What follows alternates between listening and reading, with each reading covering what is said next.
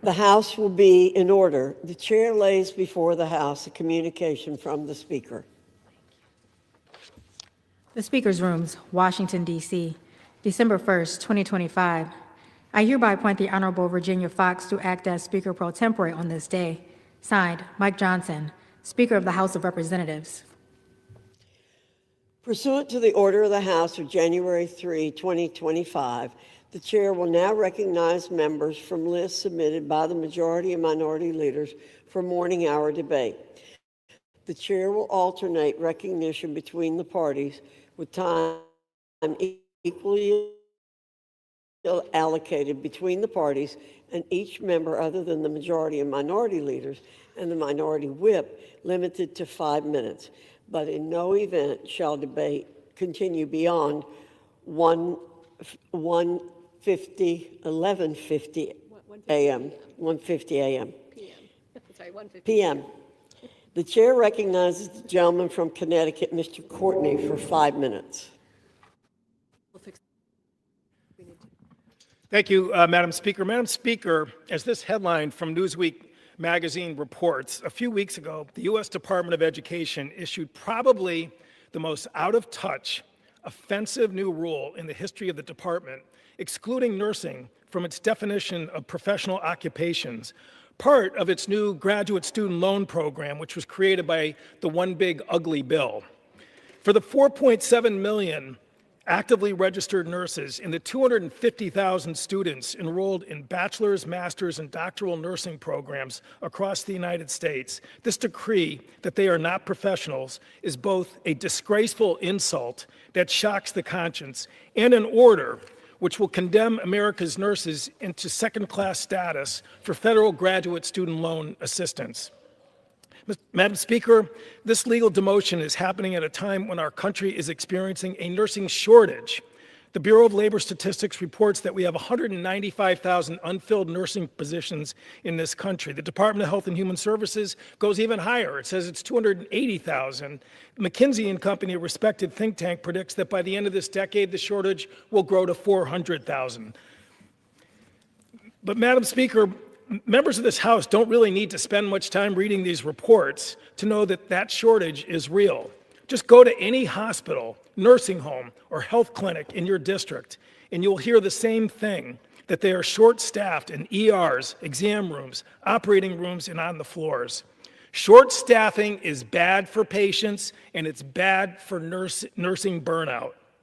Despite this blindingly obvious reality, the Education Department's designation is putting a hard cap of $100,000 with no indexing on graduate student loans for nurses, all part of the One Big Beautiful Bill, which my Republican colleagues passed in June, a healthcare monstrosity which cut $1 trillion from Medicaid and cut off premium subsidies for 22 million Americans for their healthcare exchange plans, and now will suffocate the growth of our nation's caring professions. If you doubt my words, then maybe you'll listen to the president of the American Nursing Association, the largest nursing professional organization in America. Jennifer Menzick Kennedy, the president, states, nurses make up the largest segment of the healthcare workforce and are the backbone of our nation's health system. At a time when healthcare in our country faces an historic nurse shortage and rising demands, limiting nurses' access to funding for graduate school threatens the very foundation of patient care. Well said. But ANA is doing more. They have organized a petition drive because this rule goes into effect next July. They, again, as of the middle of last week, had 180,000 signatures, and that will grow. It definitely will grow, Madam Speaker, in the coming days. And every member in this House, and I will be one of them, should write to the Department of Education saying that this rule makes no sense in terms of the healthcare system today, and also is an insult to the people who go through extensive training, testing, and certification before they are, again, allowed to practice their profession, the caring profession. And while we're at it, we should also help other professions which were excluded by the Department of Education. Physician assistants, physical therapists, audiologists, speech-language pathologists, architects, accountants, advanced degree educators, social workers, dental hygienists, and occupational therapists. This proposal by the Department of Education is madness. And Congress should actually go more than just support the regulatory process in terms of reversing these rules. We should also go back and revisit the One Big Beautiful Bill and recognize what, again, our healthcare sector is telling us, that we are risking the financial solvency of institutions all across America. And again, we are damaging our future in terms of getting young, motivated people to join the healthcare professions. I yield back. The gentleman yields back. The chair recognizes the gentleman from Pennsylvania, Mr. Joyce, for 5 minutes. Thank you, Madam Speaker. I rise today to honor the life and the legacy of U.S. Army Specialist Sarah Beckstrom, a 20-year-old from West Virginia, who was killed while defending Washington, D.C. during an assignment with the National Guard. In Sarah's 2 years of service, she was distinguished, she was admirable, and she was a highly respected individual. Her assassination is nothing more than despicable. The National Guard in Washington has aided immensely in cracking down on crime, yet they have been vilified with dangerous rhetoric. The devastation continues to arise. On the day before Thanksgiving, America lost one of the best of us. May God watch over Sarah Beckstrom. May God comfort her loved ones and guide our nation through this heartbreaking time. May we always recognize Sarah as an American hero, and may her sacrifice continue to uphold her legacy. Please continue to lift Andrew Wolf, the critically injured National Guardsman, in your prayers, and pray that God guides him and his family through these challenging times. Thank you.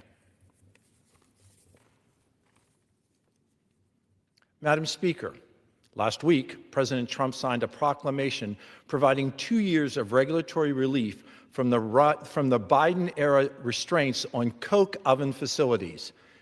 These facilities are essential to America's steelmaking capacity, a vital component of Pennsylvania's economic prosperity.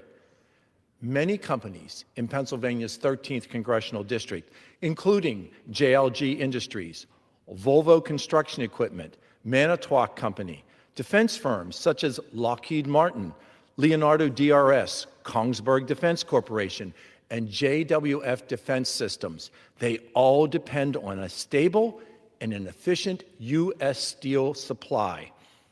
This proclamation by President Trump recognizes the need for a robust domestic steel supply supported by U.S. coke oven facilities across our nation. By balancing environmental standards with economic growth, Congress must support President Trump's efforts to strengthen America's economic resilience and our national security. Thank you.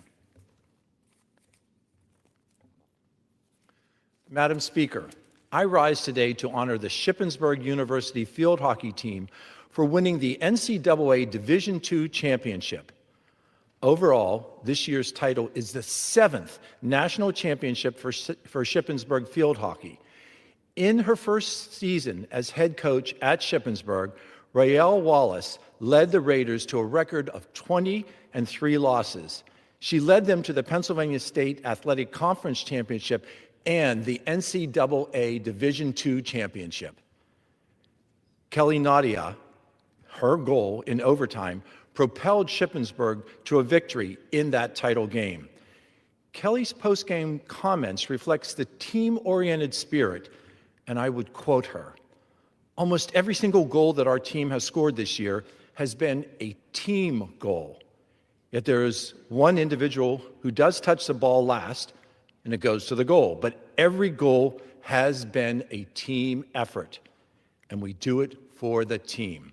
On behalf of everyone in Pennsylvania's 13th Congressional District, I congratulate Shippensburg's players and coaches for expanding upon a legacy of success. Thank you.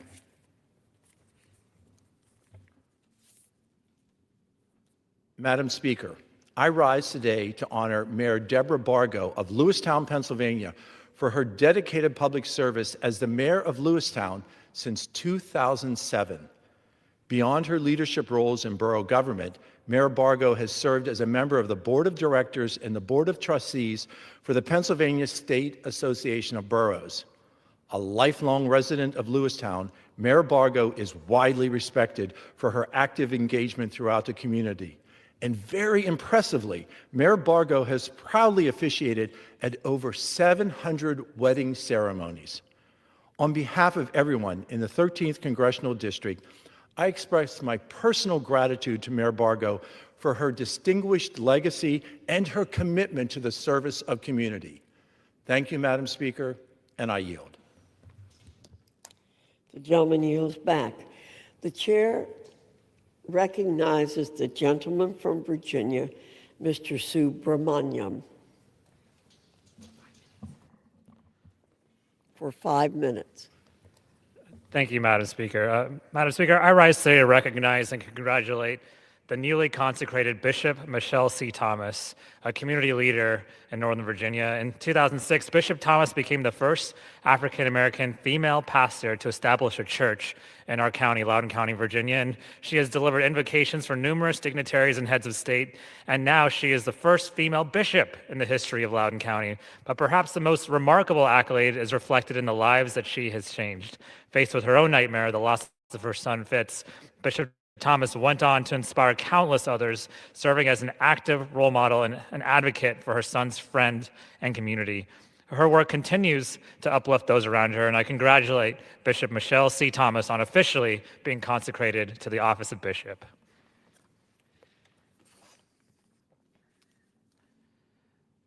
Madam Speaker, I rise today to honor the life of John Howard Eisenhower, a devoted public servant, veteran, and proud Virginian who passed away, unfortunately, on November 10th.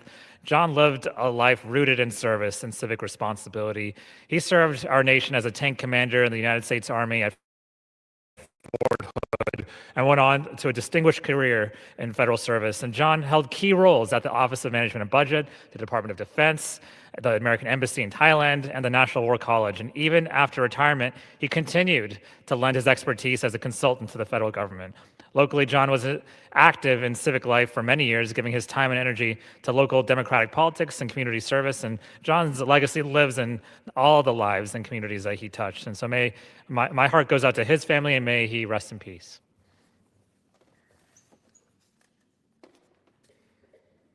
Madam Speaker, for decades, Fannie Mae has played a critical role in supporting home buyers and renters and has employed many of my constituents, but Under this administration, it has taken a turn towards corruption and controversy. This year, Fannie Mae's ethics watchdogs have been fired. A senior Fannie Mae executive shared confidential mortgage pricing data with a competitor at the direction of Bill Pulte, the director of Federal Housing Finance Agency. And his brief tenure, Director Pulte has weaponized his office to target Democrats with allegations of mortgage fraud. Earlier this year, Fannie Mae has terminated hundreds of my constituents as well over charitable donations without any due process to them. And months later, Fannie Mae has still not answered my letters or provided these employees with any meaningful explanation of their dismissal. So instead of confronting the housing affordability crisis, Fannie Mae has turned to advancing the political interests of this administration and turning against the people that worked for them and served them for so many years and turning against the American people.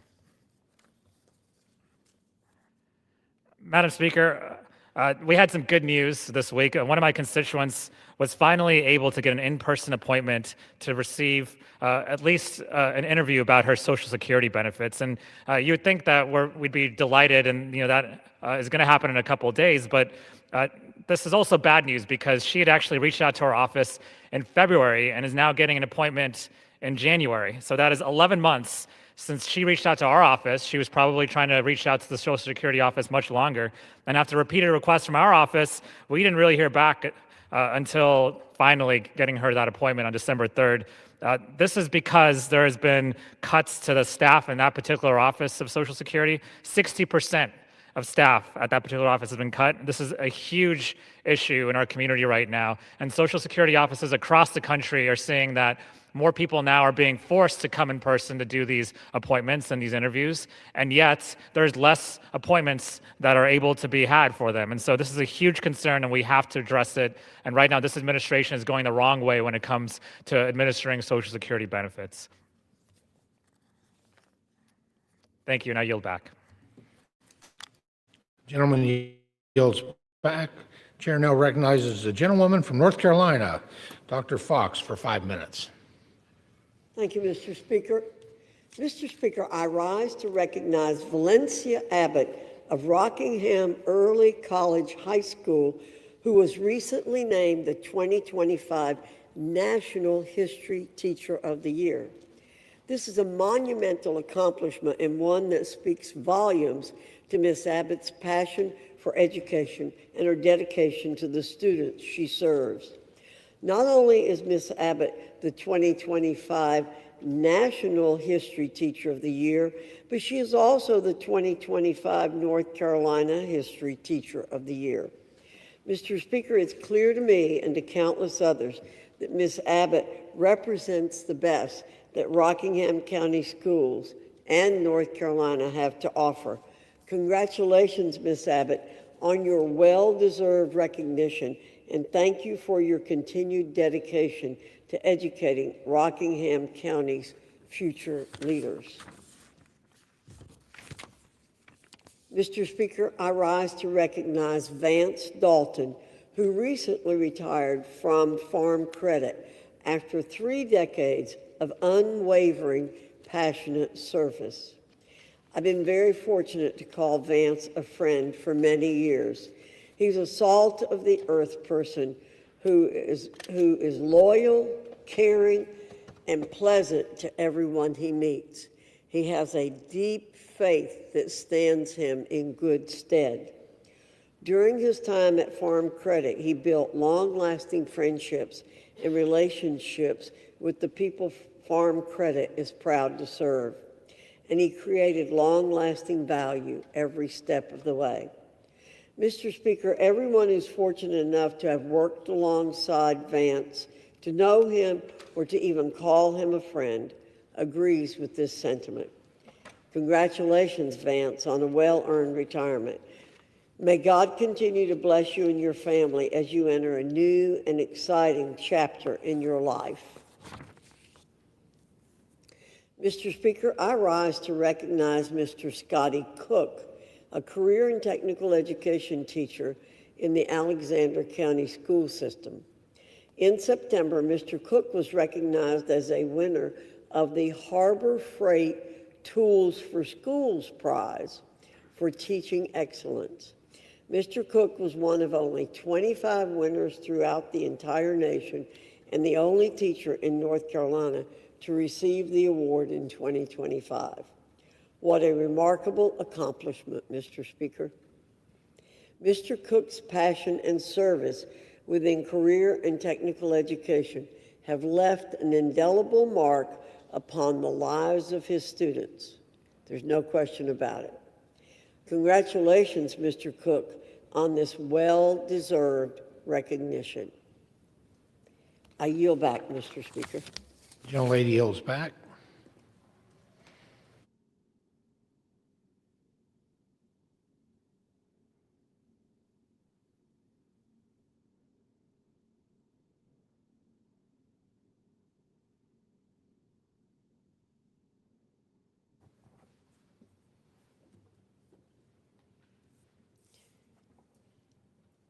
The chair recognizes the gentleman from Pennsylvania, Mr. Thompson, for 5 minutes. Thank you, Madam Chair, or Madam Speaker. I rise today to recognize Stan LaFuria as he retires from the Moshannon Valley Economic Development Partnership. For 43 years, Stan has dedicated his career to championing community and economic development throughout the Pennsylvania's 15th Congressional District. After receiving a Master of Public Administration degree from Penn State in the summer of 1982, Stan began his career in Titusville, Pennsylvania, where he worked as the Assistant Director of the Administration of the Titusville Redevelopment Authority. For 5 years, he was responsible for creating and managing multi-million-dollar neighborhood revitalization and housing rehabilitation programs, as well as recreation improvement projects. In 1988, Stan took a position as the Assistant Director of Economic Development Corporation of Erie County, where he assisted in the management of 3 industrial parks, a new incubator facility, and a revolving loan fund program. In 1990, Stan was named the Executive Director of the Moshannon Valley Economic Development Partnership, a role he has held ever since. For 35 years, Stan has been a driving force behind major economic initiatives to enhance the communities and the economy of the Moshannon Valley and Phillipsburg region. Under Stan's leadership, Moshannon Valley Economic Development Partnership has developed 2 business parks, 2 multi-tenant buildings, a revolving loan fund program, $2.9 million in housing rehabilitation programs, and the Phillipsburg Main Street program. In 1997, the organization was named Agency of the Year by the Pennsylvania Economic Development Association in recognition of its outstanding accomplishments for the region. Madam Speaker, Stan's commitment and leadership has shaped Moshannon Valley for the better, and his legacy will be felt for generations. I wish Stan the best as he enters retirement and starts this new chapter of life. Thank you, Madam Speaker, and I yield back the balance of my time. The gentleman yields back. Pursuant to Clause 12A of Rule 1, the chair declares the House in recess until 2 p.m. today.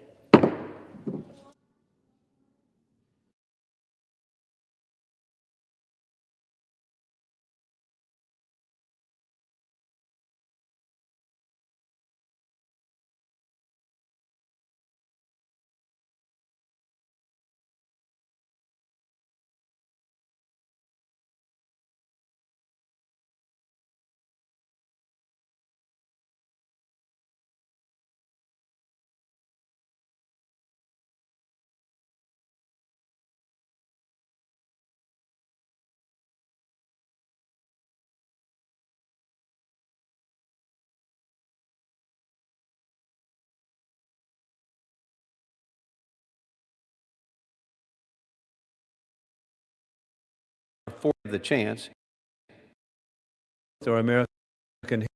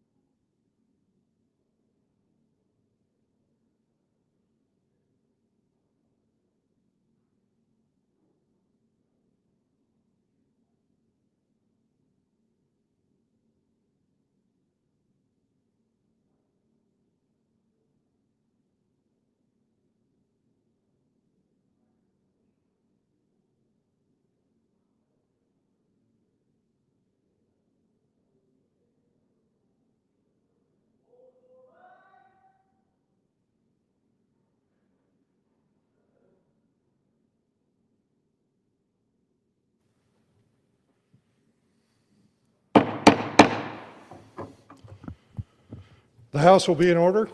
The prayer will be offered by Chaplain Kibben. Would you pray with me? God of hope, fill us this day with all joy and peace. Lift our minds out of the current disquiet and renew our hearts in the belief that our desires and our contentment are to be found in you and not in anything we devise or which the world designs. By the power of your Holy Spirit, may we discover the strength available to us when we hope in you. In you, our Creator, we find our source, the wellspring of all that is good and right. May we establish all our decisions, intentions, and pursuits on your firm foundation. In you, our Redeemer, we find our salvation, the one who delivers us from our trials and inspires us in our weakness.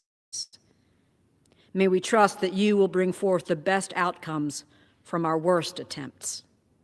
In you, our Sustainer, we find our strength and purpose, the power that holds and guides us to serve as instruments of your will. May we abound in the hope you provide. And in serving you these days, in these times, may all that we are and all that we do reveal the joy and peace found only in you. And so we pray in the name of the one who is our joy, our peace, and the source of our hope.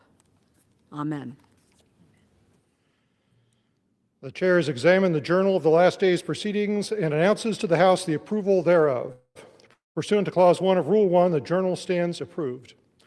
The Pledge of Allegiance will be led by the gentleman from California, Mr. Cisneros.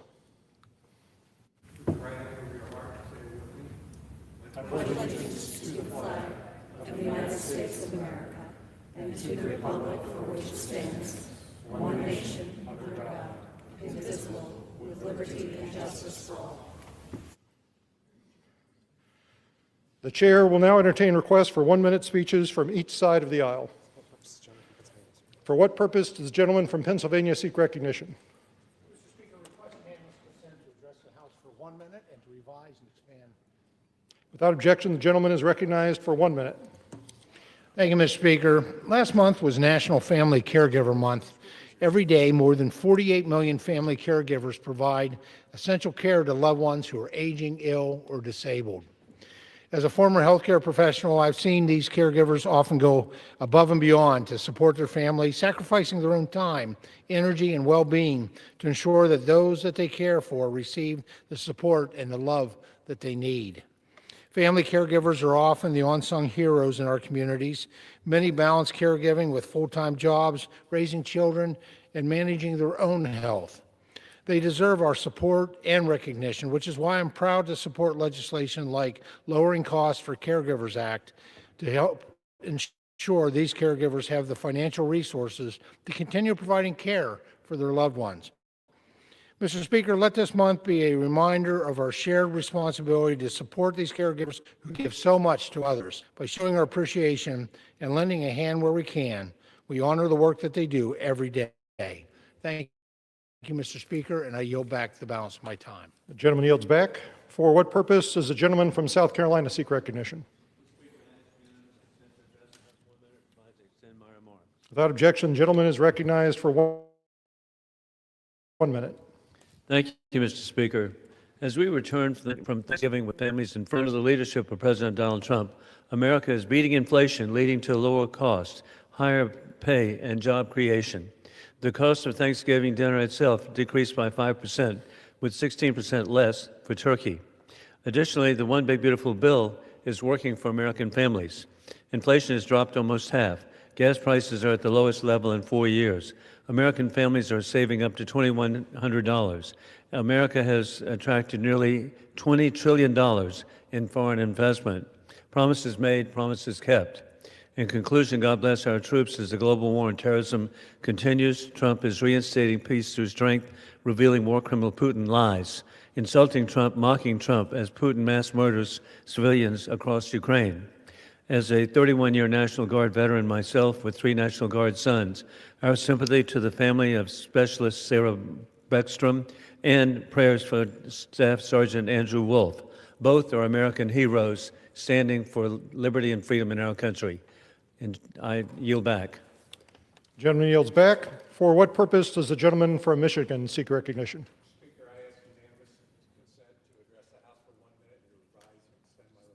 Without objection, the gentleman is recognized for 1 minute. Mr. Speaker, I rise today to recognize Corson's Tree Farms in Michigan's Montcalm County for being selected to provide the 2025 White House Christmas tree.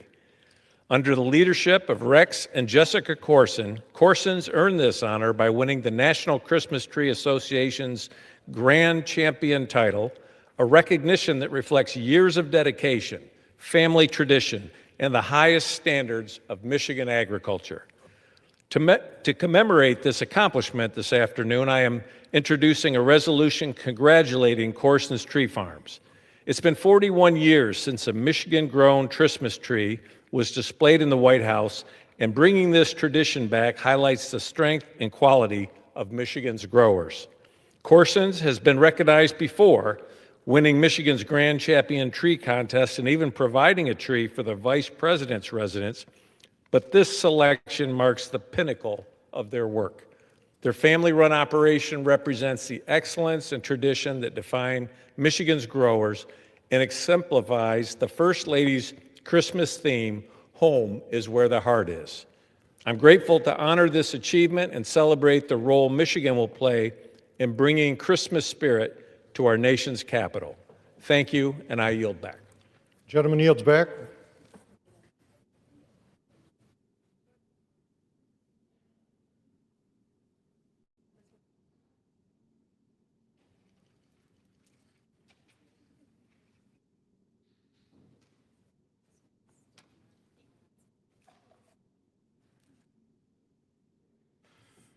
Pursuant to Clause 8 of Rule 20, the chair will postpone further proceedings today on motions to suspend the rules on which a recorded vote or the yeas and nays are ordered, or votes objected to under Clause 6 of Rule 20.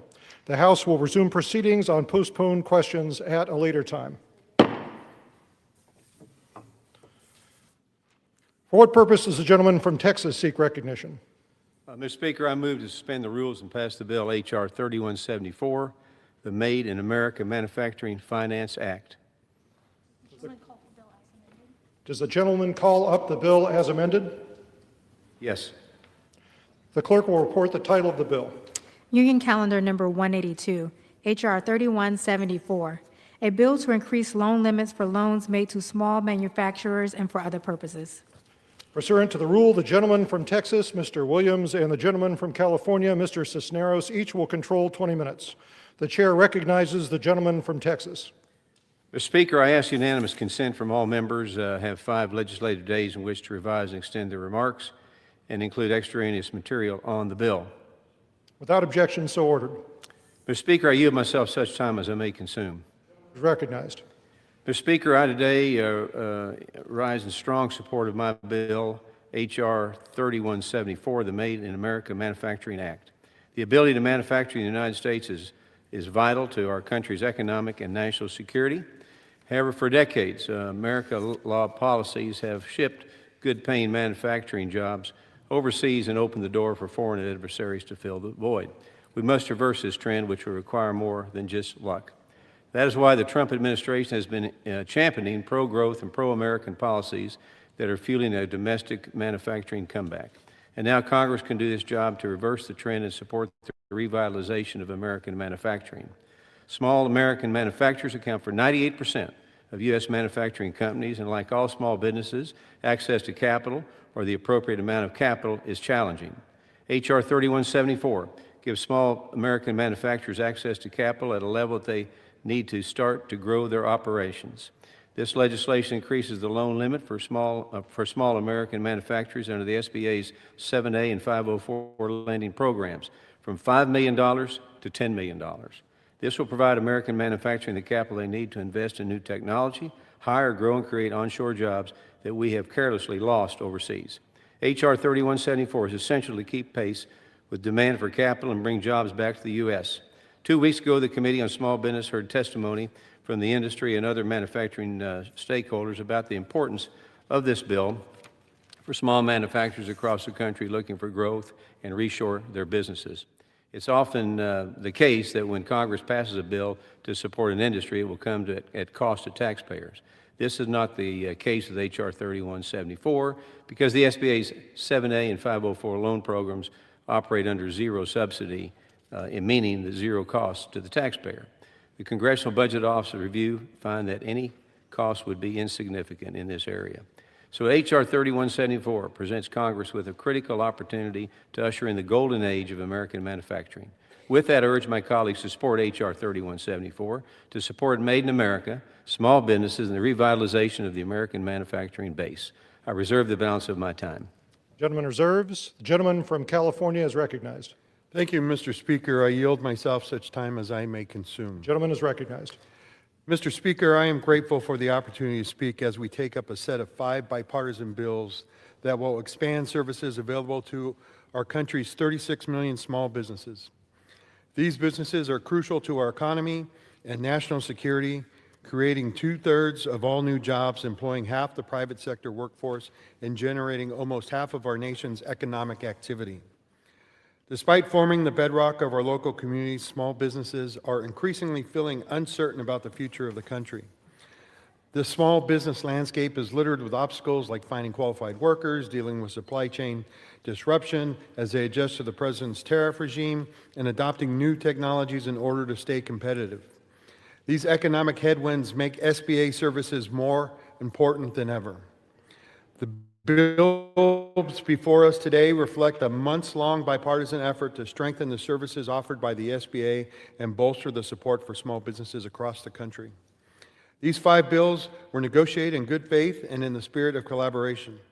Together, they help expand access to capital for business central to our national security, expand the reach of the SBA's Office of Rural Affairs, hold fraudsters accountable for exploiting the pandemic relief programs, and modernize the SBA's IT infrastructure.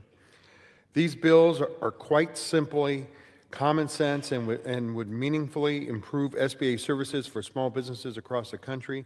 I'm proud to support them, and I thank my colleagues for the bipartisan effort. Turning to the first bill, I rise today for H.R.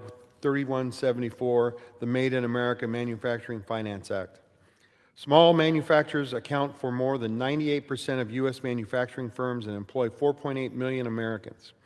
It would play a critical role in regional economics and in maintaining supply chain resilience. There is no doubt that reshoring manufacturing is a top priority. We all lived through the pandemic and saw the downside of streamlined, just-in-time supply chains. When it comes to industries critical to our economic and national security, such as pharmaceuticals and weapons, ensuring the viability of domestic supply chain is paramount. Let's all be honest. As a result of the crushing use of tariffs imposed unilaterally by the president, small businesses are clamoring for options in their supply chains that avoid massive and ever-changing taxes at points of entry. But a renewed economic focus on making things in the U.S. cannot happen at the snap of a finger. It takes large investments and a long time horizon. This bill is a way to approach filling the gaps in manufacturing financing. It raises the loan limits for the SBA 7A and 504 CDC loan program from $5 million to $10 million for small manufacturers. In fact, helping small firms with the upfront capital investment is one of the main goals of the 504 CDC program, and there is broad support for increasing the loan limits in particular. Whether this is a prudent use of the 7A program is a conversation that is still up for debate, and I look forward to continuing to work through with our Senate counterparts. I support the bill, and I reserve the balance of my time. Gentleman from California reserves. The gentleman from Texas is recognized. Thank you, Mr. Speaker, and I urge my colleagues to support H.R. 3174 to support American manufacturing. I reserve the balance of my time. Gentleman from Texas reserves. Gentleman from California is recognized. Mr. Speaker, I have no further speakers and am prepared to close. Gentleman is recognized. Mr. Speaker, we have no further speakers, and I'm prepared to close, and I reserve the balance of my time. Gentleman reserves. From California is recognized. Thank you, Mr. Speaker. I would like to close by thanking the chairman for his commitment to working on behalf of small businesses to open up avenues of financing for small businesses hoping to contribute to the reshoring of manufacturing. I support this legislation and yield back the balance of my time. Gentleman from California yields back. Gentleman from Texas is recognized. Thank you, Mr. Speaker. I urge my colleagues to support this common sense legislation, and I yield back. Gentleman from California yields. The question is, will the House suspend the rules and pass the bill H.R. 3174 as amended? Those in favor so signify by saying aye. Those opposed say no. In the opinion of the chair, 2/3 being the affirmative, the rules are suspended, the bill is passed, and without objection, the motion to reconsider is laid on the table.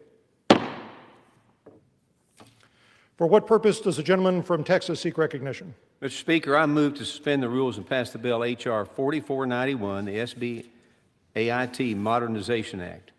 The clerk will report the title of the bill.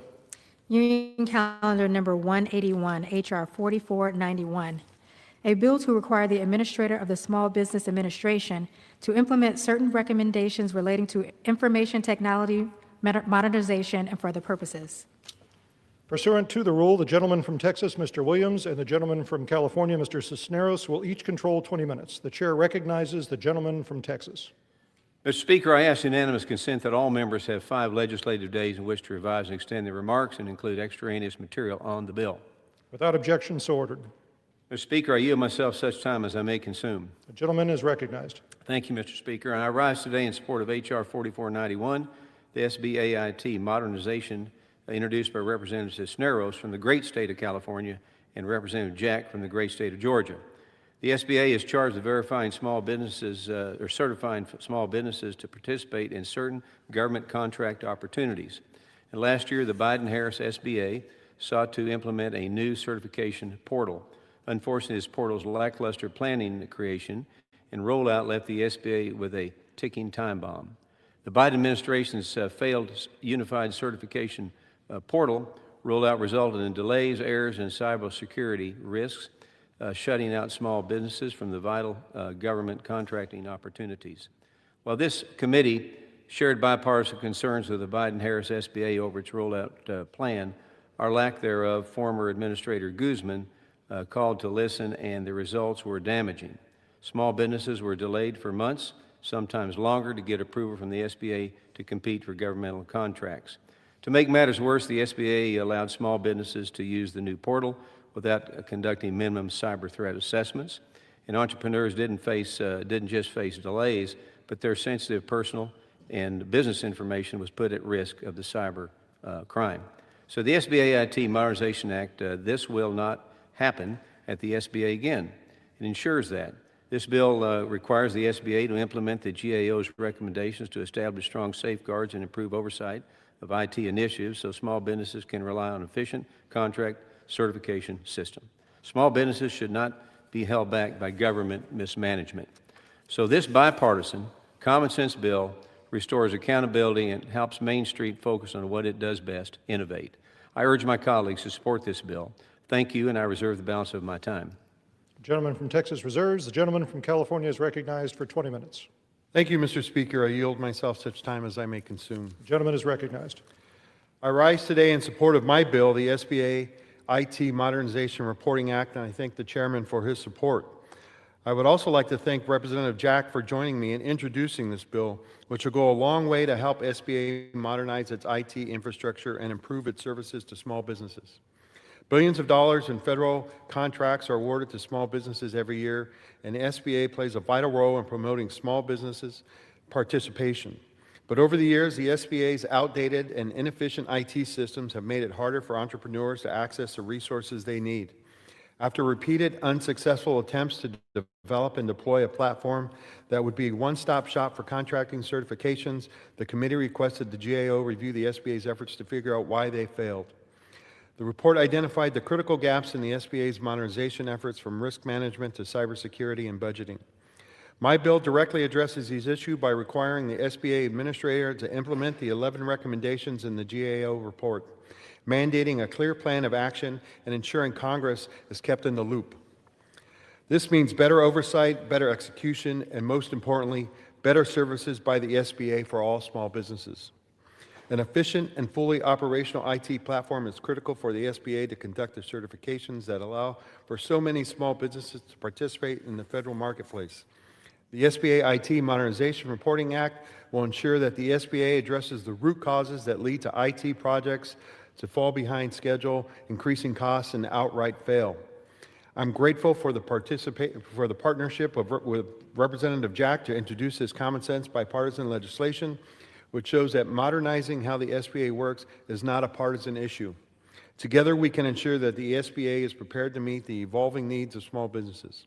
I urge my colleagues to support this bill to ensure we give the SBA the modern tools it needs to support the success of America's small businesses, and I reserve the balance of my time. Gentleman from California reserves. The gentleman from Texas is recognized. I reserve the balance of my time. The gentleman from Texas reserves. Gentleman from California is recognized. Mr. Speaker, I have no further speakers and am prepared to close. From California is recognized. Oh, Mr. Speaker, I have no further speakers and am prepared to close. Oh, I'd like to close by once again thanking my colleague, Representative Jack, for partnering with me on this important legislation. By bolstering SBA's IT infrastructure, we can improve services to small businesses and open up doors to thousands of new entrants in the federal marketplace. I encourage my colleagues to support this legislation, and I yield back the balance of my time.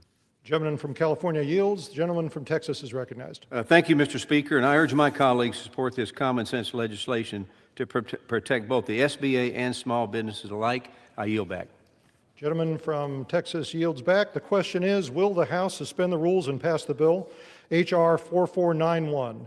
Those in favor so signify by saying aye. Those opposed say no.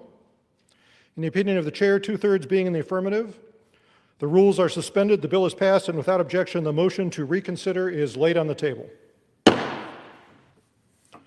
For what purpose does the gentleman from Texas seek recognition? Mr. Speaker, I move to suspend the rules and pass the bill H.R. 4495, the SBA Fraud Enforcement Extension Act. The clerk will report the title of the bill. Union Calendar Number 184, H.R. 4495, a bill to extend the statute of limitations for fraud under certain pandemic programs and for other purposes. Pursuant to the rule, the gentleman from Texas, Mr. Williams, and the gentleman from California, Mr. Cisneros, each will control 20 minutes. The chair recognizes the gentleman from Texas. Thank you, Mr. Speaker, and I ask unanimous consent that all members have 5 legislative days in which to revise and extend their remarks and include extraneous material on the bill. Without objection, so ordered. Mr. Speaker, I yield myself such time as I may consume. The gentleman is recognized. Mr. Speaker, I rise in support of H.R. 4495, the SBA Fraud Enforcement Extension Act, a companion piece of legislation to Bill 1199, introduced by Senator Ernst. H.R. 4495 is bipartisan legislation introduced by Representative Downing from the great state of Montana and Representative Conaway from the great state of New Jersey. For 4 years, the Biden administration's SBA failed to address over $200 billion in COVID-19 era fraud. H.R. 4495 extends the soon-to-expire statute of limitations for 2 pandemic-era relief programs, the Shuttered Venue Operation Grants and the Restaurant Revitalization Fund. The statute of limitation for these programs is set to expire this December. And these 2 programs combined provided over $44 billion in grants and funding for small business during the pandemic. Unfortunately, fraudsters stole COVID relief funds from small businesses across the country, and these fraudsters hope that the statute of limitations for their crimes will pass, allowing them to skirt justice. As Congress, we cannot let this happen. So American taxpayer dollars should be protected at all costs. In the 117th Congress, we took similar action to extend the statute of limitations under the Paycheck Protection Program and COVID EIDL, the EIDL funds program. And today, we have the chance to close this final loophole so that the fraudsters do not get away with defrauding American taxpayers and entrepreneurs. So this legislation sends a clear message that the era of taking advantage of the American taxpayer is simply over. I urge my colleagues to support H.R. 4495, and I reserve the balance of my time. The gentleman from Texas reserves. The gentleman from California is recognized for 20 minutes. Thank you, Mr. Speaker. I yield myself such time as I may consume. The gentleman is recognized. I rise today in support of H.R. 4495, the SBA Fraud Enforcement Extension Act. This bill builds off the work done by Ranking Member Vasquez in the previous Congress. That bill extended the statute of limitations for investigating fraud in the PPP and EIDL programs. Because of this bill, all the major pandemic relief programs, including the Shuttered Venues Operations Grant Program and Restaurant Revitalization Fund, will have extended statutes of limitations from 5 years to 10 years. Passing this bill into law will send a strong message to fraudsters that their behavior will not be tolerated, and those who committed fraud will be held accountable in the years to come.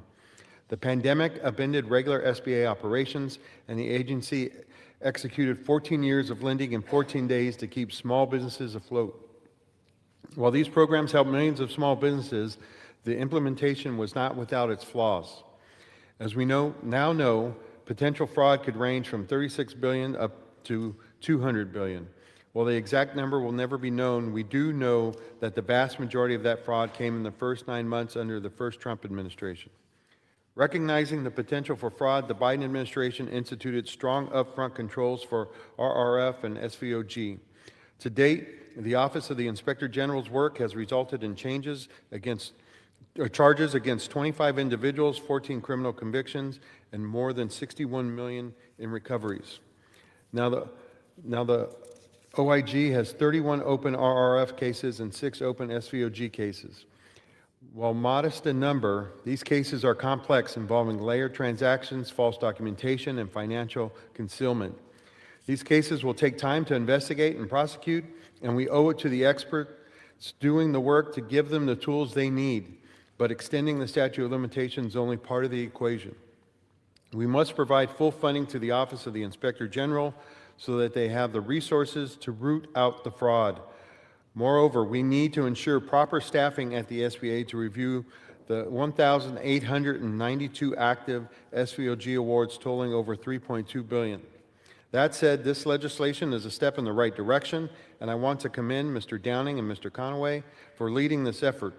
We need to make sure that no one gets away with fraud simply because the clock ran out. I reserve the balance of my time. Gentleman from California reserves. The gentleman from Texas is recognized.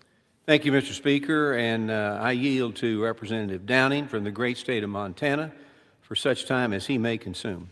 Gentleman from Montana is recognized. Thank you, Mr. Speaker, and thank you, Mr. Chairman. Fraud, waste, and abuse fundamentally undermines the American people's trust in the government. When well-intentioned federal programs are defrauded by criminal bad actors, taxpayer dollars are wasted, and funding for businesses and individuals in need of this vital support is squandered and stolen. Over the course of the COVID pandemic, the Small Business Administration carried out an extensive effort channeling funding to small businesses facing unprecedented economic challenges. In total, SBA provided over $1.2 trillion in emergency loans and grants during this period. While COVID-era SBA programs, in many cases, delivered much-needed emergency aid to small businesses, these programs were sometimes exploited by criminals seeking to defraud American taxpayers and illegally secure illegitimate loans and grants. According to a 2023 report from the SBA's Office of the Inspector General, SBA distributed over $200 billion in potentially fraudulent funds in its COVID-era programs. Now, this level of fraud undermines the integrity of the SBA. It is essential that we track these criminal fraudsters down and hold them accountable for their actions. Two of these SBA COVID-era programs, the Restaurant Revitalization Fund and the Shuttered Venue Operators Grant, directed financial assistance towards small businesses that were disproportionately harmed by lockdown policies due to their reliance on confined gathering spaces. The statute of limitations for prosecuting fraud within these programs is set to expire beginning early next year. If Congress does not act, law enforcement will not have the necessary time to investigate and to prosecute these crimes. This is why I introduced with my colleague, Representative Conaway, H.R. 4495, the SBA Fraud Enforcement Extension Act. This bill extends the statute of limitations from 5 years to 10 years for fraud with respect to SBA's Restaurant Revitalization Fund and the Shuttered Venue Operators Grant. This extension will provide critical time for law enforcement to track down criminals who have defrauded the U.S. government and to hold them accountable.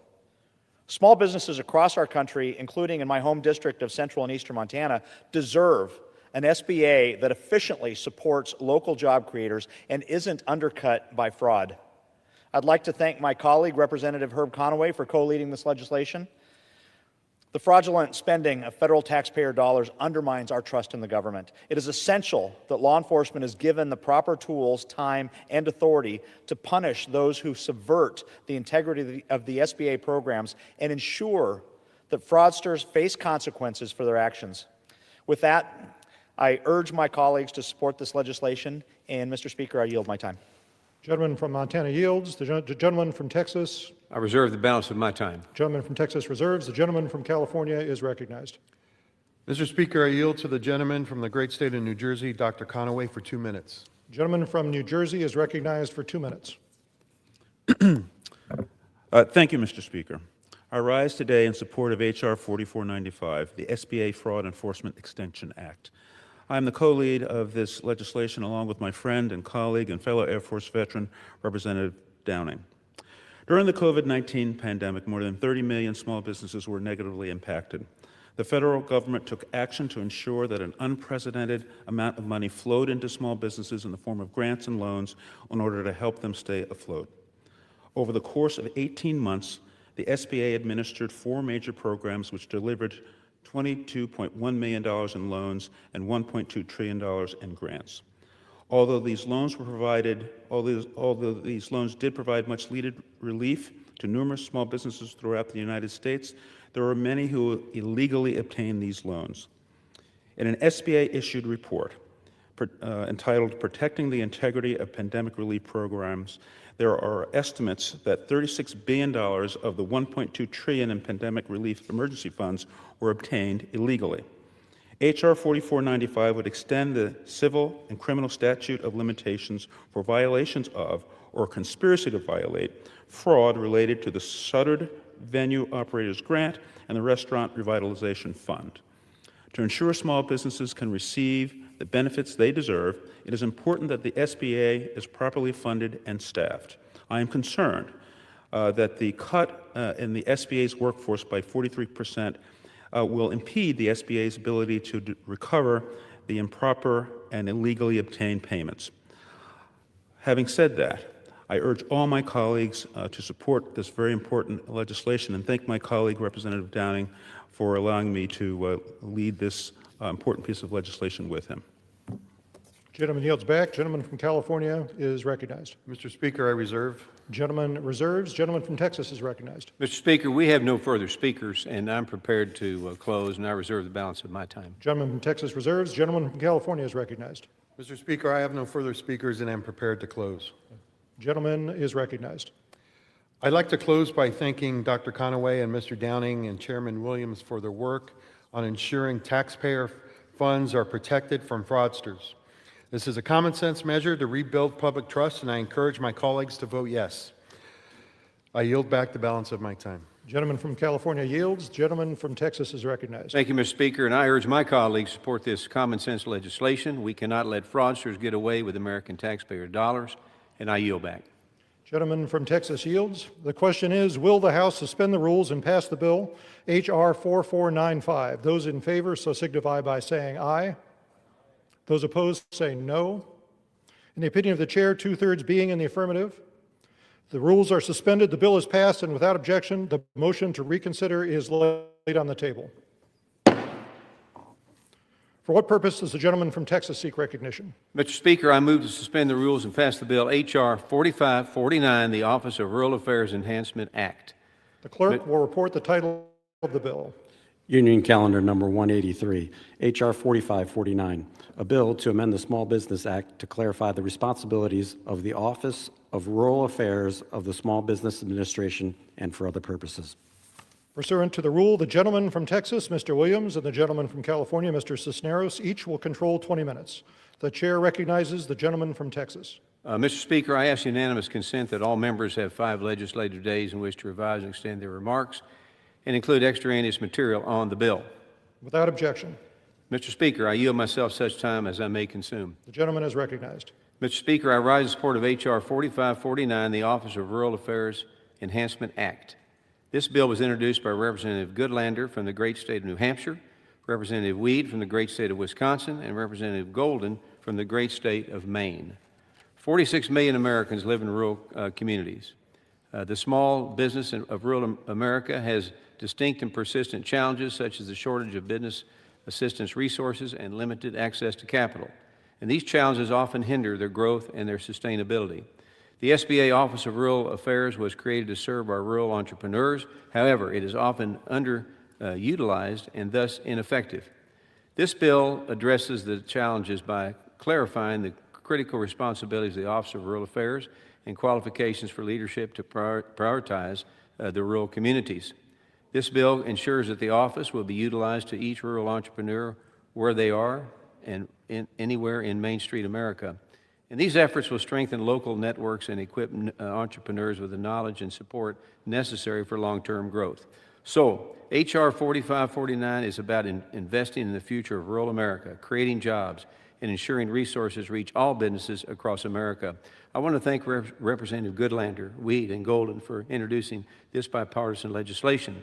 And I urge my colleagues to support H.R. 4549, and I reserve the balance of my time. The gentleman from Texas reserves. The gentleman from California is recognized for 20 minutes. Thank you, Mr. Speaker. I yield myself such time as I may consume. Gentleman is recognized. I rise in support of this common sense legislation to enhance the Office of Rural Affairs at the SBA, and I commend Ms. Goodlander, Mr. Weed, and Mr. Golden for their commitment to making this office operate more effectively for rural small businesses. Rural small businesses are powerful drivers of economic growth across the United States, fueling the agricultural, tourism, manufacturing, and energy sectors. Unfortunately, they receive disproportionately fewer SBA loans and resources than their urban counterparts and face greater challenges, including access to affordable capital, unreliable internet access, and access to talent. Created in 1990, the Office of Rural Affairs at the SBA could play a key role in helping small businesses overcome these challenges. However, throughout its existence, the office has either been dormant or the collateral duty of a regional administrator. In 2020, an acting director was named, and in 2021, the SBA appointed a permanent full-time career deputy director to stand up the office. This bill would elevate the role of director to an assistant administrator, ensuring the assistant administrator meets certain qualifications and requires the office to host webinars and outreach events. With clear lines of communication and the outreach that will come from the office, small businesses will be able to access resources that should be readily available to them. I'd like to once again thank Ms. Goodlander, Mr. Weed, and Mr. Golden for their bipartisan efforts on behalf of the American rural small businesses. I encourage my colleagues to support this bill, and I reserve the balance of my time. The gentleman from California reserves. The gentleman from Texas is recognized. I reserve the balance of my time. The gentleman from Texas reserves. The gentleman from California is recognized. Mr. Speaker, I yield to the gentlelady from the great state of New Hampshire, Ms. Goodlander, for 2 minutes. The gentlelady from Wisconsin is recognized for 2 minutes. New Hampshire is recognized for 2 minutes. Thank you, Mr. Speaker. I'm very proud to rise today and join my colleagues from really across America in support of what is a common sense bipartisan bill, H.R. 4549, a bill that will deliver a fair deal for America's rural small businesses and entrepreneurs by cutting red tape, delivering access to key federal resources, ensuring experienced and accountable representation and leadership within our government, a bill that will ensure the voices of rural America aren't just heard, but are truly prioritized within our government. Running a small business, it's really an act of faith. It's hard work, often brutally hard work, and it's extraordinarily important work because rural small businesses are the beating hearts of communities across America and in every corner of my home state, New Hampshire. They're the backbone of our economy. As I've worked alongside, as I've listened to and learned from rural small businesses across New Hampshire, from the family farmers of our North Country to the manufacturers of our Monadnock region, and from the loggers of our Upper Valley to the small businesses of the Souhegan Valley, I've heard again and again that the federal programs designed to help our rural small businesses, they're riddled with red tape, they're often impossible to access, and I've heard again and again that the rules of the road are simply not written with the realities of rural America in mind, the challenges and the opportunities. That's not right, and it's our job as lawmakers to correct it. Now, in 1990, Congress created the Office of Rural Affairs within the Small Business Administration to tackle this problem set. But as we've seen over the past 35 years, the office is underperforming. It lacks experienced and accountable leadership, and the red tape is still very much there for the cutting. So our bill is going to address itself to these gaps in the law. It's going to require a senior leader with real experience in rural economic development to be at the helm and accountable to Congress and the American people. Gentlewoman's time has expired. Thank you, Mr. Chairman. With that, I urge all my colleagues. One more time. Your time. Yeah, I yield the gentlelady 2 more minutes. The gentleman is recognized for an additional 2 minutes. With that, Mr. Speaker, I urge my colleagues from across this body and across our nation to come together to deliver for our rural small businesses. They are the backbone of our economy. They are the fabric of American life. And this bipartisan bill, the Office of Rural Affairs Enhancement Act, is going to go a long way to delivering for them. With that, I thank you and I yield back. Gentleman from New Hampshire yields back. The gentleman from California Mr. Speaker, I reserve. reserves. Gentleman from Texas is recognized. Mr. Speaker, we have no further speakers, and I'm prepared to close, and I reserve the balance of my time. Gentleman from Texas reserves. Gentleman from California is recognized. Mr. Speaker, I have no further speakers and am prepared to close. Recognized. Thank you, Mr. Speaker. I'd like to once again thank my colleagues, Ms. Goodlander, Mr. Weed, and Mr. Golden for their bipartisan efforts to pass this legislation. By strengthening the Office of Rural Affairs, we can ensure all small businesses have adequate access to the resources at their disposal. I encourage my colleagues to vote yes on this bill, and I yield back the balance of my time. Gentleman from California yields. The gentleman from Texas is recognized. Thank you, Mr. Speaker, and I urge my colleagues to support this common sense legislation to support rural small businesses, and I yield back. Gentleman from California yields back. From Texas yields back. The question is, will the House suspend the rules and pass the bill H.R. 4549? Those in favor so signify by saying aye. Those opposed say no. In the opinion of the chair, 2/3 being in the affirmative, the rules are suspended, the bill is passed, and without objection, the motion to reconsider is laid on the table. For what purpose does the gentleman from Texas seek recognition? Mr. Speaker, I move to suspend the rules and pass the bill H.R. 2066, the Investing in All of America Act as amended. The clerk will report the title of the bill. Union Calendar Number 185, H.R. 2066, a bill to amend the Small Business Investment Act of 1958 to exclude from the limit on leverage certain amounts invested in smaller enterprises located in rural or low-income areas and small businesses in critical technology areas and for other purposes. Pursuant to the rule, the gentleman from Texas, Mr. Williams, and the gentleman from California, Mr. Cisneros, each will control 20 minutes. The chair recognizes the gentleman from Texas. Thank you, Mr. Speaker, and I ask unanimous consent that all members have 5 legislative days in which to revise and extend their remarks and include extraneous material on the bill. Without objection, so ordered. Mr. Speaker, I yield myself such time as I may consume. The gentleman is recognized. I rise today in support of H.R. 2066, the Investing in All of America Act of 2025, introduced by Representative Musser from the great state of Pennsylvania and Representative Skolton from the great state of Michigan. One of the most significant barriers to economic growth across America is the lack of access to capital for small businesses, including investment opportunities. While some regions and industries are flush with investment, too many small businesses struggle to attract the investment capital that they would need and help them to grow. So Investing in All of the American Act strengthens one of the most effective public-private partnerships the SBA has to offer, the Small Business Investment Company, or SBIC, program. This program has a proven track record and of turning promising small businesses into household names, all without spending any taxpayer dollars. By unleashing nearly $200 billion in private capital, this bipartisan bill would extend opportunities for small manufacturers, rural communities, and business critical to our national security. And it means more jobs, greater motivation and innovation, and stronger economy. This common sense solution rewards hard work and fuels private investment into small businesses across America without new spending or more on red tape. I ask my colleagues to support this bill for Main Street America, driving a capital back into the hands of small business owners where it belongs. So thank you, and I reserve the balance of my time. Gentleman from Texas reserves. The gentleman from California is recognized for 20 minutes. Thank you, Mr. Speaker. I yield myself such time as I may consume. The gentleman is recognized.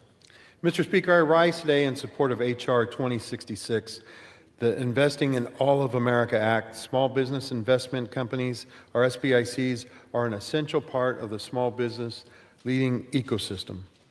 Under this program, SBA works with and licensed private institutions to provide financing to small, high-growth companies.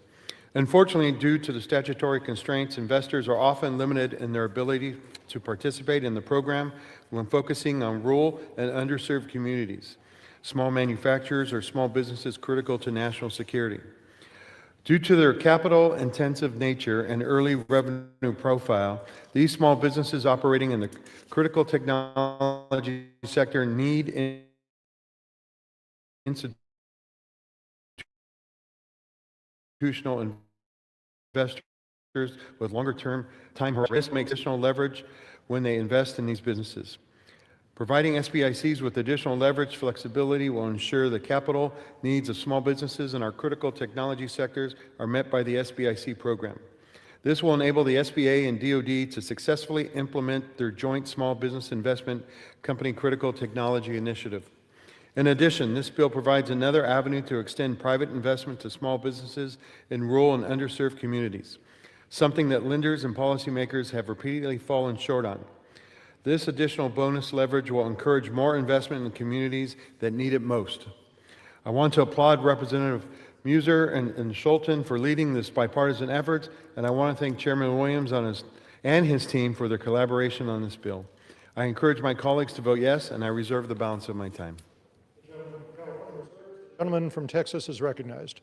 Thank you, Mr. Speaker. And at this time, I yield to Representative Muser from the great state of Pennsylvania, such time as he may consume. The gentleman from Pennsylvania is recognized. Thank you, Mr. Speaker, and I want to thank our chairman very much for yielding and for your leadership. Mr. Speaker, I rise in support of my legislation, H.R. 2066, the Investing in All of America Act of 2025. This legislation will incentivize greater investment from small business investment companies, SBICs, to small businesses located in rural or low-income areas, as well as small businesses in manufacturing and national security technology sector. SBICs are privately owned and managed investment funds that are licensed and regulated by the SBA. These companies raise private capital, which is then matched with additional leverage by the SBA, capped at $175 million. SBICs then invests both their private capital and SBA leverage into small businesses in communities across the country. Importantly, the SBIC program operates at zero subsidy cost to the American taxpayer. Over the last 5 years, SBICs have invested over $130 billion in small businesses across America, including $1.3 billion in my home state of Pennsylvania, Pennsylvania small businesses. Though the SBIC program is successful, recent studies have shown that less than 20% of SBIC investment reaches low to middle income communities, particularly rural communities. The Investment in All of America Act encourages additional private investment in parts of America that are often overlooked by not counting dollars invested in these areas against individual SBICs' $175 million leverage cap. By creating this incentive, my bill will increase investment for these currently underserved communities. It is important to note that the bonus leverage included in this legislation does not change the costs or risks of the SBIC program. The existing model operates at no cost to the taxpayer and will remain the same. So the Trump administration and the SBA administrator, Kelly Loeffler, are focused on fueling small business growth and reinvigorating domestic manufacturing throughout the United States. This legislation supports that effort by encouraging increased private investment in the manufacturing sector. By expanding access to capital and reducing barriers to entry, this legislation helps manufacturers scale operations and create high-quality American jobs. I would like to thank Representative Schulten for her continued partnership, as well as the other support from the Democrat leadership on this legislation, and the bipartisan group of all members, Republican and Democrat, who have co-sponsored it. This legislation will have tangible, positive impacts on our communities. I encourage my colleagues again to support passage of this important piece of legislation, and I thank you and yield back. Gentleman from Pennsylvania yields. The gentleman from Texas is recognized. I reserve the balance of my time. Gentleman from Texas reserves. The gentleman from California is recognized. Mr. Speaker, I have no further speakers, and I'm prepared to close. The gentleman is recognized. I would like to close by once again thanking Mr. Muser and Ms. Schulten for their leadership on this bill, and their efforts to extend additional capital to rural and underserved entrepreneurs as well as the critical technology industry. I am pleased to support this bill and encourage all my colleagues to do the same. I yield back the balance of my time. Gentleman from California yields. The gentleman from Texas is recognized. Thank you, Mr. Speaker. And I urge my colleagues to support this common sense legislation to increase access to capital for America's small business. And I yield back. Gentleman from Texas yields. The question is, will the House suspend the rule and pass the bill, H.R. 2066, as amended? Those in favor so signify by saying aye. Those opposed say no. The opinion of the chair, 2/3 being in the affirmative.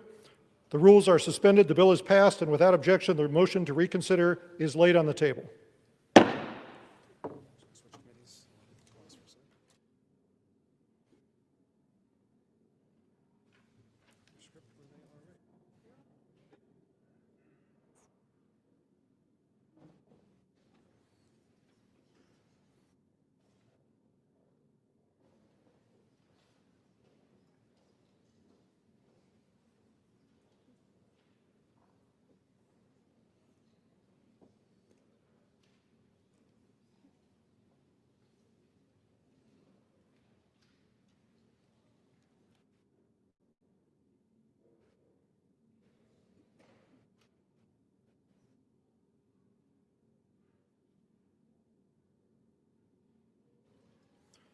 For what purpose does the gentleman from South Carolina seek recognition? Mr. Speaker, I move to suspend the rules and pass H.R.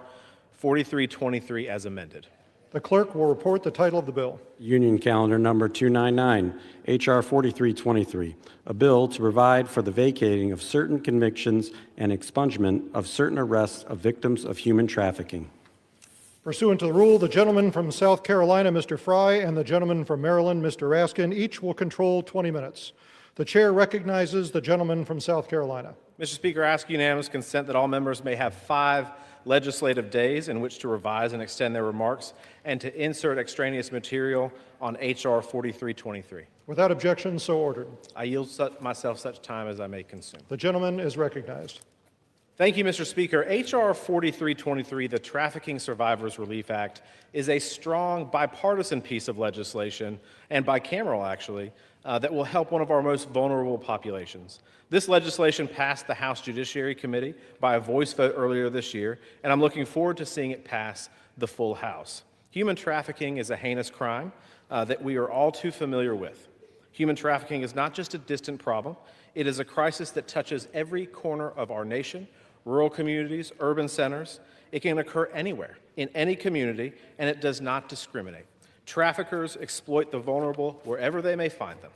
We see it happen to the vast number of women and children who are exploited after crossing our southern border. We see it happen to people from both low-income and high-income backgrounds.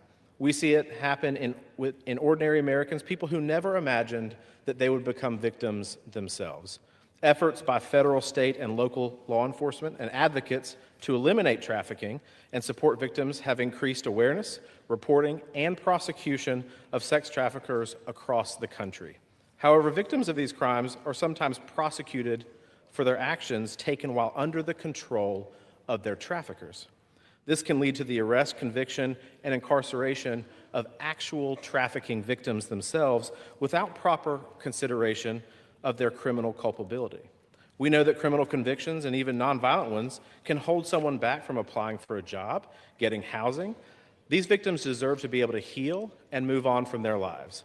Thankfully, we have made significant progress to help survivors.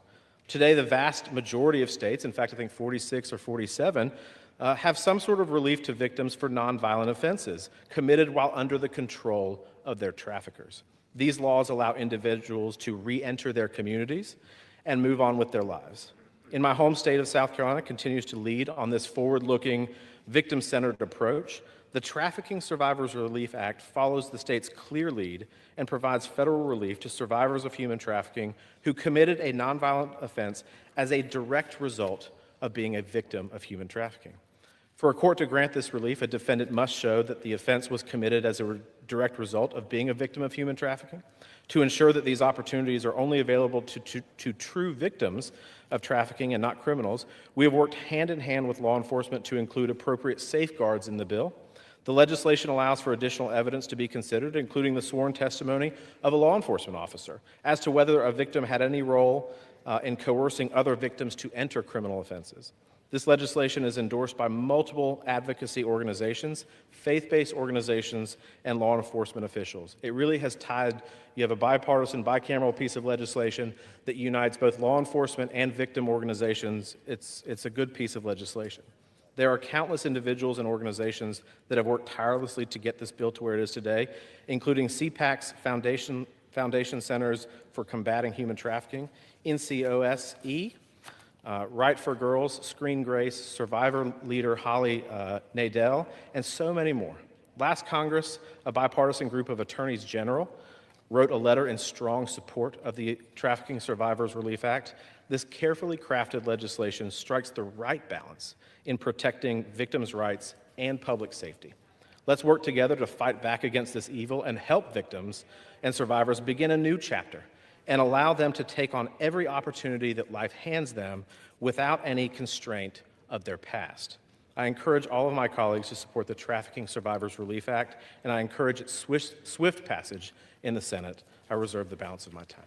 Gentleman from South Carolina reserves. The gentleman from Maryland is recognized for 20 minutes.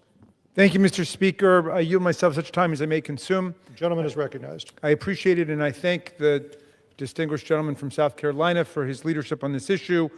I'm pleased that we are considering the Bipartisan Trafficking Survivors Relief Act, which will provide relief to victims and survivors of human trafficking who have been unjustly criminalized as a result of their trafficking. Victims and survivors of human trafficking have been waiting nearly a decade for us to make this relief available to them at the federal level.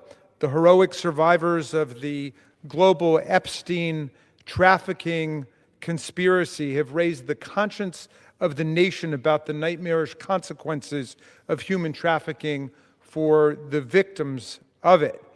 And they strongly support this legislation, which is part of the long overdue reckoning that America must have with all of the double standards and cover-ups that have affected women and girls who have been entered into the trafficking criminal underworld.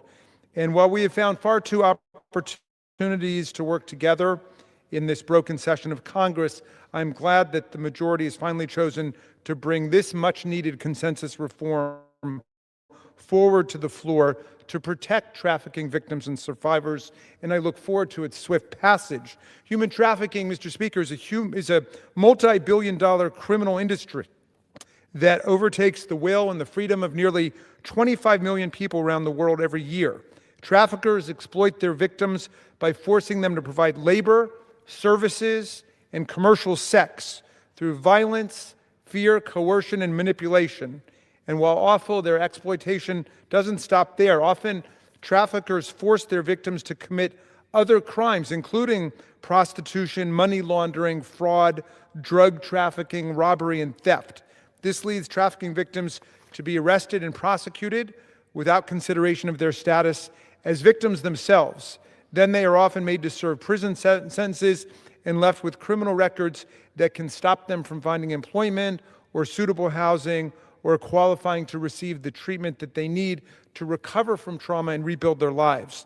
When they're unable to start fresh or move on because of the obstacles they face as a consequence of the crimes they were forced to commit, victims and survivors often return to their traffickers or fall victim to new predators. We cannot allow this cycle of trauma, criminal exploitation, and victimization to continue in the lives of so many untold victims. While all but 3 states now allow trafficking survivors some form of criminal record relief, there's still no federal pathway to clear criminal convictions or records in this situation. H.R. 4323 would correct this inequity by allowing human trafficking victims to petition to have their convictions vacated for certain offenses and to expunge their arrest records for other offenses. if the offenses were committed only as a consequence of their trafficking. This bill would also provide an avenue of relief for victims and survivors facing prosecution for certain federal offenses relating to their victimization by establishing a human trafficking-related defense. The defense will also be available as a post-conviction remedy. And to ensure survivors have access to all of the remedies provided, this bill makes clear that a grantee may use grant funds from the Office of Justice Programs and the Office on Violence Against Women for legal representation for post-conviction relief. For far too long, we've closed our eyes to the true horrors of human trafficking and allowed victimization to fester simply by allowing survivors of human trafficking to be classified and treated as criminals. I'm pleased to support this essential and thoughtful bipartisan bill, and I urge my colleagues to support it. I reserve the balance of my time. The gentleman from Maryland reserves. The gentleman from South Carolina is recognized. Mr. Speaker, I have no more speakers on the bill. I'm prepared to close if the gentleman from Maryland is prepared as well. The gentleman reserves. The gentleman from Maryland is recognized.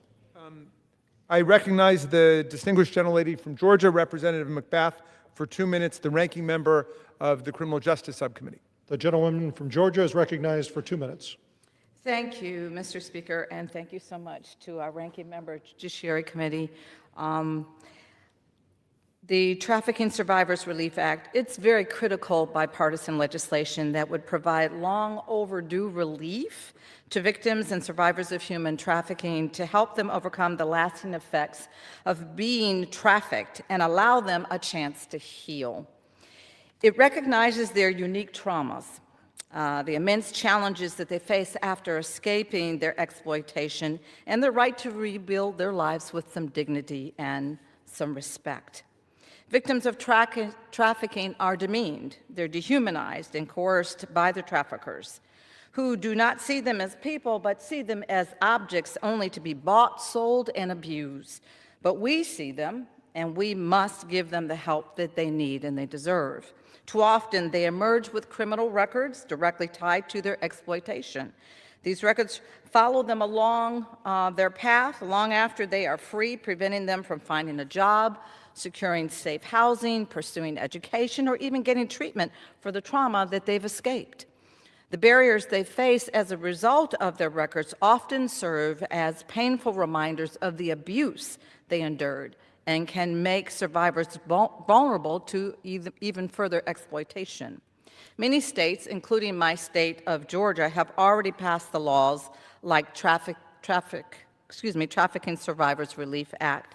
It's past time that we take similar steps to do this on the federal level. By allowing survivors to expunge arrests or vacate nonviolent convictions connected to their trafficking, we give them a chance to reclaim their futures and move forward without the weight of their past being used against them. Just as we must allow them the ability to shed the lasting remnants of their victimization, we must also provide them with the resources and services that they desperately need. Survivors need strong and consistent federal support to stay safe and move forward. We must ensure our government continues. I will give the gentlelady an additional minute. The gentlewoman is recognized. Thank you. We must ensure our government continues investing in prevention services and enforcement that keeps survivors protected. Any cuts or weakened efforts risk putting them back in harm's way, back in the streets, and we cannot allow that to happen. This bill is about justice, healing, and true restoration. It affirms that survivors are more than the crimes that they are forced to commit. They are human beings deserving of opportunity, safety, and hope. I urge my colleagues to support putting survivors first and support this bipartisan legislation. I thank Representatives Fry and Johnson for championing this effort, and I look forward to working together to ensure that survivors are seen, supported, and given every chance that they can to thrive. I reserve the balance of my time. The gentlelady cannot reserve. Does the gentlelady yield back? Sorry. She yields back and we reserve. The gentleman from Maryland reserves. The gentleman from South Carolina is recognized. I reserve, Mr. Speaker. The gentleman reserves. Gentleman from Maryland is recognized. We have no further speakers. We're prepared to close. The gentleman is recognized to close.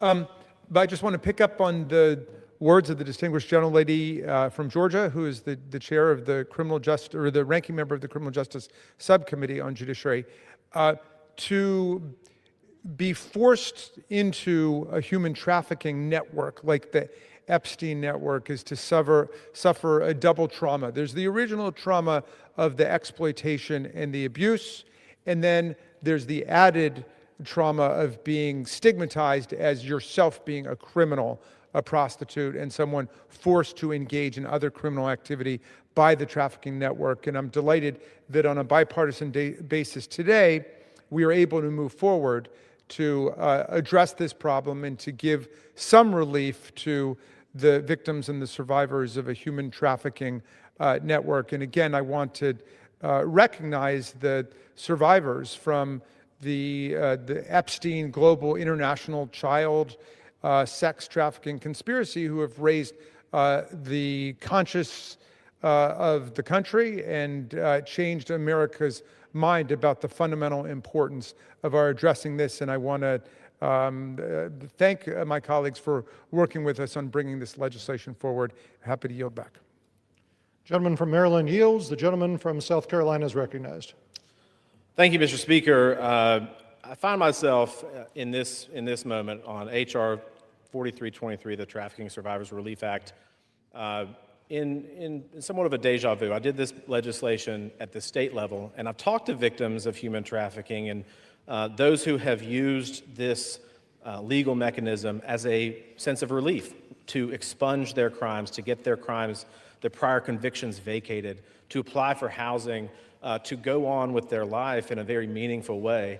And what they would share with me is what I'll share with you today, is that this absolutely matters to them, being able to turn the page on their past. It is not easy for a victim of human trafficking to come forward. There's shame sometimes in doing so. There's extreme guilt. And so when they get that chance to do that, this is an incredibly important step. And here's the caveat I think that is often underlooked. Law enforcement loves this bill too. And why is that? Because during a prosecution of a criminal defendant who's a trafficking victim, or within a conviction of a human trafficking victim, victims are allowed to tell their story. So one is very therapeutic and helpful to the victims themselves, but to the law enforcement folks, they can go after the real bad actors. I think that's the key crux of this bill, and that's, I think, what unites both Republicans and Democrats, House members and Senate, law enforcement community, and victim organizations, is that it is a great piece of public policy that has worked so well in 46, 47, 48 states at this point, and there is no reason why the federal government anymore should lag behind the states in crafting a very good common sense piece of legislation. This bill is victim-centered, is law enforcement focused as well. It checks all the boxes of good public policy. I urge my colleagues to support it, and with that, Mr. Speaker, I yield back. Gentleman from South Carolina yields. The question is, will the House suspend the rules and pass the bill, H.R. 4323, as amended? Those in favor so signify by saying aye. Those opposed say no. In the opinion of the chair, 2/3 being in the affirmative, the rules are suspended, the bill is passed, and without objection, the motion to reconsider is laid on the table.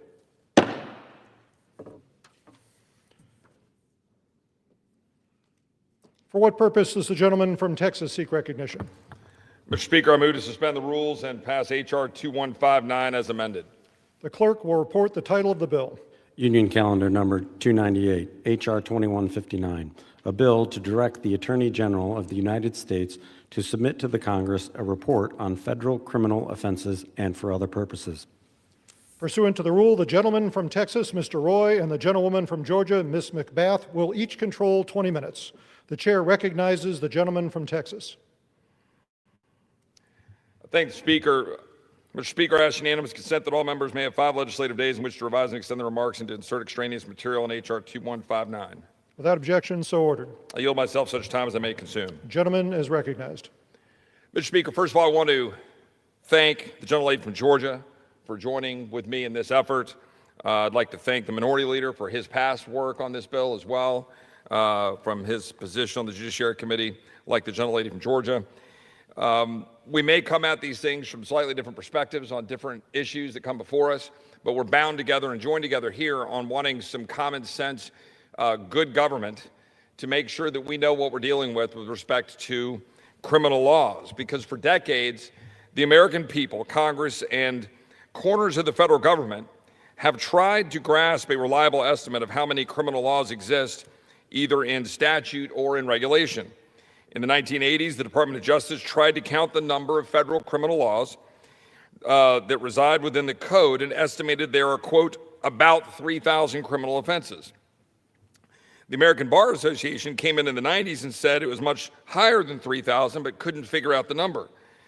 In 2019, the U.S. Code was estimated to have 5,199 federal crimes, but again, it was uncertain. In other words, the Department of Justice, the American Bar Association, organizations within our government are guessing. Now, to be clear, there's estimated to be thousands of criminal offenses, many buried in regulatory codes. For context, there are an estimated 300,000 federal regulations that carry criminal offenses that could put an American citizen in prison. Now, we can debate the merits, and we would debate the merits, no doubt, among the members of this body, of any particular statute that criminalizes a certain act, or any particular regulation that comes with criminal penalties associated with an action. It might be something that involves OSHA, it might be something that involves environmental regulations, it might be something else. But there are thousands upon thousands of regulations and statutes, and the American people often have no idea that they might be in violation of something that would come with a penalty that might include jail time or sufficient fines and so forth, and potentially could become a felon. So this bill is pretty simple. It just directs the federal government, it directs the executive branch to count the crimes, to come up with a list of the crimes that exist and put those in order, and to make sure that we know what offenses are attached to those, so that we can go through this and make decisions as to whether or not these crimes are duplicative, whether they might be contradictory, whether maybe they go too far, not far enough. But we feel like the People's House, for sure, Congress, in its Article I function, ought to know how many crimes there are, ought to know what penalties are associated with those crimes, so that the American people can know this. With that, I will reserve. Gentleman reserves. The gentlewoman from Georgia is recognized for 20 minutes.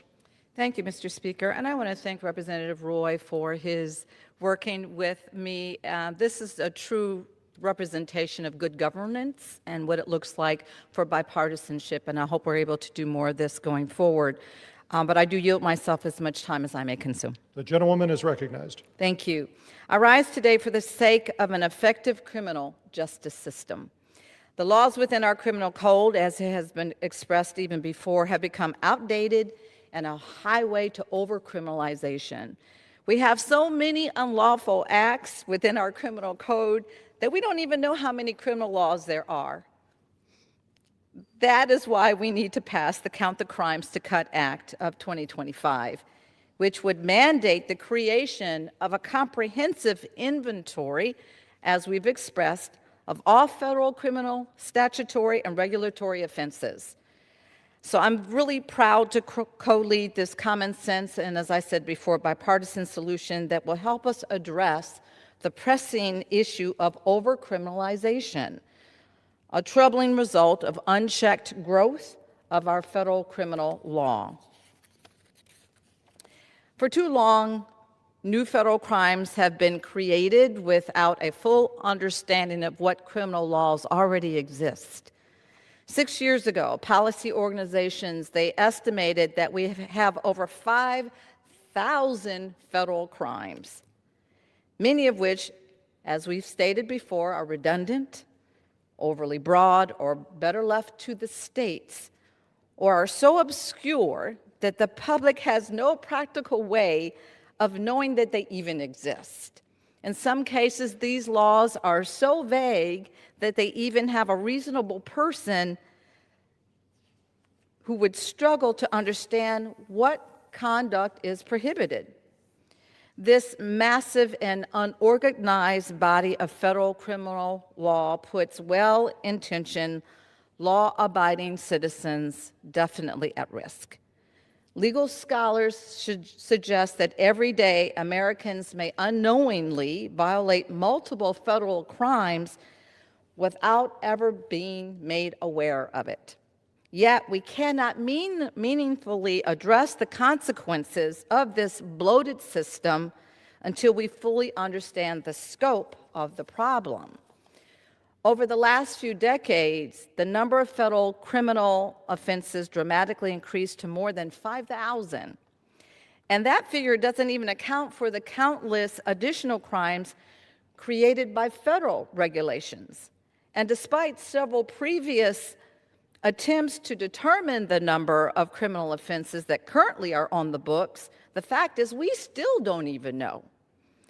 The Count the Crimes to Cut Act, which I am very proud to co-sponsor, is a necessary first step toward comprehensive, data-driven reform that truly works.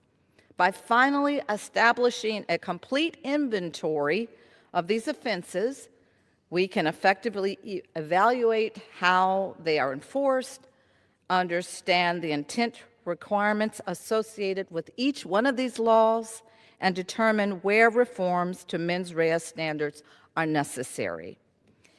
We will also be able to identify redundant or outdated laws that serve no public safety purpose at all. So I ask my colleagues to support this very reasonable bill, and I reserve the balance of my time. Gentlewoman reserves. The gentleman from Texas is recognized. I thank the Speaker and I thank the gentlelady from Georgia for her comments. I would just add, in agreement with her, that, as I said before, this simply says that the Attorney General should provide to us, the People's House and this Congress, with a list of all federal crimes in statute and regulation, along with pertinent information such as potential criminal penalty, the mens rea requirement for the offense, and the DOJ prosecutorial history of the statute. I think this is the bare minimum that we should have as a body to ensure that we're protecting due process and protecting the rights of the American people while ensuring that we have an ordered society. And with that, I would like to yield up to 5 minutes to my good friend from Arizona, Mr. Biggs.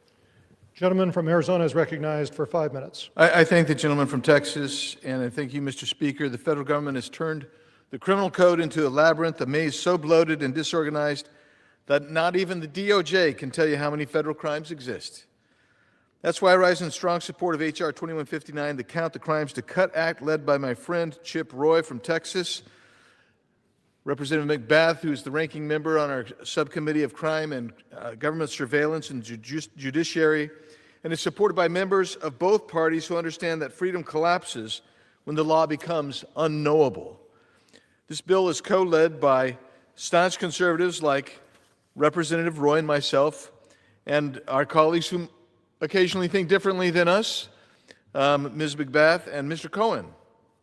We disagree on a lot in this chamber, but we should all agree that Americans should know what conduct is criminal before they're punished for it. The Count the Crimes to Cut Act forces the DOJ to produce a complete list of every federal criminal statute with the specific legal elements, the authorized penalties, and the number of prosecutions for each offense over the last 15 years. And right now, we literally cannot tell the American people how many federal crimes exist. I called the Congressional Research Service several years ago because I was interested in this. They said, we have no idea. Estimates range from 4,000 statutes to hundreds of thousands of criminalized regulations, but no one actually knows because Washington's never bothered to count them. This is the very definition of overcriminalization: vague laws, hidden laws, duplicative laws, and regulatory crimes that nobody could reasonably expect an ordinary citizen to find or understand. The federal code has grown so bloated that a person can unknowingly violate a regulation they've never heard of, and the government can still throw the book at them. Even former Harvard University professor Harvey Silverglate estimates that the average American commits 3 felonies a day without even knowing it. Dr. Silverglate clearly wasn't referring to violent felonies like murder or felonies like money laundering, fraud, but instead to those vague, hidden, duplicative, and sometimes downright silly laws. I have other pending legislation, the Endless Criminal Statutes Act, to repeal 10 unnecessary criminal offenses such as selling or possessing colored oleomargarine or colored margarine unless they're packaged and labeled or served in a triangular shape. And that's far from the only silly laws still on the books. It's illegal to use a falconry bird in a movie that isn't about falconry, to sell runny ketchup, to leave the country with too many nickels in your pockets. Here's the deal. We just have too many laws and too many crimes. When the federal criminal code becomes a weapon instead of a guide, it is always the most vulnerable, the poor, the small business owners, the persons who don't have a legal team on retainer, who gets crushed first. Overcriminalization is one of the most destructive features of the modern federal leviathan. We can restore liberty, shrink government, or protect due process. We cannot restore liberty, shrink government, or protect due process unless we first expose the scope of the problem. And that's what this bill attempts to do. I'm so pleased to be a sponsor, but I'm proud to associate with my co-sponsors, Mr. Roy, Ms. McBath, and Mr. Cohen, and others. This is very simple, Mr. Speaker. If you believe in liberty, you vote yes on H.R. 2159. If you believe the government should be accountable to the people, you vote yes on H.R. 2159. If you believe Americans deserve to know the laws that can put them behind bars, you vote yes on H.R. 2159. It's bipartisan, common sense, long overdue, and I strongly urge my colleagues to support the Count the Crimes to Cut Act. Thank you. Yield back. I thank the gentleman from Arizona. I reserve. Gentleman from Texas reserves. The gentlewoman from Georgia is recognized. Thank you, Mr. Speaker. I yield 5 minutes to our constitutional scholar and ranking member of Judiciary Committee, Representative Jamie Raskin. The gentleman from Maryland is recognized for 5 minutes. Mr. Speaker, thank you very much. Ms. McBath, thank you. Thanks also to Mr. Roy for his leadership on this, and Mr. Biggs. I rise in strong support of this bipartisan legislation. The founders thought that federal law would be strictly limited in 2 different ways. 1, according to the subject matter, and 2, according to number. The subject matter of federal criminal law requires that the conduct being proscribed be tethered to a particular federal jurisdictional nexus, like interference with federal interstate commerce, or assault on a federal officer in doing his or her duty, or seditious conspiracy against the Union, which is why the vast majority of crimes are, of course, prosecuted at the local level. Assault, murder, armed robbery, theft, and so on. But federal law would also be limited, the founders thought, according to number, because the federal criminal laws would be organized around certain specific principles forbidding criminal conduct that is clearly harmful to everyone. And as my colleagues have said, what we've seen is the endless proliferation of criminal offenses, some of them statutory, some of them regulatory, oftentimes in a kind of political reaction to a particular event that might have been criminal already under a more general category. Well, this legislation will allow us to get on top of the problem. It will direct the Department of Justice and other federal agencies to compile a comprehensive report describing every federal statutory and regulatory criminal offense carrying penalties, and these have grown substantially over the last 4 decades, despite several previous attempts by the Office of Legal Policy at DOJ, the American Bar Association, and several scholars to determine exactly how many federal offenses there are. There's simply not a single comprehensive accounting of federal criminal offenses to be found anywhere in the federal government, and that's a pretty remarkable statement in itself. Through the bipartisan Count the Crimes to Cut Act of 2025, Congress and the people will finally get an inventory of all federal statutory and regulatory criminal offenses. Thanks to this bill, we will know the specific elements of each offense, the potential criminal penalties, the mens rea requirement, and the number of prosecutions that have taken place each year for the preceding 15 years for every listed offense. Now, what's the danger of having too many criminal offenses? Some people might just say, well, let's let sleeping dogs lie. What's the problem with having a proliferation of offenses that may be opaque, inscrutable, obscure, and duplicative. Well, one danger is that the citizen doesn't know what kind of conduct and behavior is actually expected of him or her. That leaves the citizen in a state of confusion and potential anxiety. The other major danger is that an unscrupulous executive will use this nearly endless arsenal of criminal offenses to target political foes or vulnerable communities.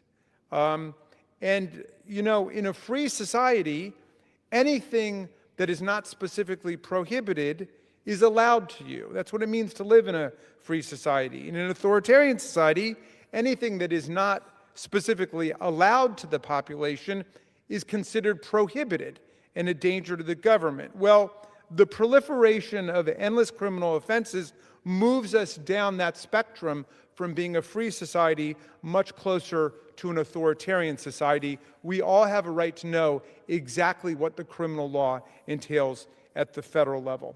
I thank you for yielding, and I yield back to the gentlelady from Georgia. The gentleman from Maryland yields. The gentlewoman from Georgia is recognized. I reserve. Gentleman from Georgia reserves. The gentleman from Texas is recognized. I don't have a whole lot more to add because I associate myself with the remarks of all of my colleagues who have spoken on this matter. I would only add that I think it's important to note that this legislation is supported by the Due Process Institute, R Street, Right on Crime, as well as the National District Attorneys Association and the National Criminal Defense Attorneys Association, which I think tells you what's going on here and that everybody would like to have some clarity and some transparency so we can have common sense understanding of our criminal laws and the extent to which they impact, as the gentleman from Maryland, I think wisely noted, our civil liberties and the extent to which we're made aware of what our actions, we take might be criminalized. I would note, as James Madison said in Federalist 61, when the fundamental principle of representative government and the importance of accessible and understandable laws, quote, "It will be of little avail to the people that the laws are made by men of their own choice, if the laws be so voluminous that they cannot be read, or so incoherent that they cannot be understood. If they be repealed or revised before they are promulgated, or undergo such incessant changes that no man who knows what the law is today can guess what it will be tomorrow." That is precisely the situation we find ourselves in, and we should fix it. And we may have, again, as I had said before, some disagreements as to what should be criminalized or not, and previous Congresses have decided to criminalize some action that today we might take a second look at. But I do believe that we need to know and have the debate, and then be able to allow the subcommittee upon which my members, my colleagues and Judiciary Committee colleagues serve, be able to review these. We can have open debate and then make some decisions. Maybe some of these should be sunsetted. Maybe some should be aligned. Maybe there are penalties that are out of whack. Maybe there are things that should be done to have greater notice for the American people. So I come together in good faith with my colleagues across the aisle and hope that my colleagues in the chamber will support it, and I reserve. Gentleman reserves. The gentlewoman from Georgia is recognized. Mr. Speaker, I yield 2 minutes to the Representative Cohen of Tennessee. The gentleman from Tennessee is recognized for 2 minutes. Thank you, sir, and thank you, Ms. McBath. I got on this bill when it was first introduced, I think, last spring. And Chip Roy and I have served on the, Representative Roy and I have served on the Judiciary Committee for quite a while, and I respect your intellect and certainly hope that you get to be Attorney General of Texas. That would be great for you, and I think it'd be great for Texas, too. But I will miss you in working on the Article 1 bill.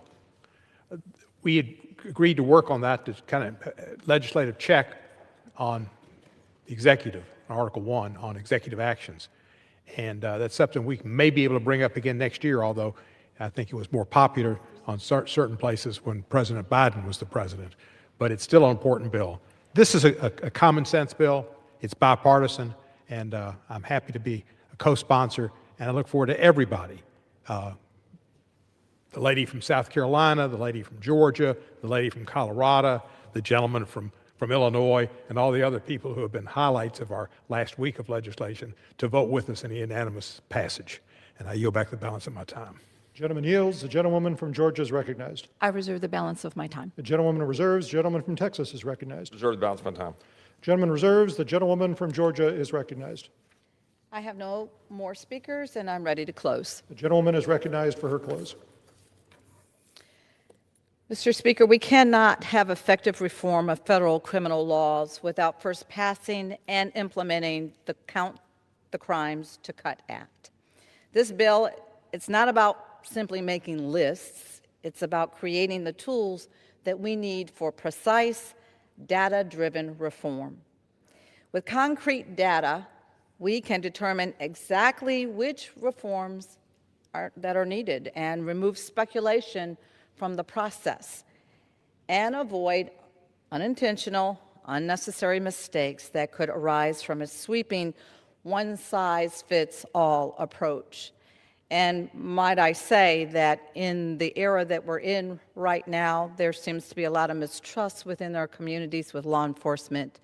We need to be building those relationships, building community, and I think this piece of legislation helps to really expedite that kind of community-driven policing and making sure that people feel safe and secure in their communities. So I thank Congressman Roy for his leadership on this legislation, which will help eliminate duplicative laws and allow us to better serve and focus on the true threats to public safety, which are always a top priority of mine.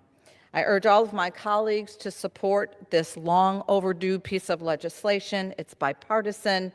It's a bipartisan measure that really puts common sense and accountability first.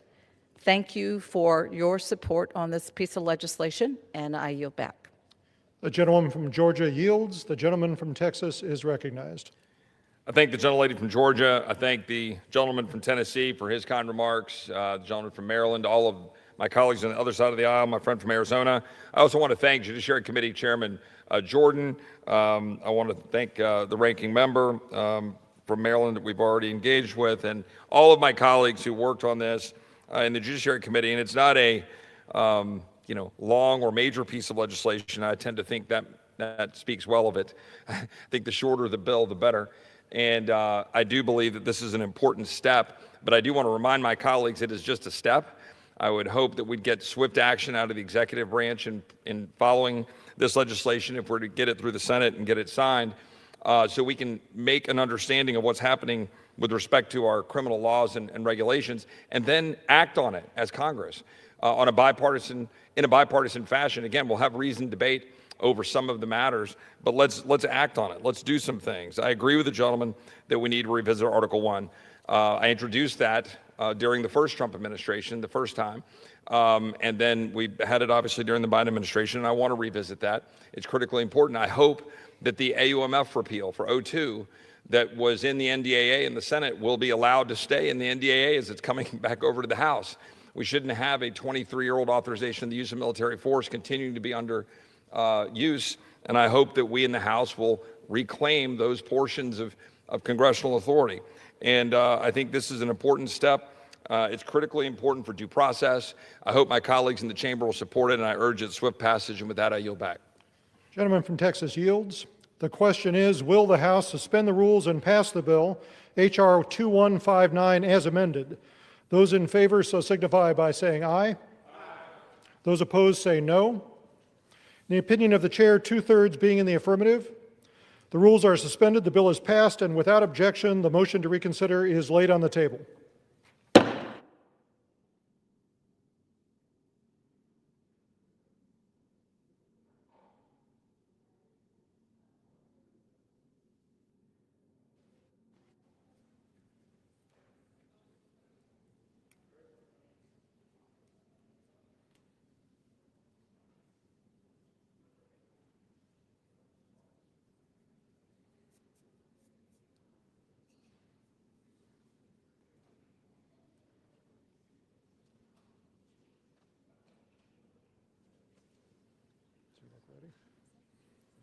For what purpose does the gentleman from California seek recognition?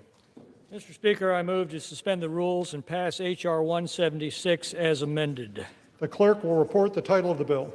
Union Calendar Number 17, H.R. 176, a bill to amend the Immigration and Nationality Act with respect to aliens who carried out, participated in, planned, financed, supported, or otherwise facilitated the attacks against Israel. Pursuant to the rule, the gentleman from California, Mr. McClintock, and the gentleman from Maryland, Mr. Raskin, each will control 20 minutes. The chair recognizes the gentleman from California. Mr. Speaker, I ask unanimous consent that all members may have 5 legislative days in which to revise and extend their remarks and to insert extraneous material on H.R. 176. Without objection, so ordered. And I yield myself such time as I may consume. The gentleman is recognized. Mr. Speaker, although our political differences these days are vast, there are still some things we come together on in this body. We certainly did so during the last session, and one of them was an enduring opposition to Hamas and the terrorism they unleashed on innocent civilians in Israel more than 2 years ago. Early this year, the barbaric inhumanity of Hamas was revealed again in the macabre and infuriating spectacle of returning the bodies of the Bibas family. We last saw Sherry Bibas alive on October 7th, 2023, as she was seized, terrified and sobbing, begging for the lives of her 2 little boys as they were dragged into the hell on earth that Hamas created. This February, their murdered bodies were treated as trophies, and later we learned, in a final act of cruelty, that Sherry's body had been substituted for another. We all came together in this body last year and said that such monsters as these must never be admitted to our country, never given safe haven on our soil, and never tolerated where they are found. H.R. 176 says that anyone associated with Hamas or Palestinian Islamic Jihad in any capacity, or anyone who assisted these terrorist activities in any form, will not be allowed in this country under any circumstances, will be immediately removed if we do find them here, and under no circumstances will we allow them to receive any immigration benefit under our laws. We already single out Nazi collaborators and PLO terrorists. This simply adds Hamas and the Palestinian Islamic Jihad to that list.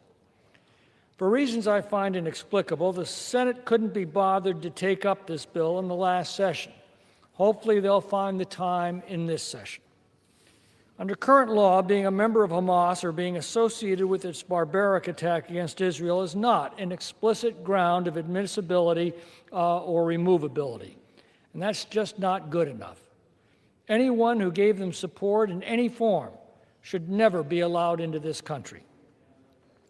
During the Biden years, the number of known or suspected terrorists encountered at the southwest border soared to nearly 400. Too many were allowed into this country. How many more were among the 2 million known gotaways is anybody's guess. And how many more are among the 190,000 Afghans allowed into this country with minimal or no vetting is also anybody's guess. We found out last week that 1 is far too many. But under the Biden administration, Hamas terrorists didn't even have to sneak in across the border. President Biden simply let them in through the front door. As just one example, less than 2 months ago, federal officials arrested a 33-year-old native of Gaza who was living in Lafayette, Louisiana, for his alleged involvement in Hamas's attack against Israel on October 7th. After learning about the ongoing Hamas attack, the alleged terrorist gathered a group of fighters and stormed into Israel to join the barbarism. Less than a year later, he submitted a visa application, which the Biden administration quickly approved, and he was allowed to enter the United States. Now, after the October 7th attacks, Director Wray warned us that the FBI, quote, cannot and does not discount the possibility that Hamas could exploit the conflict to call on their supporters to conduct attacks on our own soil, unquote. These words proved to be prophetic. On June 1st, 2025, Mohammed Sabri Suleiman, an Egyptian national, attacked pro-Israeli demonstrators who were marching in Boulder, Colorado in support of the release of hostages held captive by Hamas. While shouting "Free Palestine," Suleiman attacked the peaceful demonstrators with Molotov cocktails, resulting in the hospitalization of at least 8 people who suffered burns and other injuries. At least one of the victims had survived the Holocaust. According to the Justice Department, Suleiman stated he planned the attack for more than a year. He, quote, wanted to kill all Zionist people and wished they were all dead, unquote, and would conduct the attack again if he had a chance. He, too, was able to enter the United States through the front door, this time with a tourist visa under the Biden administration. This can never be allowed to happen again, regardless of which party controls the executive branch. And while we have a president who is committed to securing our borders, protecting our communities, and restoring the enforcement of our immigration laws, now is the time to act. With that, I reserve the balance of my time. The gentleman reserves. The gentleman from Maryland is now recognized. Thank you, Madam Speaker. The terrorist atrocities committed by Hamas in Israel on October the 7th, which took the lives of more than 1,200 innocent civilians, and the subsequent war of mass destruction in Gaza have been nothing less than a catastrophe for humanity. More than 70,000 people have been killed to date, including an estimated 20,000 children. Hostages kidnapped by Hamas were abused, shackled in cages, and isolated in underground tunnels, in some cases for more than 2 years, and many were killed there. According to UNICEF, the Gaza Strip is now home to the world's highest concentration of child amputees, and more than 80% of buildings in Gaza have been damaged or destroyed in the violence. The world breathed a sigh of relief that a tenuous ceasefire was finally reached, and that all of the living hostages were returned home. Alas, the ceasefire continues to be breached, and violence and suffering continue to afflict the people of the region, including escalating vigilante settler violence in the West Bank.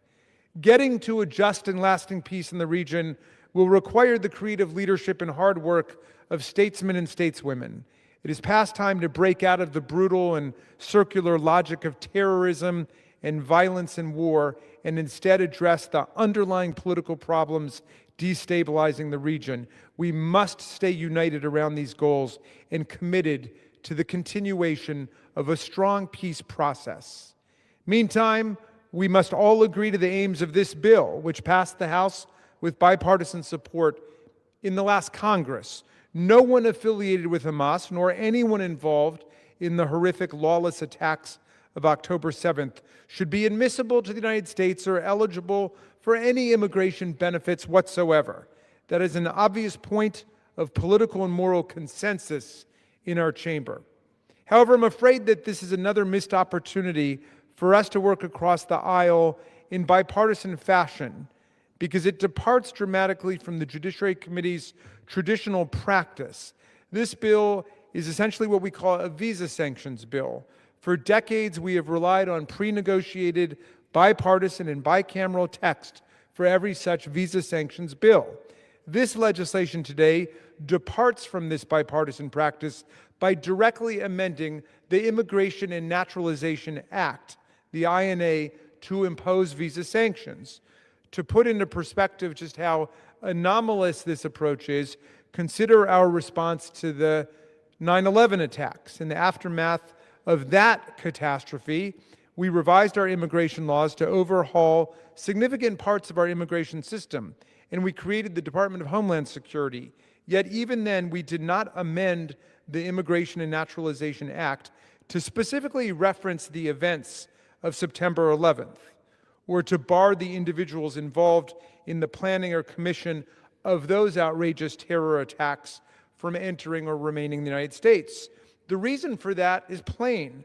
The laws that we have in place already bar non-citizens who engage in terrorism or are involved with terrorist organizations from entering the United States.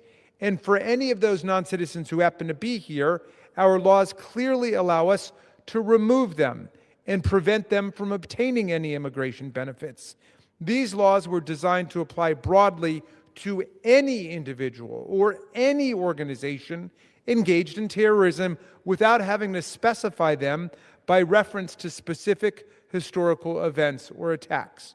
Under sections 212A3B and 237A4B of the INA, any non-citizen who's engaged in any terrorist activity or provided even any material support to terrorists, or is a member or representative of a terrorist group or organization that endorses or espouses terrorist activity, is presently inadmissible to the United States and is presently deportable.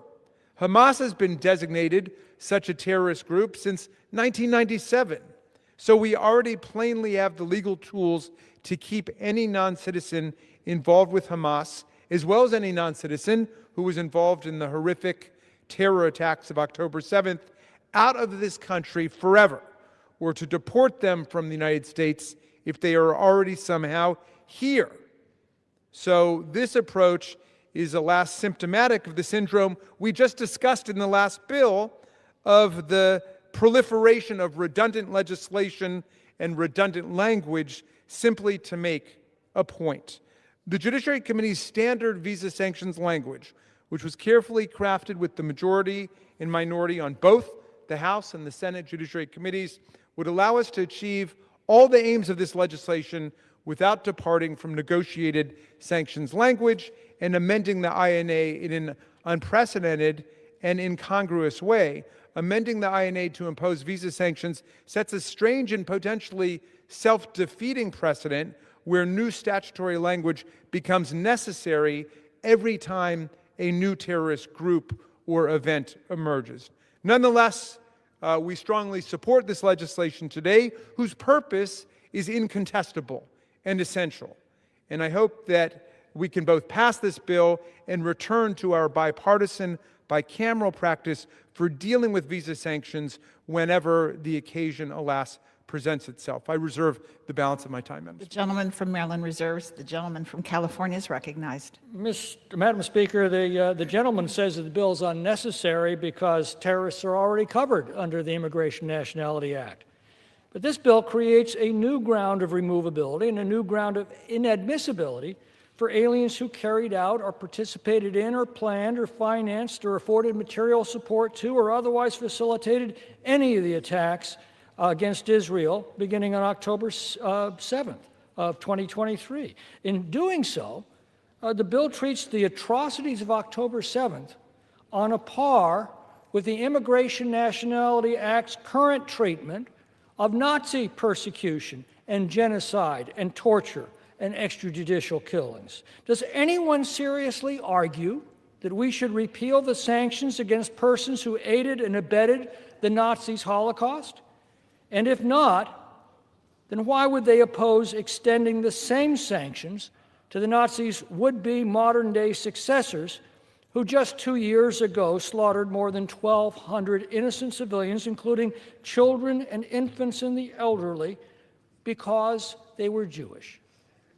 I am prepared to close when the gentleman is completed, and I reserve the balance of my time. The gentleman from California reserves. The gentleman from Maryland is recognized. Thank you, Madam Speaker. Well, again, we restate our support for this bill and its purposes, and the only hope that we can return to the traditional visa sanctions method of dealing with particular events. Meantime, I do wonder if the gentleman would yield for a question. I wonder how this legislation with the new language would apply to the case of Changpeng Zhao, the former CEO of the crypto firm Binance, who was prosecuted for and convicted of and sentenced to jail for taking money from a number of terrorist groups, among them Hamas, as part of his the crypto venture. He was convicted of violating the Bank Secrecy Act and turning a blind eye to terrorists, including Hamas, cyber criminals, and child abusers. And I'm wondering if the new language would cover Changpeng Zhao, who just received a pardon from President Trump.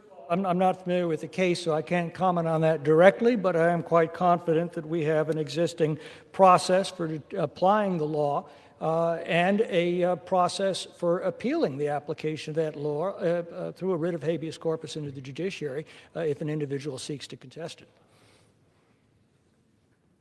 Okay. All right, well, we have no further speakers, and we are prepared to close.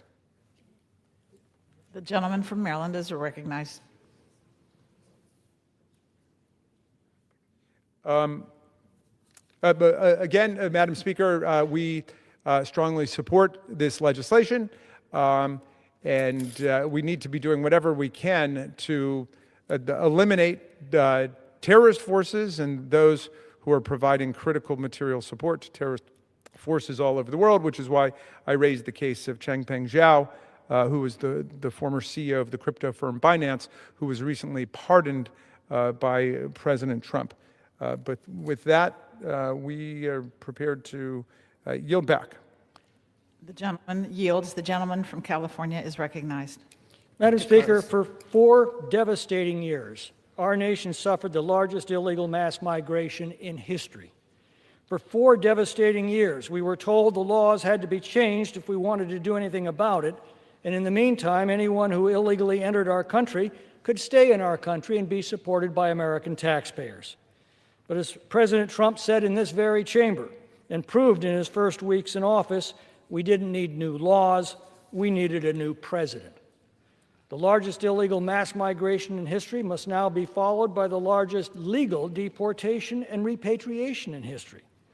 But new laws would be helpful to prevent a future Joe Biden from making a mockery of our sovereignty and reopening our borders to the most violent criminal gangs and cartels and criminals and terrorists on the planet. And they'd be helpful to give a future President Donald Trump the added tools to quickly and expeditiously prevent these same groups from infiltrating our nation, preying on our communities, and attacking our people. Now, this law will stop the Hamas terrorists and their supporters who perpetrated the most violent attack against innocent civilians since the Holocaust from entering our country, as we already sanction Nazi collaborators. And although they're a tiny fraction of those who do our country harm, at least it does that. And to the apologists of the Democrats' open border policies who say this is unnecessary and covered by other laws on the books, I'd ask just 2 questions.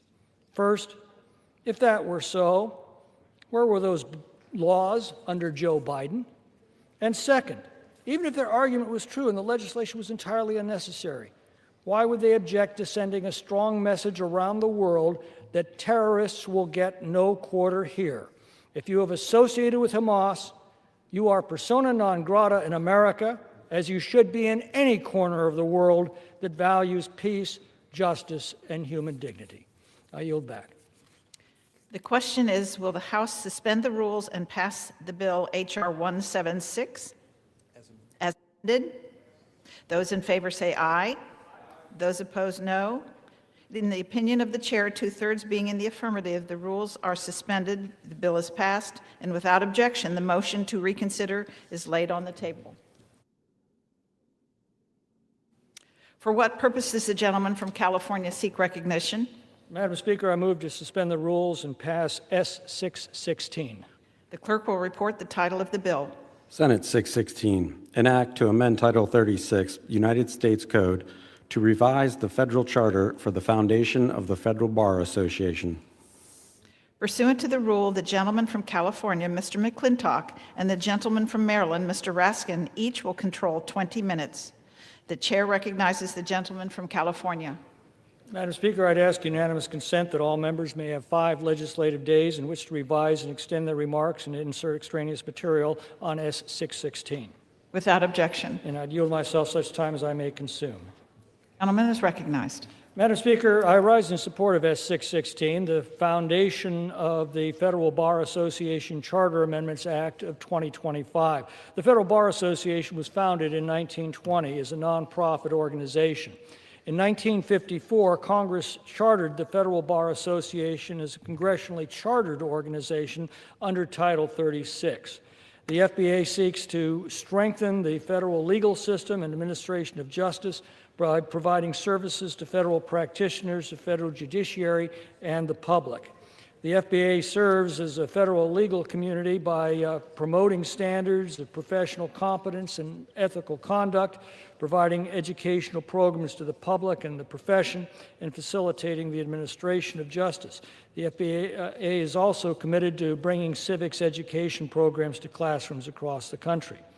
Now, over the years, it's become necessary for the FBA to update its bylaws. And because the FBA is a congressionally chartered organization, it takes an act of Congress to make changes in its charter to permit the FBA to update those bylaws. S616 amends the FBA current charter in several ways. It removes the requirement for the FBA to be incorporated and domiciled in Washington, D.C. It allows the board of directors to choose the location of the principal office.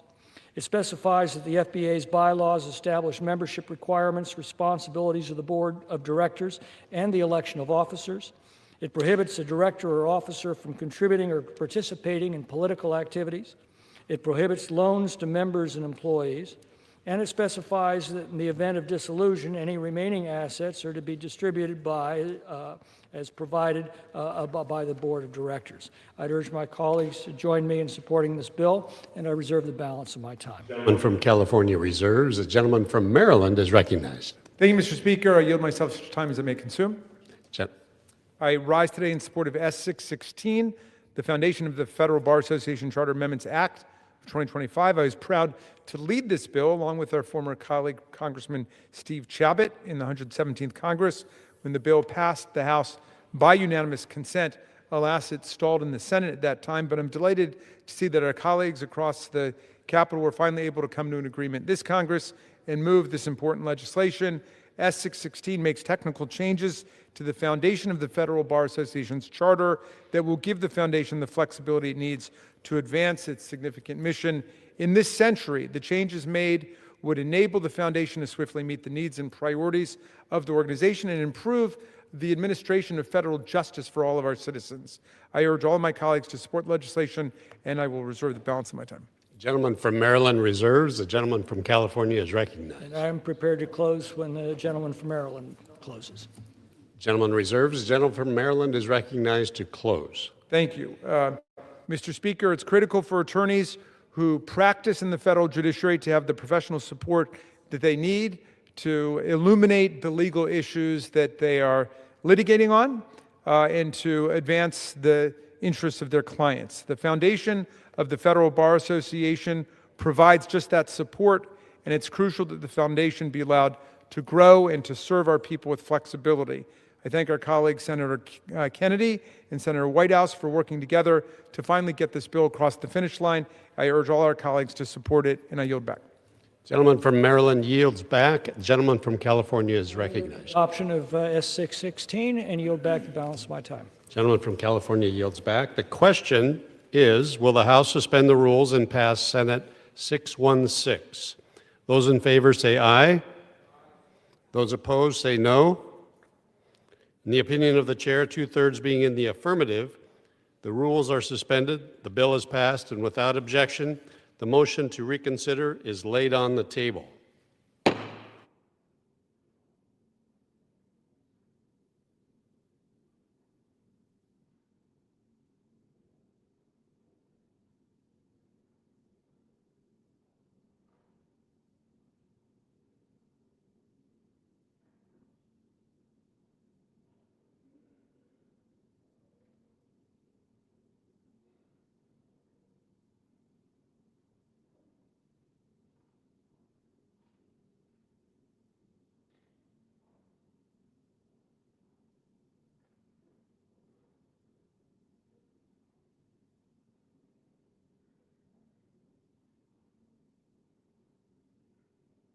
What purpose does the gentleman from Georgia seek recognition?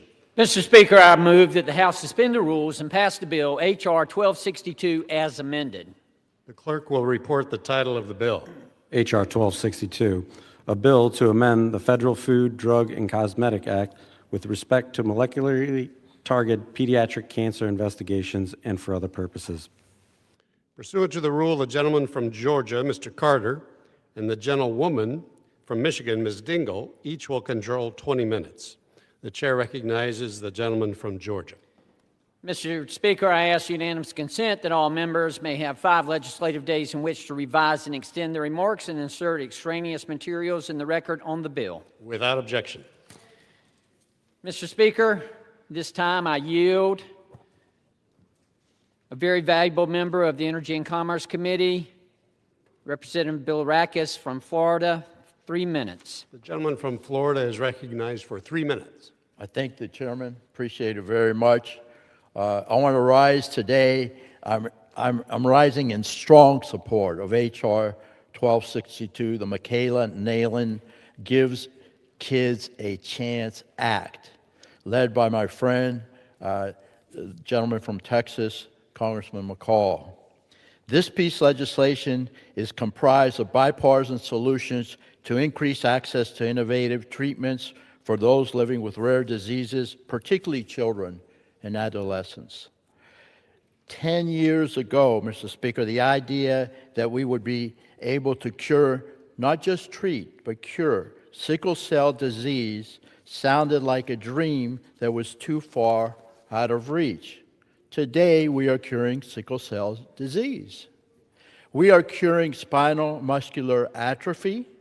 We are curing hemophilia and blood cancers. These cures are just a few of the success stories attributable to the FDA's Rare Pediatric Disease Priority Review Voucher Program. The PRV program is a powerful incentive that spurs the development of treatments for rare pediatric diseases, providing a lifeline for patients who require specialized treatments. I also want to highlight the other provisions in this bill that seek to bolster important components of our healthcare system. This legislation supports the improvement of the organ procurement and transplantation network by allowing the Secretary of HHS to collect member registration fees to support the operation of the OPTN.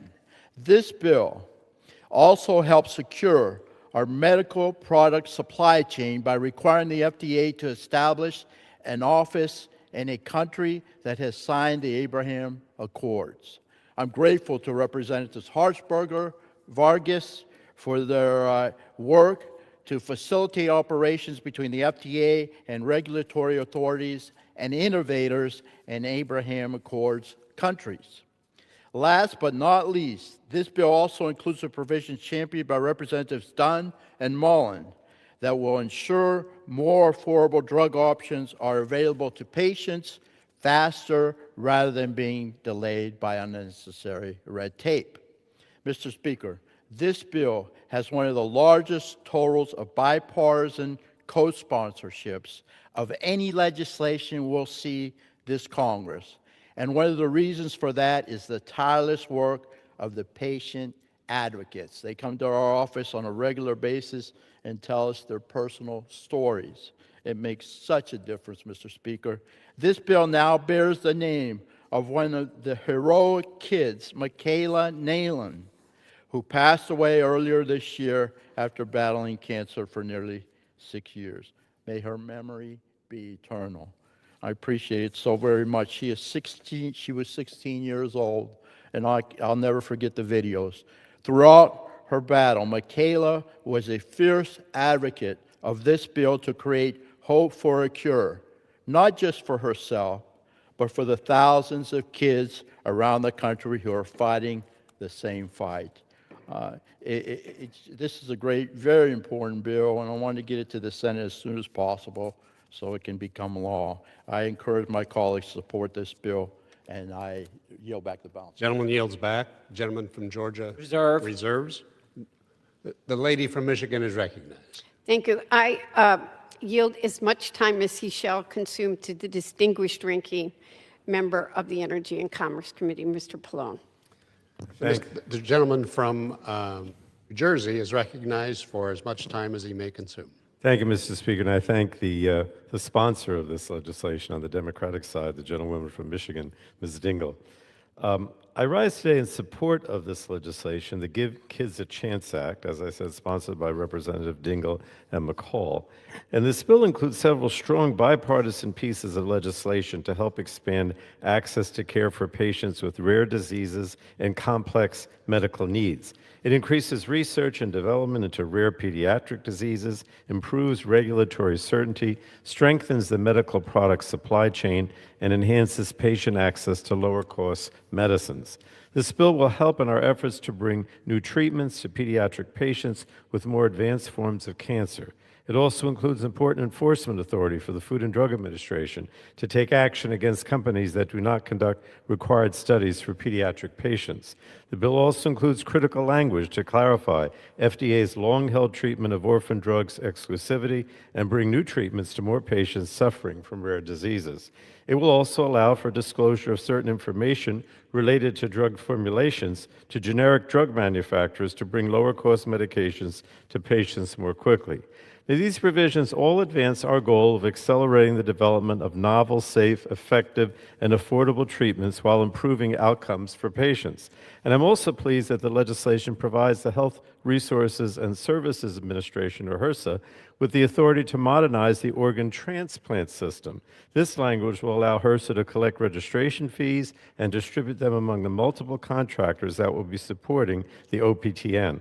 The system is life-saving for many Americans, and I'm glad that we can continue to support these much-needed reform efforts.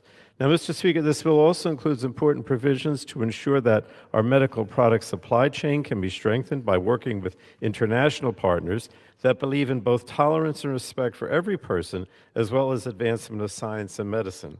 As a whole, this bill is going to make a difference, but I continue to believe that additional guardrails are needed for the PRV program to function the way Congress intended it to.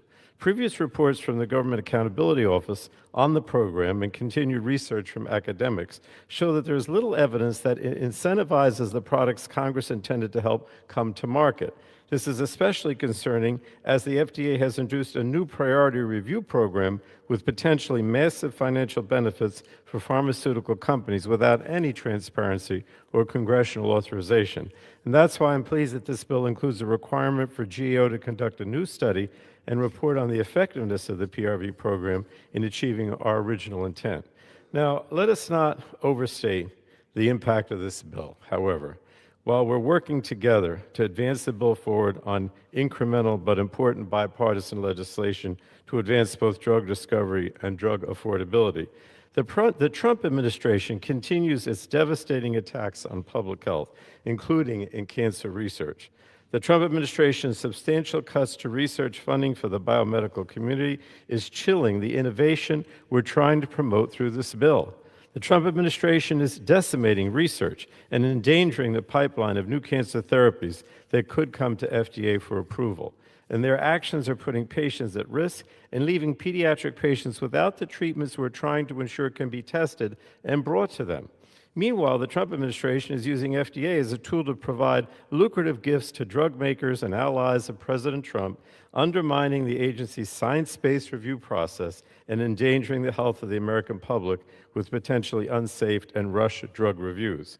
The Trump administration is also decimating our vaccine infrastructure, from the programs that cover our vaccines and ensure that patients can afford them, to destroying the pipeline to future vaccines through their ideological pseudoscience agenda. So one day, I hope that my Republican colleagues will join us in calling on the Trump administration to reverse these terrible policies that are only harming the public health. But with that, Mr. Speaker, I reserve the balance of my time. Gentleman from New Jersey yields. Reserve. The lady from Michigan reserves. The gentleman from Georgia is recognized. Mr. Speaker, I recognize myself for such time as I should consume. Without objection. Mr. Speaker, I rise today in strong support of the bipartisan Give Kids a Chance Act, which supports research and development of drugs for children with cancer and other rare diseases. Nearly 70% of rare diseases start in childhood, and most still have no approved treatments. The Rare Pediatric Disease Priority Review Voucher Program has been a catalyst for developing therapies for these vulnerable populations. Thanks to this program, treatments have reached children suffering from nearly 40 rare diseases, many of which previously had no FDA-approved options and often led to severe disability or death before adulthood. Since 2012, the Rare Pediatric Disease PRV program has helped bring more than 60 new treatments to market and has driven investment in hundreds of additional therapies for rare pediatric diseases that would otherwise be financially unviable. The Give Kids a Chance Act restores this critical program, ensuring that we continue to spur innovation, improve outcomes for young patients, and close gaps in pediatric drug research. Mr. Speaker, I encourage my colleagues to support this bill. Mr. Speaker, I reserve. Gentleman from Georgia reserves. The lady from Michigan is recognized. Speaker, I yield myself as much time as I may consume. The lady's recognized. Thank you, Mr. Speaker. I rise today to share my strong support for H.R. 1262, the Michaela Nalen Give Kids a Chance Act. I am proud to co-lead this important bipartisan legislation alongside Reps. Michael McCall, Dr. Kim Schreier, and Gus Bilirakis. This bill will accelerate pediatric cancer treatments and expand access to life-saving therapies for children battling rare diseases. It is impossible to fully express the pain and the devastation that a family experiences when their child is diagnosed with cancer. One of the bill's advocates was one that we're all going to talk about, Michaela Nalen, a 16-year-old girl in Colorado who battled bone cancer. She was a fierce fighter for this bill. She talked to all of us, and we all sent videos to her. And she unfortunately died on October 30th. And her mother told all of us, the sponsors, the co-sponsors of this bill, we gave her reason to live. And she hopes that other children will not die at her age, that this bill will help save lives. She supported and spoke on the importance of funding cancer research to be able to help other kids like herself. She was a fighter her entire life, and this life-saving bill has been renamed in her honor. There are too many others facing the fight, as Michaela has each year. Nearly 16,000 children in just the United States are diagnosed with cancer each year. 1 in every 285 children in the U.S. will be diagnosed with cancer before they reach 20 years of age. In fact, children comprise as many as half of those living with rare diseases. Yet, here's the reality for these children. Treatment options for children remain extremely limited compared to those for adults. We know children respond to cancer treatments differently, but there's limited research on how these therapies impact them. We owe our kids better than that, and their families deserve more. We need this bill to offer more children a fighting chance. The Give Kids a Chance Act would reauthorize the Food and Drug Administration Priority Review Voucher Program to allow pharmaceutical companies to expedite FDA review of more profitable drugs in return for developing treatments for rare pediatric diseases. Since 2011, 53 PRVs have been awarded for 35 different rare pediatric diseases. Additionally, thousands of successful drug combination therapies are now being studied and developed for adults, but not for kids, not for our children. The Give Kids a Chance Act also authorizes the FDA to direct companies to study a combination of cancer drugs and therapies in pediatric trials as well. Together, we can show these young children and their families that they're not alone in this fight. I do want to thank the 313 co-sponsors of this bill for their support, along with Chairman Guthrie and Ranking Member Pallone for their assistance and support of this important bill. It's taken too long to get here today, but we're here, and let's show the kids in this country we care. I urge my colleagues to vote yes, and I reserve the balance of my time. The lady from Michigan reserves. The gentleman from Georgia is recognized. Mr. Speaker, at this time, I'd like to recognize an esteemed member from Texas who has announced that this will be his last session and who has had a stellar career in this august body and who has led in many, many ways, many committees, and whose career we all want to emulate. The gentleman from Texas, Mr. McCall. No, thank you. Gentleman from Texas is recognized for how much time, sir? For as much time as he shall For as consume. much time as he shall consume.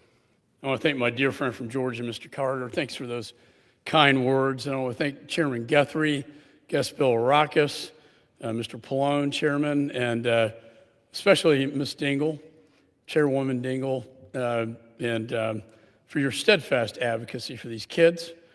I can't think of anything more important in my 22 years.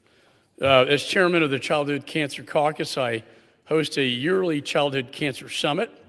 Ms. Dingle is a co-chair. It's a time for pediatric cancer patients, survivors, and advocates to rally together around these precious children, the most precious thing we have, and to spread hope to them. Each year, I meet a child who impacts me in a very strong way. And this year, I was blessed to get to know this beautiful, beautiful young woman by the name of Michaela Nalen. And I could see in her eyes that she was at the height of her struggle with cancer. It took so much strength for her to come to the summit, but she believed that she was meant to be there. And she wanted her presence and her voice to help shape our policies and change our world for the better. We got her into a joint clinical trial at MD Anderson and Texas Children, but unfortunately, it was too late. 3 weeks after our summit, she had to be put on a ventilator and she passed away. As Congresswoman Dingle mentioned, we sent videos to her to remind her of how important she is.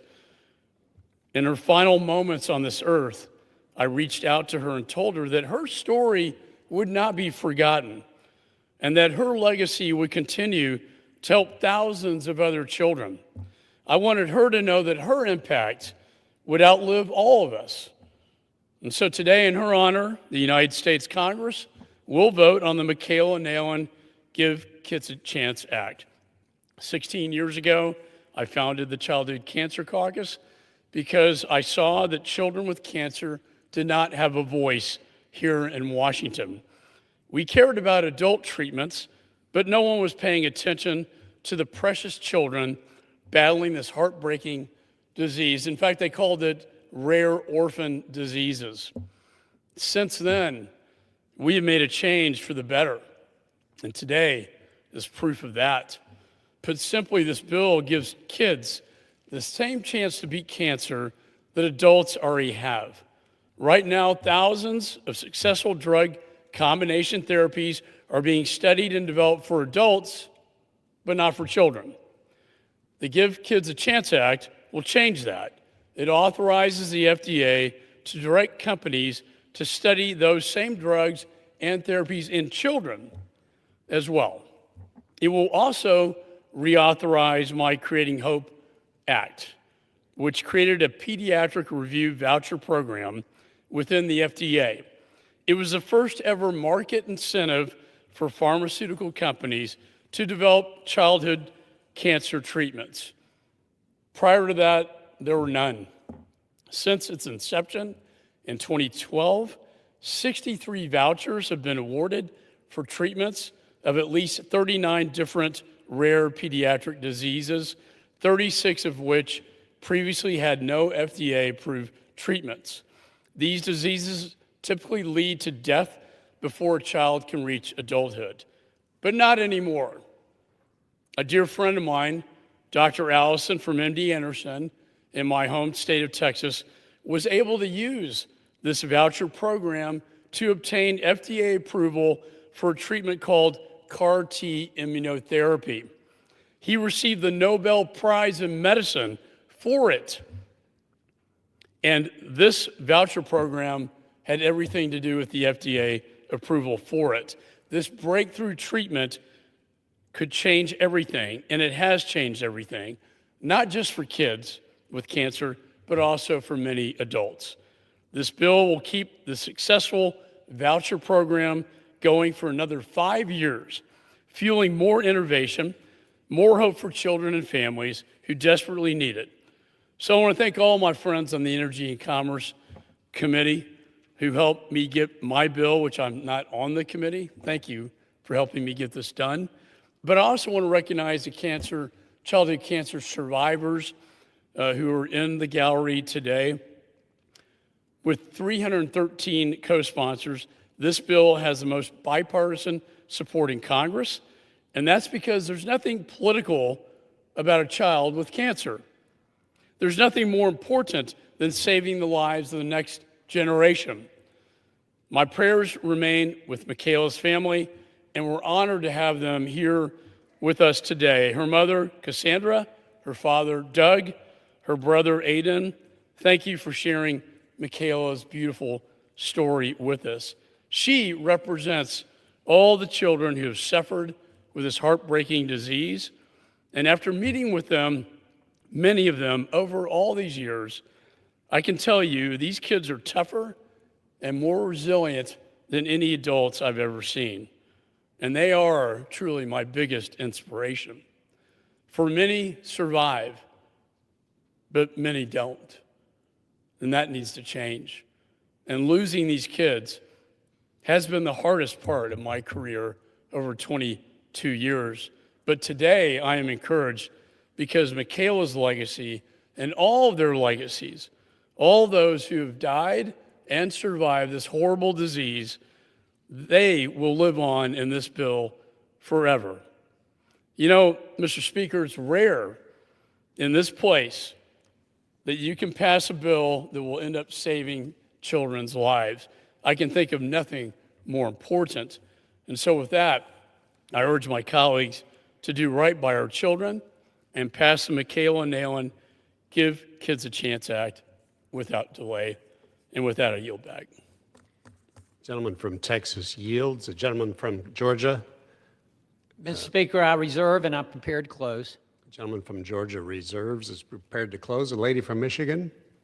Mr. Speaker, before I am ready to close too, I want to thank my colleague who I've been proud to co-chair the caucus with. And we both know too many children that have died, but we know a lot that we were able to get help to. And we make a commitment to all of the families in the gallery and those that you and I have gotten to know, that no matter where you're going, you and I are in this fight for the rest of our lives. And I thank you for all of your work. I'm going to miss my colleague. With that, yield back my time and beg everybody to support this bill. The lady from Michigan yields back. The chair would like to remind members not to refer to persons in the gallery. The gentleman from Georgia is recognized to close. Mr. Speaker, I apologize. I do have one other speaker at this time. I'd like to recognize, as much time as he shall consume, the gentleman from California, Representative Obonote. Gentleman from California is recognized for as much time as he may consume. Well, thank you very much, Mr. Speaker. I'd like to thank my friend, the gentleman from Georgia, for recognizing me. I rise in strong support as both a member of the Health Subcommittee and a proud co-sponsor of this bill, H.R. 1262, the Give Kids a Chance Act.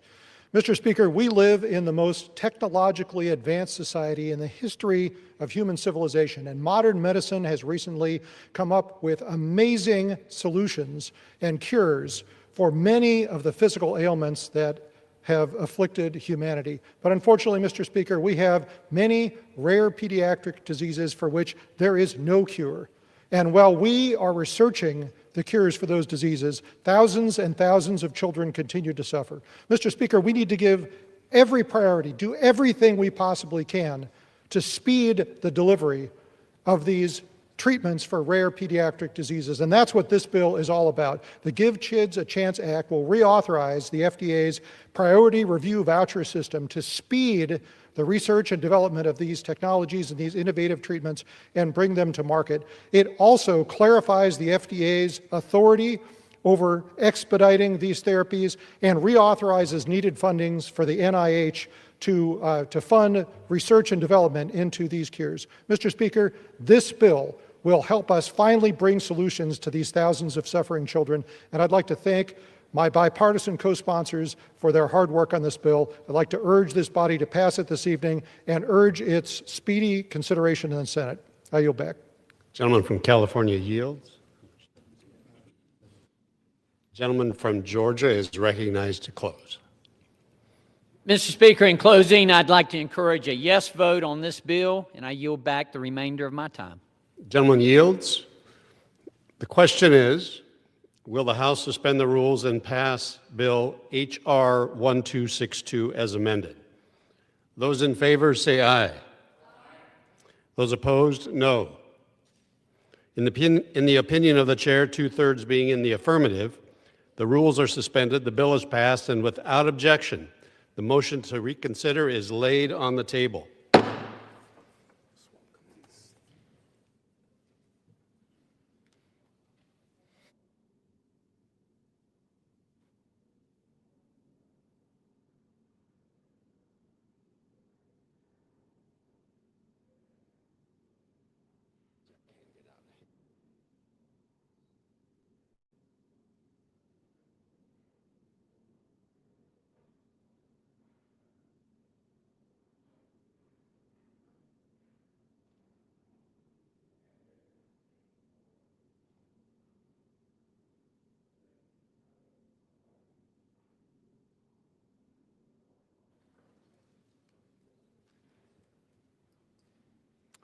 For what purpose does the gentleman from Missouri seek recognition? Thank you, Mr. Speaker. I move to suspend the rules and pass the bill H.R. 4313, Hospital and Patient Services Modernization Act, as amended. The clerk will report the title of the bill. H.R. 4313, a bill to amend Title 18 of the Social Security Act to extend acute hospital care at home waiver flexibilities and to require an additional study and report on such flexibilities. Pursuant to the rule, the gentleman from Missouri, Mr. Smith, and the lady from Wisconsin, Ms. Moore, each will control 20 minutes. The chair recognizes the gentleman from Missouri. Mr. Speaker, I ask unanimous consent that all members have 5 legislative days to revise and extend their remarks and submit extraneous material on this bill under consideration. Without objection. Mr. Speaker, I yield myself such time as I may consume. The gentleman is recognized. Thank you, Mr. Speaker. I rise in support of the Hospital and Patient Services Modernization Act, introduced by Ways and Means Health Subcommittee Chairman Mr. Buchanan and Congressman Dwight Evans. I think one of the healthcare-related conversation that frustrates a lot of us around here is the typical year-end healthcare policy extender mess. The legislation in front of us takes the successful hospital at home program and removes it from that chaos by providing it with a renewed 5-year authorization so more Americans can receive care in the comfort and convenience of their own home. Hospital at home has become embedded in the fabric of our healthcare system. More than 400 hospitals in nearly 40 states have participated in the program, which has built a track record of improved patient outcomes. In Health Subcommittee Chairman Buchanan's home state of Florida alone, there are 23 hospitals participating in this program. Hospital care provided at home cuts mortality rates. It reduces the risk of falls and infections, and it lowers recovery times. It also can save cost versus expensive in-person hospital visits. It's no wonder that 99% of patients said they were satisfied with the program. At a Ways and Means Committee hearing, we heard the incredible story of a hospital at home patient from North Carolina named Roy, who was diagnosed with sepsis and initially treated in a hospital. There he was disturbed by beeping sounds, uncomfortable in the hospital gown, and alone with no one able to visit him. His recovery was much better at home. He was able to sleep in his own bed and visit with friends and family. He also continued to receive the same level of care he would have otherwise received at the hospital. His recovery at home was rapid, it was complete, and without any infections. I represent one of the most rural districts in America. The long drives to a hospital faced by people living in small towns and remote areas can make seeking care prohibitive. Hospital at home shrinks the physical distance, stopping rural patients from getting care. Hospital at home has been a proven success for getting more Americans the health care that they need. I reserve the balance of my time. Gentleman from Missouri reserves. The lady from Wisconsin is recognized. Thank you, Mr. Speaker. I yield myself such time as I may consume. The lady's recognized. Well, I am really happy to see you, Mr. Chairman of the Ways and Means Committee, and I'm certainly happy to support this 5-year extension of the Hospital at Home program, which of course includes a critical study to ensure additional information about the program and to hear so much about the success of this program as people experience it. Mr. Speaker, the provisions, as the previous speaker, Mr. Chairman, the chairman of the Ways and Means Committee has pointed out, they get extended every single year. I mean, sometimes in short increments, sometimes they move as a package, year-end kind of tax package. As a matter of fact, this was just extended in the continuing resolution that we just passed. It's been extended in previous funding bills and in previous funding bills before that. So I am so delighted to be here this evening to see that my Republican colleagues are in the mood to extending current law. And I am just, I would like to extend to them the opportunity maybe to extend the Affordable Care Act to the 24 million Americans who are facing this unprecedented, enormous health insurance premium hike since we're extending healthcare stuff today. In my own state of Wisconsin, Mr. Speaker, 279,000 people receive credits to help make insurance coverage affordable. And just say in my state, for a 60-year-old couple not yet eligible for Medicare, say they're earning $85,000 a year, they'll see their premiums increase by $23,281 a year. A family of 4 earning $133,000 a year would see their premiums increase by $14,000 next year. Families are going to be asked to pay 20, 30, 40% of their income for health insurance premiums. And the majority just wants to ignore it.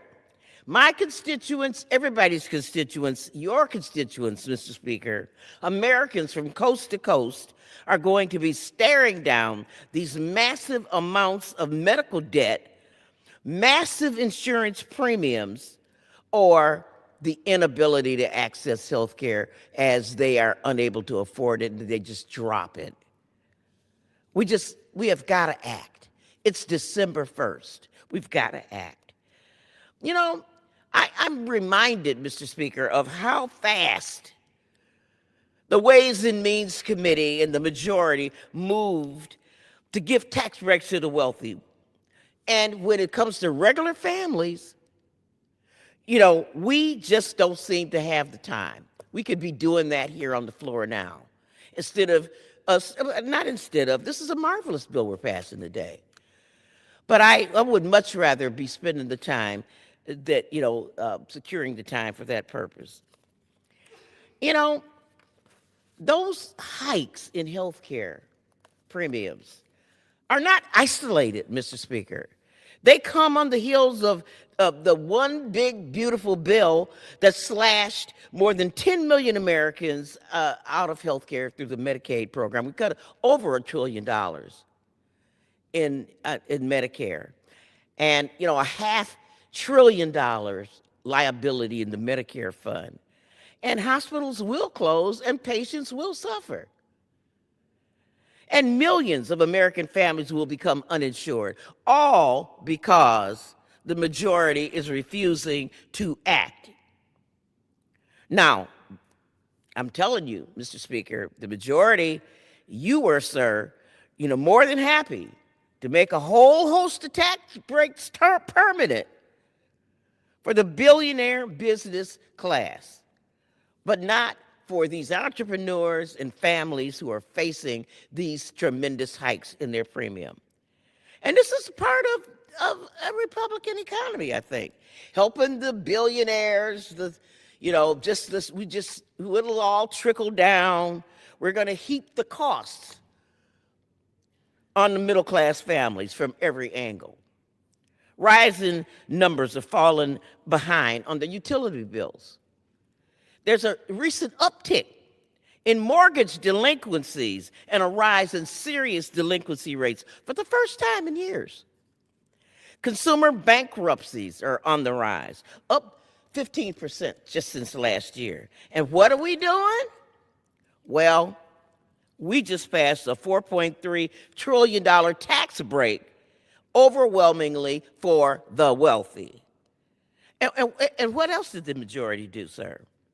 Well, they found $40 billion for certain people in Argentina, but no health care for American families. They found $300 million for a new gilded ballroom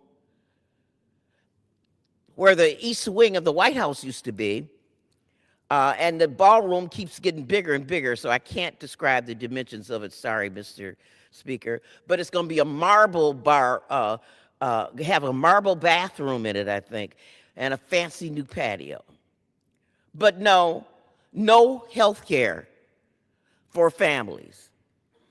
And so we got electric prices, grocery prices, housing prices. Half the people in my state who are renting, are paying more than a third of their income for housing. And these prices are going through the roof.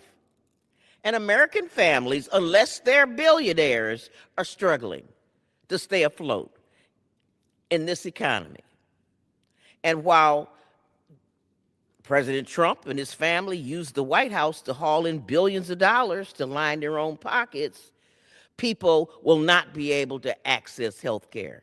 So, while I support this bill, I object to how the majority and the president are making life worse for every single day for most Americans, and I reserve the balance of my time. Lady from Wisconsin reserves. The gentleman from Missouri is recognized. Thank you, Mr. Speaker. I yield as much time as he may consume to the gentleman from Florida, Mr. Buchanan. Gentleman from Florida is recognized for as much time as he may consume. Thank you, Mr. Speaker, and thank you, Mr. Chairman, for your leadership on this topic. It's been key to what we've accomplished today. I rise today in strong support of my bill, the Hospital Inpatient Service Modernization Act, which would allow hospitals to treat Medicare patients safely at home. During the pandemic, CMS established the hospital at home waiver to provide hospitals with the flexibility to care for patients from the comfort and the convenience of their home. The Hospital at Home Act has been very successful, being treated in many homes across the country, and it's also made a big difference in reducing risk infections and falls.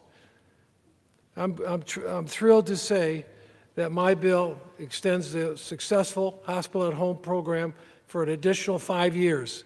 I know a lot of people being in Florida where their parents will talk about the importance of if they could stay at home, and I know this is critical.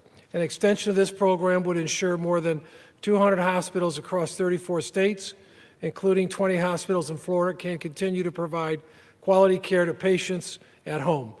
More than 140 leading health care organizations, including hospitals, healthcare providers, and patients, support this legislation.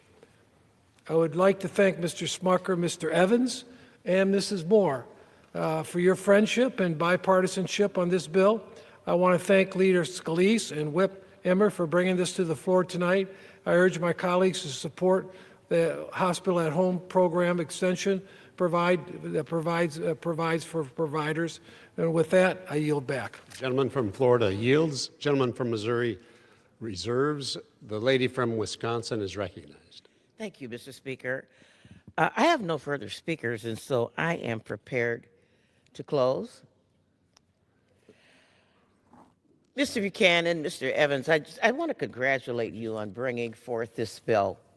I certainly agree with you that people do better at home in many instances and ought to have this as an option. And I look forward to the study that is involved in this iteration of the bill that will inform us about ways to improve the bill. I think that, as we look at healthcare as a whole, it is one of those sort of broken markets that we have. We have 60% of folks that get health care through their employer or through the government or labor unions. We have another group of people who are disabled that get health care. We have another group of people who are elderly. Thank God they get Medicare. But then there's the rest of us out there. And it is in a broken system of health care. We've got to be concerned about those people. Like, we've talked a lot about children with cancer. What if you're 27 and you have cancer?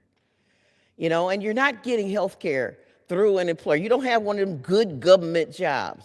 You're not elected to anything. What do you do?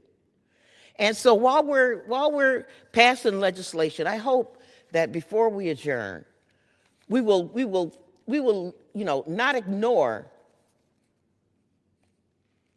the 1,000-pound elephant in the room, and that is the Republican Party standing in the way of doing it. And with that, Mr. Speaker, I would yield back the balance of my time. The lady from Wisconsin yields the balance of her time. The gentleman from Missouri is recognized. Thank you, Mr. Speaker. I yield so much as time as he may consume to the gentleman from Pennsylvania, Mr. Smucker. Gentleman from Pennsylvania is recognized for as much time as he may consume. Thank you, Mr. Speaker, and I'd like to thank the chairman for moving this bill through Ways and Means and for having us consider this bill this evening. The Hospital Inpatient Services Modernization Act, which is legislation led by my friend Congressman Buchanan. I appreciate his leadership on this, and I was pleased to be able to support the effort as well. This bipartisan bill would enable hospitals to extend their successful hospital-at-home programs for another 5 years. The hospital-at-home model gives hospitals the flexibility to treat certain patients in the comfort and convenience of their own homes rather than in the hospital facility.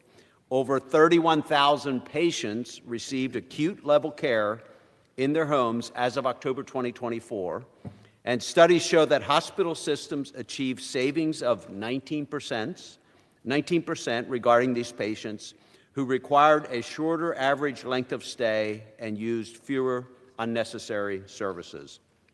A number of hospitals in my district have used the hospital-at-home waiver to great effect. For example, one system with a hospital in my community has accepted more than 800 patients across all of their facilities, freeing up more than 1,500 hospital bed days and saving approximately $1.1 million. This is exactly the kind of program that we should be encouraging, which allow medical providers to innovate and provide better care for their patients. Patients like being at home as well, and it decreases costs over the long run.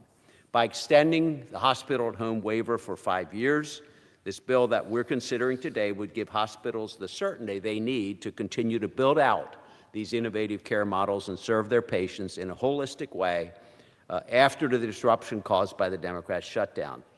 I encourage all of my colleagues to vote yes on this important legislation, which is a clear win for patients and taxpayers. Thank you, Mr. Speaker, and I yield back. Gentleman from Pennsylvania yields. The gentleman from Missouri is recognized. Thank you, Mr. Speaker. I urge my colleagues to approve this legislation, and I yield the balance of my time. Gentleman yields. The question is, will the House suspend the rules and pass the bill H.R. 4313 as amended? Those in favor say aye. Those opposed say no. In the opinion of the chair, 2/3 being in the affirmative, the rules are suspended, the bill is passed, and without objection, the motion to reconsider is laid on the table.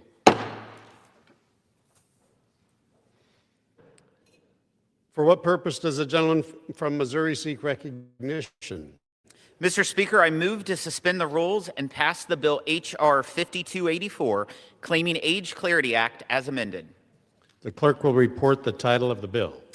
Union Calendar Number 283, H.R. 5284, a bill to require the Social Security Administration to make changes to the Social Security terminology used in the rules, regulations, guidance, or other materials of the administration. Pursuant to the rule, the gentleman from Missouri, Mr. Smith, and the gentlewoman from Wisconsin, Ms. Moore, each will control 20 minutes. The chair recognizes the gentleman from Missouri. Mr. Speaker, I ask unanimous consent that all members have 5 legislative days to revise and extend their remarks and submit extraneous material on the bill under consideration. Without objection. Mr. Speaker, I yield myself such time as I may consume. The gentleman is recognized. Thank you, Mr. Speaker. I rise in support of the Claiming Age Clarity Act, bipartisan legislation introduced by my Ways and Means colleagues, Representative Lloyd Smucker and Don Beyer. Planning for one's retirement can be stressful enough without having to interpret needlessly complicated terminology. Unfortunately, millions of Americans claiming Social Security today often face confusing and misleading terms used by the agency that make it that much harder to make informed decisions before one's financial future. Under the legislation before us, the Social Security Administration will be required to update the agency's language to make it clearer and more straightforward. This will help ensure that Americans do not accidentally claim benefits earlier than they should, are completely informed, and don't potentially miss out on substantial income during their retirement years. This is critical for the nearly 100,000 citizens living in Representative Smucker's district and the over 80,000 in Representative Beyer's district who are nearing retirement age today. It is why organizations like the AARP, the Bipartisan Policy Center, and the Association of Mature American Citizens have come out in support of this bill, which received overwhelming bipartisan support in the Ways and Means Committee. I reserve the balance of my time. From Missouri reserves, the lady from Wisconsin is recognized. Thank you, Mr. Speaker. And I rise in support of H.R. 5284, the Claiming Age Clarity Act. And I want to, I would yield to myself such time as I might consume, Mr. Speaker. Thank you. I rise in support of H.R. 5284, the Claiming Age Clarity Act, and I do want to thank Mr. Smucker, Mr. Beyer, my colleagues for their leadership on this important legislation. As Mr. Smith has described this legislation, these changes will better help seniors understand the advantages and disadvantages of claiming at different ages. I certainly know folks among my constituency who were faced with this confusion, and this bill addresses that. But I do want to quote Mr. Beyer, who is not with us and is an author of the bill along with Mr. Smucker, which he says he noted in our committee report, and I quote, "This bill doesn't solve the big picture on Social Security, which this committee presides over, nor does it fix the data privacy, customer service, or staffing disaster that DOGE and this administration has put on this agency, but it will help at the margins. And I am glad that this little bill is seeing the light today." Unquote. This bill passed the Committee on Ways and Means with overwhelming bipartisan support. I urge my colleagues on both sides of the aisle to support this common sense legislation, and I reserve the balance of my time. The lady from Wisconsin reserves. The gentleman from Missouri is recognized. I yield as much time as he may consume to the gentleman from Pennsylvania, Mr. Smucker. Gentleman from Pennsylvania is recognized for as much time as he would consume. Thank you, Mr. Speaker. I'd like to thank the chair for yielding. I'd like to thank the leader for bringing this bill to the floor. Ms. Moore is right. There are serious questions about Social Security and its sustainability going forward. I can tell you that Republicans want to ensure that the promises that have been made to the American people will be able to be kept. So we need to have that conversation that Ms. Moore talked about. We need to make structural changes to the program. We have a math problem. In 8 years, if nothing is done, beneficiaries will not receive their full payment. So it's time that we begin to have that discussion. But this does this provides information to individuals who are reaching retirement age to ensure that they have the best information available to them as they make decisions about when to start benefits. Today we use terms like early eligibility age, full retirement age, delayed retirement credits, which are confusing to people that I talk with about this. And studies show that most beneficiaries don't fully understand how their claiming decisions will affect their monthly benefits. So as a result, there are seniors today, many seniors today, who may be missing out on substantial retirement income because of suboptimal claiming decisions that they made. Mr. Speaker, that's where this act, the Claiming Age Clarity Act, comes in. This bill, my bill, would simply change the terminology used by the Social Security Administration to describe the different ages when an individual can begin to claim their benefits. Instead of early retirement age, this bill would refer to 62 as the minimum benefit age. This is the age, if you start Social Security then, that is the smallest benefit, the minimum benefit that you would receive. Full retirement age would become the standard benefit age, and at age 70 would be referred as the maximum benefit age. Minimum, standard, and maximum benefit ages. I don't think it gets any simpler than that when describing this. Mr. Speaker, this bill will help them make informed decisions when deciding when to begin their Social Security benefits that they've earned. I thank Mr. Byer for leading this effort with me, and I urge my colleagues to support this common sense bill. Gentleman from Pennsylvania yields. The gentleman from Missouri is recognized. Mr. Speaker, I have no further requests for time, and we're prepared to close. Gentlelady, Thank you, Mr. Speaker. the gentleman from Missouri reserves then, and gentlelady from Wisconsin And Mr. is Speaker, recognized. I also have no further speakers, and I'm prepared to close. Gentlelady is recognized. Mr. Speaker, I just think this is a common sense bill, and I'm so happy that our colleagues thought it appropriate to bring it forward to help older Americans make better informed decisions. As I've indicated, I have had friends who retired at age 62 perceiving that would be a better time based on some of the misinterpretation of the language. And so I urge my colleagues on both sides of the aisle to support this bill, and I yield back.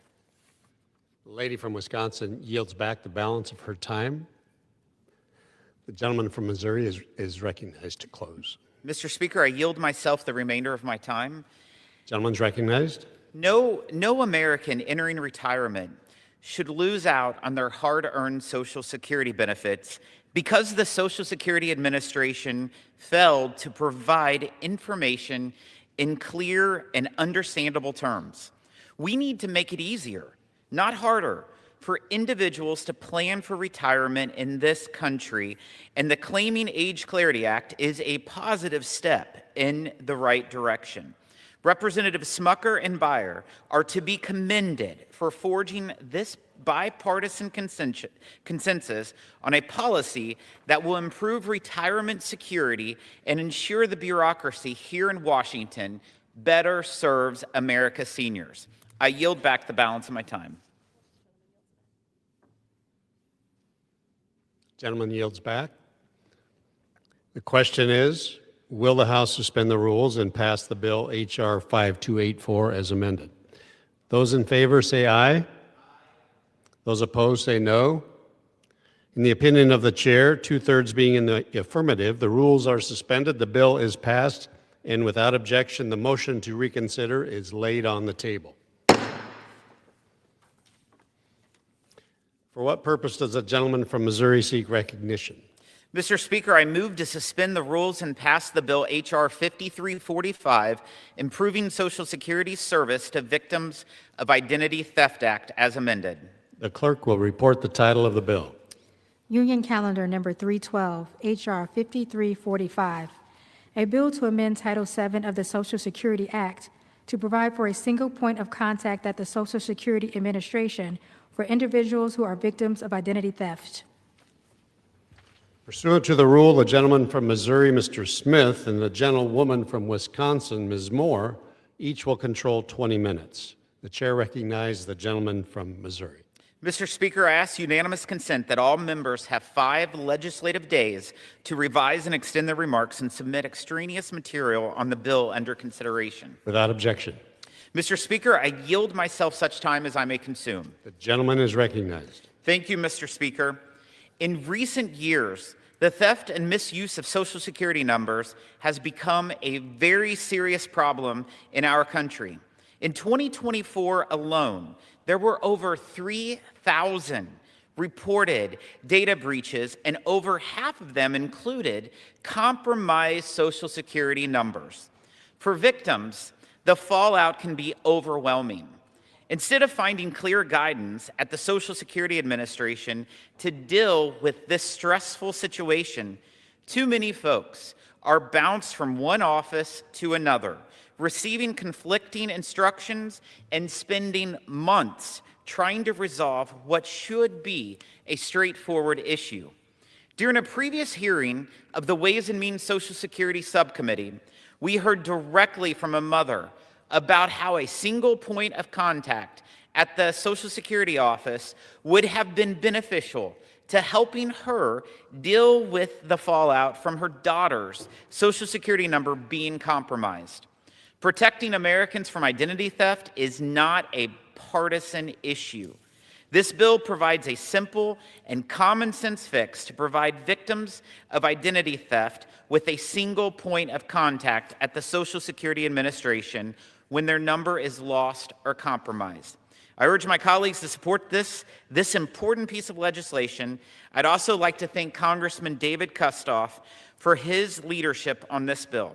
Thanks to his work, victims of identity theft whose Social Security numbers have been compromised will get the help that they so need. I reserve the balance of my time. Gentleman from Missouri reserves. The lady from Wisconsin is recognized. Thank you so much, Mr. Speaker. And I yield myself such time as I may consume. The lady is recognized. I certainly support H.R. 5345, the Improving Social Security Service to Victims of Identity Theft Act. And of course, this passed the Ways and Means Committee with overwhelming bipartisan support. I think having a single person to deal with at the Social Security office is just common sense, and it will enable a victim to unravel their problems a lot sooner. I just want to make note of the fact that, like some other Social Security bills that are under consideration today, this bill does not fix the crisis that this Trump administration has inflicted on Social Security when it comes to data privacy and customer service. I mean, thumb drives went into our central data computers by DOJ employees, people who had not been confirmed by any Senate or anything else. And our Social Security information was captured indeed on thumb drives. And Democrats are going to continue to fight to protect Americans from having their personal Social Security information politicized or bought and sold to the highest bidder, or their Social Security benefits put at risk. It is very, very frightening. So frightening, Mr. Speaker, that, As soon as our Treasury Secretary was brought into office, I wanted to know what DOGE was doing, where the information was going. I don't think we've had any conversations of any substance regarding the location of those data. And while this bill will have a modest but meaningful improvement to Social Security's customer service since the victims of identity theft, I urge my colleagues on both sides of the aisle to vote for this legislation, but I want them to think more deeply about what we need to do in the atmosphere that we're in now to protect Americans' Social Security data that was mined by DOGE. And with that, I would reserve my time. The lady from Wisconsin reserves. The gentleman from Missouri is recognized. Thank you. I yield as much time as he may consume to the gentleman from Tennessee, Mr. Kustoff. Gentleman from Tennessee is recognized for as much time as he may consume. Thank you, Mr. Speaker. Mr. Speaker, I want to thank our Ways and Means Chairman, Jason Smith, not only for his strong leadership, but for his support on this important legislation. Mr. Speaker, every year, more and more Americans are having their identity stolen. It's a sad fact. Bad actors are becoming more sophisticated. They're using new technology to gain access to sensitive information. Just last year, there were over 3,000 separate data breaches that were reported, many leaks involving stolen Social Security numbers. Currently, when somebody has their identity stolen, they've got to navigate a kind of a baffling process at the Social Security Administration. The Ways and Means Committee has heard from victims who describe the process of regaining their identities as a bureaucratic nightmare. It's complex, it's lengthy, and it's frustrating. Sometimes they report being passed from representative to representative, from department to department. Sometimes they even get conflicting advice from people within the Social Security Administration. As identity theft becomes more commonplace, the system at the Social Security Administration needs to be streamlined to work better for the victims. The Improving Social Security Service to Victims of Identity Theft Act addresses this problem head on. Specifically, this bill will establish a single point of contact at the Social Security Administration for Americans who have had their Social Security numbers lost or stolen. Mr. Speaker, think of it as a one-stop shop for those trying to protect themselves from identity theft. Having a single point of reference, one point of contact at the Social Security Administration will simplify the process, making it easier and faster for victims to get relief.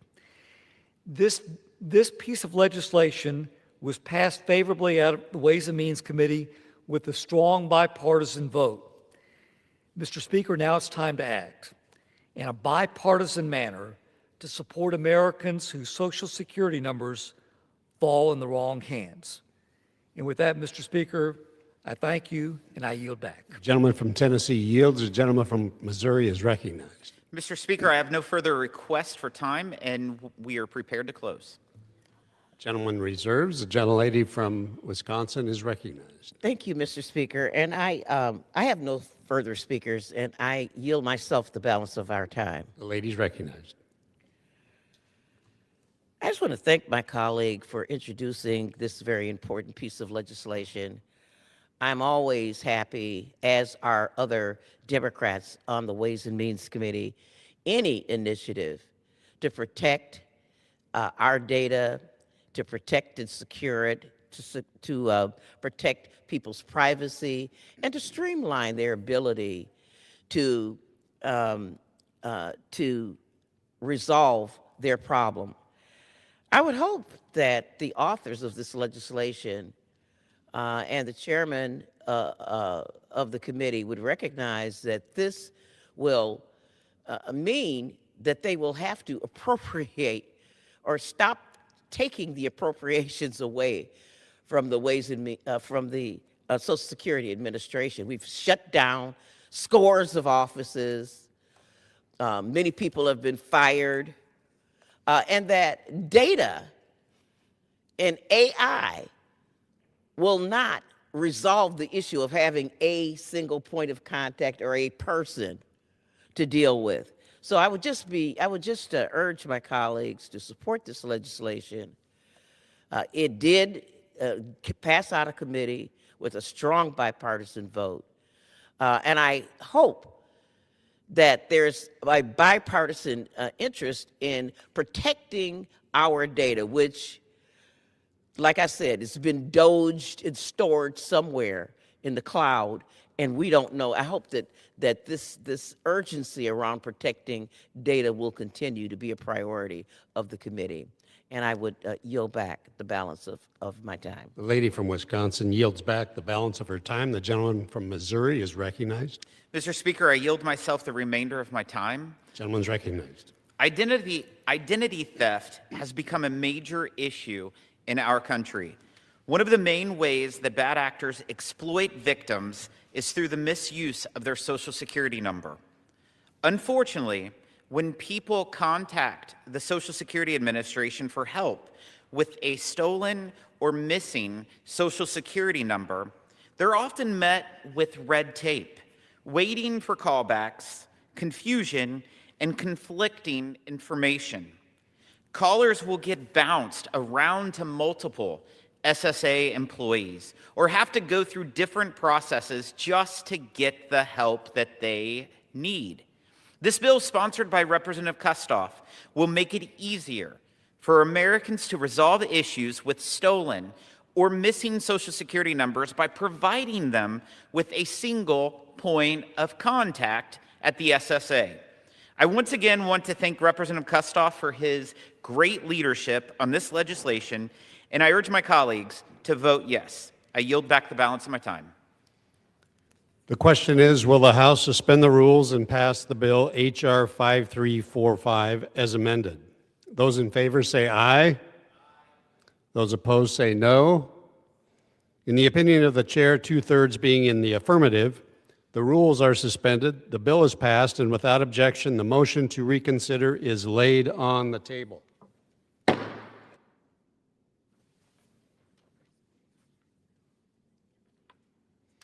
For what purpose does the gentleman from Missouri seek recognition? Mr. Speaker, I move to suspend the rules and pass the bill H.R. 5348, Social Security Child Protection Act of 2025, as amended. The clerk will report the title of the bill. Union Calendar Number 282, H.R. 5348, a bill to amend Title II of the Social Security Act to provide for the reissuance of Social Security account numbers to young children in cases where confidentiality has been compromised. Pursuant to the rule, the gentleman from Missouri, Mr. Smith, and the gentlelady from Wisconsin, Ms. Moore, each will control 20 minutes. The chair recognizes the gentleman from Missouri. Mr. Speaker, I ask unanimous consent that all members have 5 legislative days to revise and extend their remarks and submit extraneous material on the bill under consideration. Without objection. Mr. Speaker, I yield myself such time as I may consume. Gentleman is recognized. Thank you, Mr. Speaker. A lost or stolen Social Security number can cause a lifetime of harm to American children. Every year, more than 1 million children become victims of identity fraud. Current Social Security Administration policy makes it extremely difficult for families to get a new Social Security number for a child, even when families know the original number was compromised through no fault of their own. Previously, the Ways and Means Committee heard direct testimony from a mother who had to battle with the Social Security Administration when her 1-month-old child's Social Security number was compromised, and she was denied a new number. This bill, the Social Security Child Protection Act of 2025, sponsored by Representative Smucker, will help families when their child's Social Security number is lost or stolen. It requires the SSA to issue a new number to children under the age of 14 when the child's card has been compromised versus sitting around and waiting for a malicious act to take place. This is a straightforward solution that will help protect children and families from fraud. I urge my colleagues to support this so we can continue to stand together to better safeguard the identities of American kids. I reserve the balance of my time. Gentleman from Missouri reserves. The lady from Wisconsin is recognized. Thank you, Mr. Speaker, and I yield myself as much time as I might consume. The lady is recognized. I certainly think that H.R. 5348, the Social Security Child Protection Act of 2025, which passed the Ways and Means Committee with overwhelming bipartisan support, deserves to be supported by this body. As has been indicated, this legislation would direct the SSA to issue a new Social Security number to a child under 14 if that was stolen in the course of being mailed. The current policy brings nothing but misery upon a child and a new family, and I think that this is a common sense effort to mend this grievous bureaucratic conundrum that parents would have to face. And with that, I would reserve my time. The lady from Wisconsin reserves. The gentleman from Missouri is recognized. I yield as much time as he may consume to the gentleman from Pennsylvania, Mr. Smucker. Gentleman from Pennsylvania is recognized for as much time as he may consume. Thank you, Mr. Speaker. I'd like to thank the chairman, Mr. Smith, for the opportunity to bring this up in committee and then for moving it out of committee. And I'd like to thank the leader for bringing it to the floor for a vote. This is about helping kids. Now, I know when we talk about Social Security, we don't often think about kids. But remember, every child receives a Social Security number that follows them around for the rest of their life. And every year, there are kids whose Social Security numbers are lost or stolen in the mail and exposed to fraudsters. Now, because children don't open bank accounts, they don't apply for lines of credit, they don't seek employment, it can take them years to discover that their identity was stolen or to realize the effects of a stolen identity. But under current policy, even if the child is aware that the Social Security number was stolen, a child must become victimized by actual fraud before the Social Security Administration will change their Social Security, will give them a new number. That's ridiculous. Now, if my bank issued a credit card and I didn't receive it in the mail, they wouldn't send me another copy of the same card. They'd cancel the old one and send me a new card. Why would we treat our children any differently? We shouldn't. That is why, Mr. Speaker, I ask my colleagues to vote for the Social Security Child Protection Act.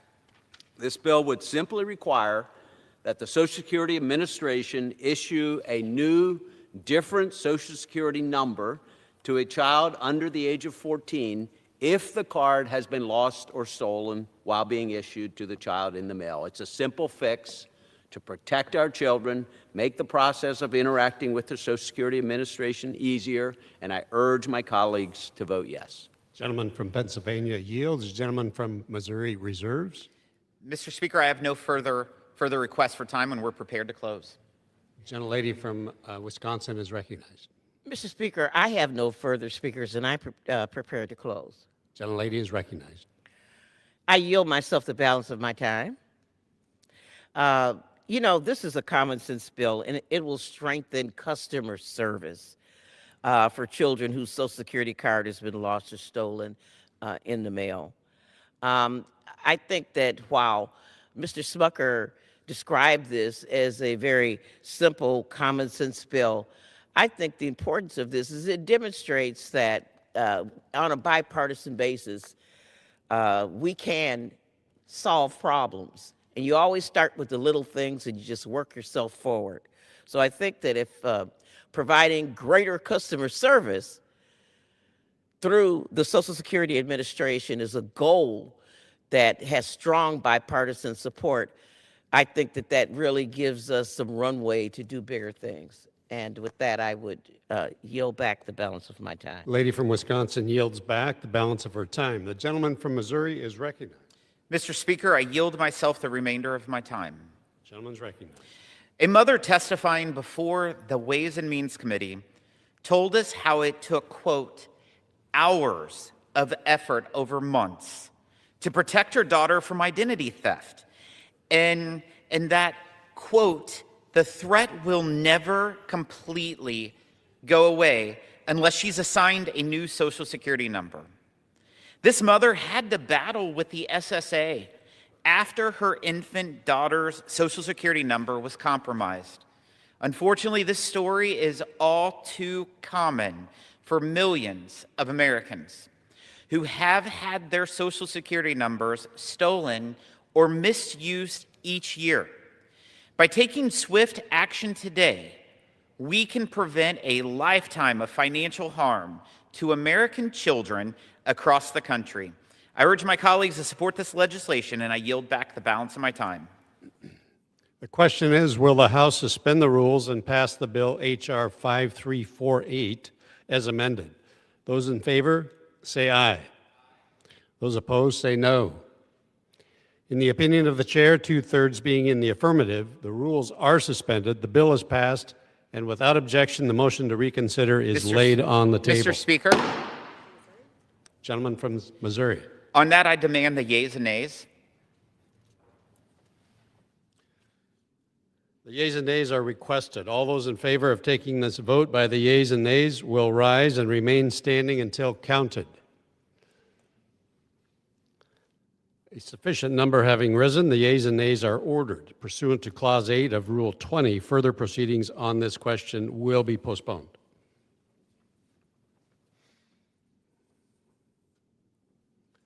For what purpose does the gentleman from Missouri seek recognition? Mr. Speaker, I move to suspend the rules and pass the bill H.R. 5346, Fair and Accountable IRS Reviews Act, as amended. The clerk will report the title of the bill. Union Calendar Number 272, H.R. 5346, a bill to amend the Internal Revenue Code of 1986 to reform certain penalty and interest provisions. Pursuant to the rule, the gentleman from Missouri, Mr. Smith, and the lady from Alabama, Ms. Sewell, each will control 20 minutes. The chair recognizes the gentleman from Missouri. Mr. Speaker, I ask unanimous consent that all members have 5 legislative days to revise and extend their remarks and submit extraneous material on the bill under consideration. Without objection. Mr. Speaker, I yield myself such time as I may consume. The gentleman is recognized. Thank you, Mr. Speaker. I rise today in support of the Fair and Accountable IRS Reviews Act introduced by our colleague, Representative Glenn Grothman. While not a member of the Ways and Means Committee, I know Representative Grothman to be a tireless advocate for American taxpayers. As representative by this important piece of legislation that will go a very long way towards protecting their rights. The legislation ensures that rogue IRS employees are not able to unfairly impose penalties and fines on taxpayers without going through proper channels of authorization and doing so in a timely manner. Right now, an IRS agent can impose a penalty on an American taxpayer before obtaining a supervisor's approval. Moreover, they can shop around for any other employee at the agency they wish to seek permission from, since current law does not require approval from a direct supervisor. These loopholes, they undermine the no signature, no penalty principle. Representative Grothman's bill received unanimous support at the Ways and Means Committee. It is an important policy reform that will reinforce fair treatment of taxpayers at the IRS. I reserve the balance of my time. The gentleman from Missouri reserves. The chair recognizes the lady from Alabama. Mr. Speaker, I yield myself such time as I may consume. The gentlelady is recognized. Thank you, Mr. Speaker. I rise in support of H.R. 5346, the Fair and Accountable IRS Reviews Act. I want to thank the Chairman Jason Smith for putting this bill on the floor. And I want to thank him for always remembering that it's better to do things in a bipartisan way. This bill clarifies procedures under Section 6751 of the Internal Revenue Code and fixes an ongoing controversy regarding tax penalties and IRS supervisory approvals. The IRS Restructuring and Reform Act of 1998 added Section 6751 to the Internal Revenue Code, which says that certain tax penalties shall not be assessed unless the initial determination of the assessment is personally approved in writing by the immediate supervisor of the employee making the determination or a higher level official. This provision in its current form does not define when supervisory approval must be obtained or who is considered an immediate supervisor. The lack of definition has led to conflicting decisions in the court regarding the time of approvals and among who at the IRS can make such approvals. Due to this widespread confusion, the National Taxpayer Advocate recommended that Congress enact legislation to fix this provision. Therefore, this bill clarifies that an IRS employee must obtain supervisory approval in writing before any written communication is sent to a taxpayer about certain proposed penalties.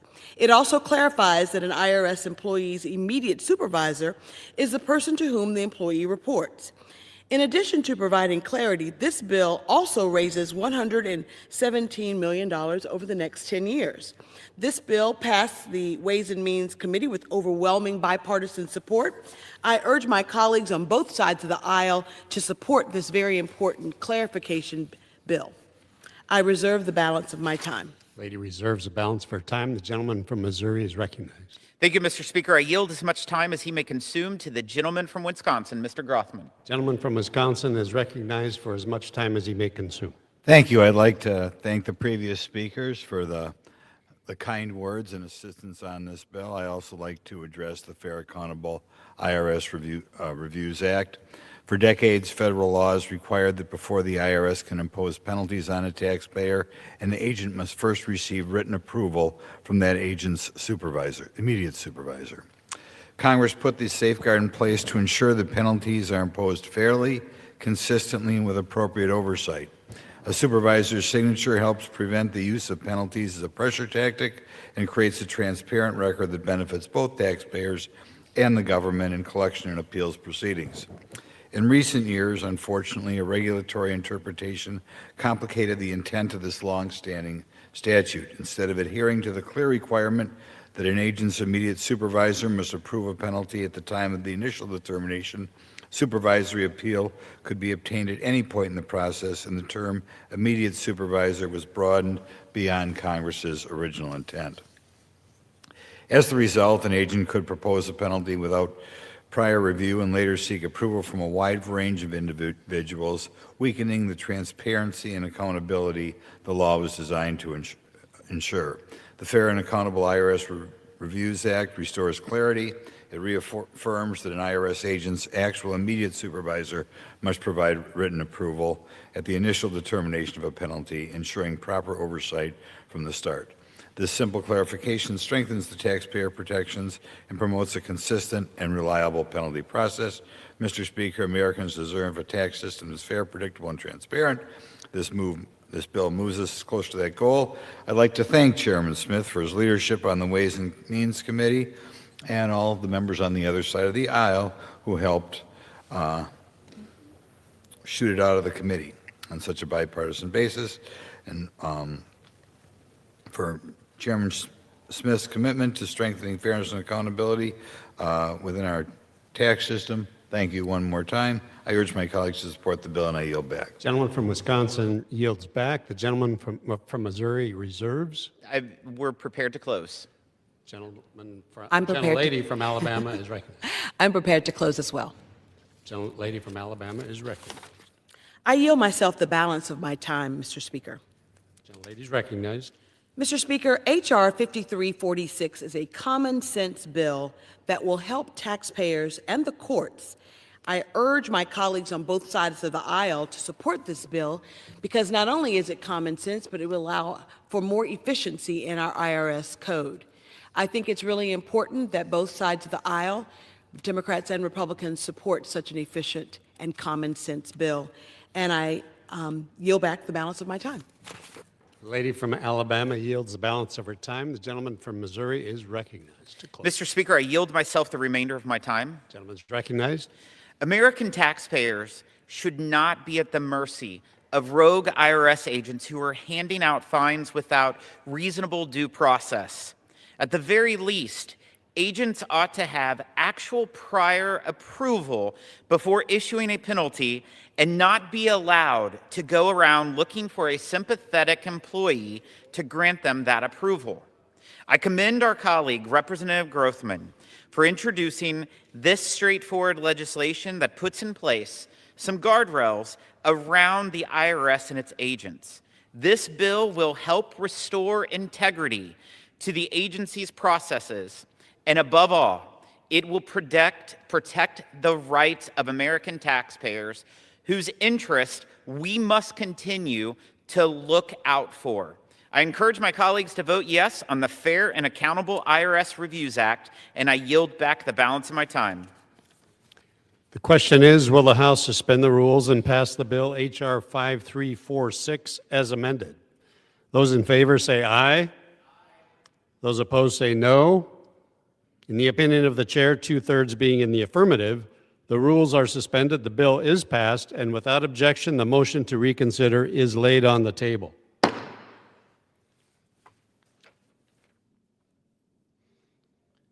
For what purpose does the gentleman from Missouri seek recognition? Mr. Speaker, I move to suspend the rules and pass the bill H.R. 5349, Tax Court Improvement Act, as amended. The clerk will report the title of the bill.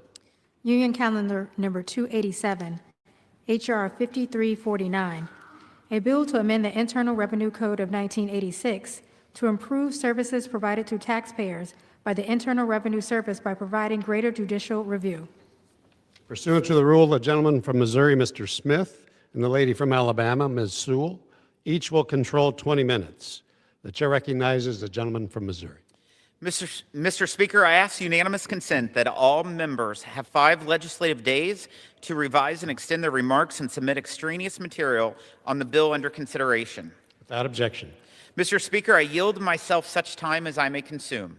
The gentleman is recognized. Thank you, Mr. Speaker. I rise in support of the Tax Court Improvement Act, bipartisan legislation introduced by Representatives Nathaniel Moran and Terry Sewell. As a former judge, Congressman Moran knows the importance of fully protecting Americans' legal rights and due process, and I appreciate his leadership on this issue. This bill strengthens taxpayer rights during judicial proceedings before the U.S. Tax Court. The court will be able to more expeditiously resolve cases as the legislation enhances the efficiency of its judicial review to the benefit of the taxpayer. This will increase the court's productivity, and tax court judges will also be held to the same disqualification standards as other judges. Finally, the court will now have the ability to extend taxpayer deadlines where timely filing is impractical. The U.S. Tax Court is the only venue where taxpayers can dispute a tax estimate without first paying that tax. Taxpayers must stand on equal footing when going toe-to-toe with the IRS. Without the guarantee of rights, taxpayers are put in a situation where the IRS is essentially saying, heads, I win, tails, you lose. I ask my colleagues to stand with American taxpayers and support this legislation, and I reserve the balance of my time. The gentleman from Missouri reserves. The lady from Alabama is recognized. Mr. Speaker, I yield myself such time as I may consume. The lady is recognized. Thank you, Chairman Smith, for bringing this bill to the floor. I rise in support of H.R. 5349, the Tax Court Improvement Act, which passed the Ways and Means Committee with overwhelming bipartisan support. I would like to thank my co-sponsor and colleague, Mr. Moran of Texas, for his leadership and working with me on this important legislation. I also want to thank the gentleman from Texas for the smoked turkey he sent to several members of our committee. The tax court has a very important impact on everyday Americans. It provides individuals and businesses with an opportunity to be heard in court and challenge the Internal Revenue Service before paying a disputed tax. Our committee is always looking for ways to make the tax court more efficient and fairer for the taxpayer, and that is why we are here today. The Tax Court Improvement Act will strengthen the tax court procedures and practices by making 4 common sense reforms. The act will accelerate the collection of documents, expand the types of cases assigned to special trial judges, hold tax court judges to the same recusal standards as other federal judges, and allow the deadline for petitions to be extended in certain circumstances. These improvements to the tax court will have a tangible impact on thousands of taxpayers, and it will raise $6 million over the next 10 years. Given the importance of the tax court, I urge my colleagues on both sides of the aisle to support this important legislation, and I reserve the balance of my time. Reserves. The gentleman from Missouri is recognized. I yield as much time as he may consume to the gentleman from Texas, Mr. Moran. Gentleman from Texas is recognized for as much time as he may consume. Thank you, Mr. Speaker. I rise today in strong support of the Tax Court Improvement Act. This taxpayer-friendly bill significantly improves the critical tax court process available to Americans who find themselves in a dispute with the IRS. I want to thank specifically Representative Terry Sewell, who joined me in co-authoring this bill, and for recognizing that taxpayers deserve a court process that is clear, timely, efficient, and just. Her work on this bill reflects our joint commitment to the people that we serve.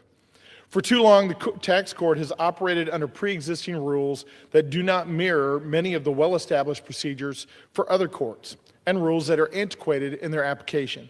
In short, changes needed to be made so that the tax court process works better for the people that it serves.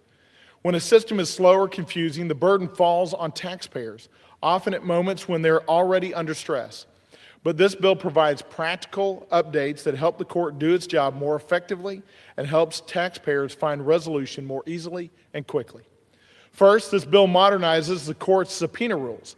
Today, if someone is subpoenaed to produce documents before the tax court, they must show up in person. This wastes time, adds expense, and clogs an already full docket. Other Article I and Article III courts already allow documents to be submitted at times without requiring a physical appearance.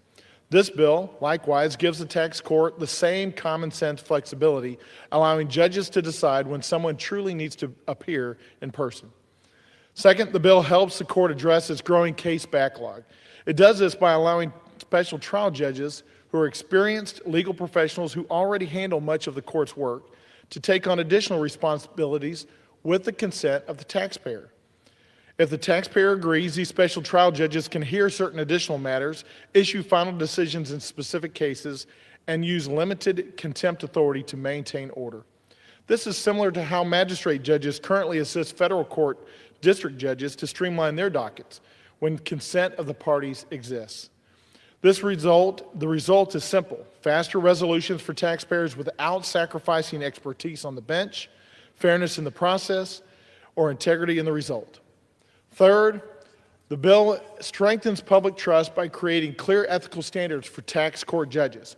Article III judges already have statutory recusal rules. Currently, tax court judges do not.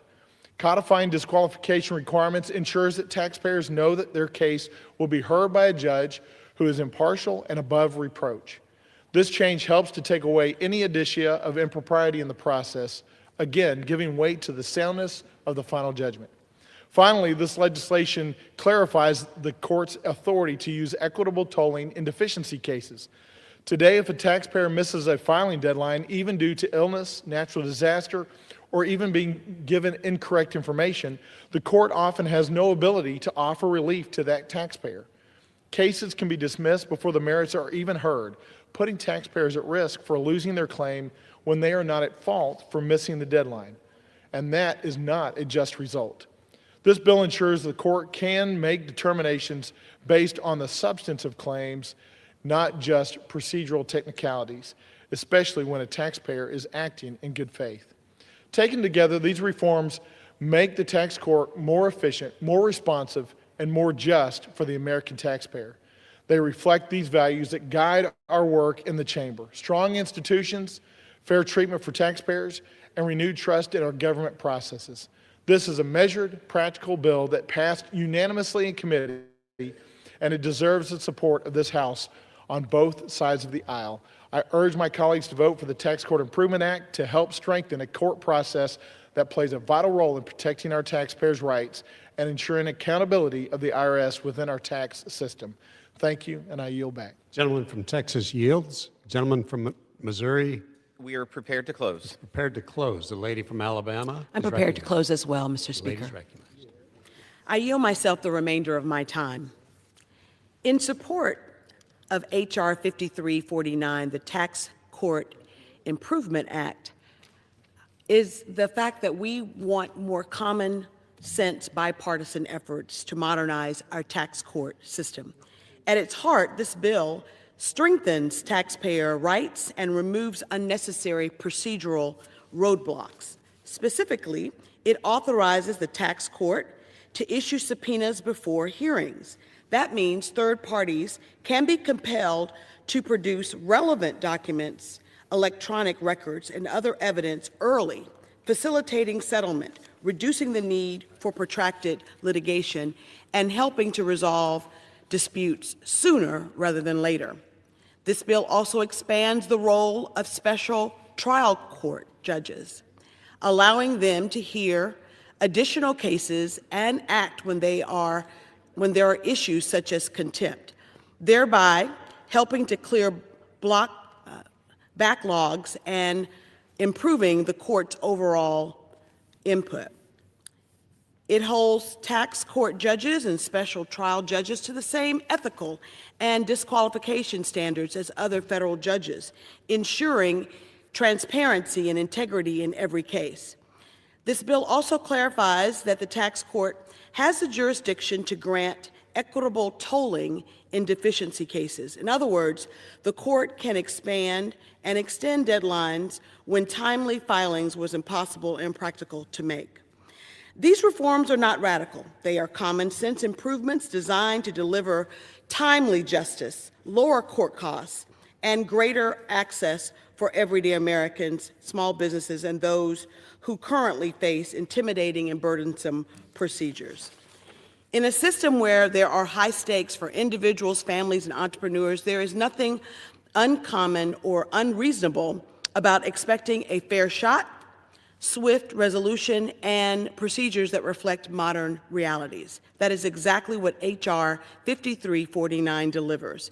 Passing this legislation is a statement that we believe in a tax system where accountability, transparency, and due process matter, not just for the wealthy or well-connected, but for all Americans. I urge my colleagues on both sides of the aisle to support H.R. 5349 and deliver on common sense tax court reform. I yield back, Mr. Speaker. The lady from Wisconsin yields back. The gentleman from Missouri is recognized. Mr. Speaker, I yield myself the remainder of my time. Without objection. The Ways and Means Committee has been working tirelessly to strengthen taxpayer rights. This year alone, the committee has approved several pieces of legislation giving taxpayers fair treatment. The Tax Court Improvement Act is another one of these solutions. The IRS is the most feared federal agency for good reason. But we are working to change that. In addition to pursuing partisan aims, it has a long, documented history of treating taxpayer rights as mere suggestions. This bill will give taxpayers more confidence and greater protections when litigating their case before the U.S. Tax Court. I want to thank Congressman Moran and Congresswoman Sewell for championing taxpayer rights. This bill received total support in the Ways and Means Committee, and I urge all my colleagues to do the same here in the House. I yield back the balance of my time. The question is, will the House suspend the rules and pass the bill H.R. 5349 as amended? Those in favor say aye. Those opposed say no. In the opinion of the chair, 2/3 being in the affirmative, the rules are suspended, the bill is passed, and without objection, the motion to reconsider is laid on the table.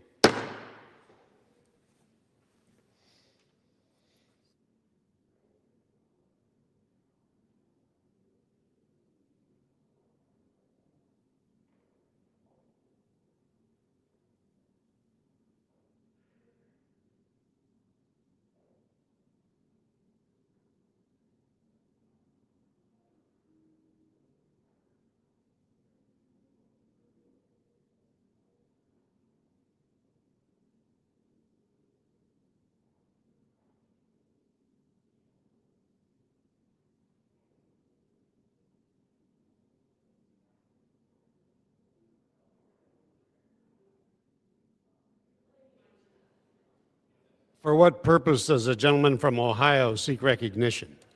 Mr. Speaker, I move to suspend the rules and pass the bill, H.R. 225, as amended. The clerk will report the title of the bill. Union Calendar Number 164, H.R. 225, a bill to require the Inspector General of the Department of Housing and Urban Development to testify before the Congress annually and for the purposes. Pursuant to the rule, the gentleman from Ohio, Mr. Davidson, and the gentlewoman from California, Ms. Waters, each will control 20 minutes. The chair recognizes the gentleman from Ohio. Thank you, Mr. Speaker. I ask unanimous consent that all members may have 5 legislative days to revise and extend their remarks and include extraneous material in this bill. Without objection. I yield myself such time as I may consume. Mr. Speaker, I rise in support of H.R. 225, the HUD Transparency Act. I want to thank the gentlewoman from Texas, Congresswoman Dela Cruz, for sponsoring this legislation. The HUD Transparency Act of 2025 is a piece of common sense legislation that strengthens accountability, enhances oversight, and ensures the American people have a clear view into how federal housing dollars are spent. For years, the Department of Housing and Urban Development, HUD, has administered programs that touch millions of families, seniors, veterans, and communities across our nation. These programs are critical. They support affordable housing development, combat homelessness, and help communities recover after disasters.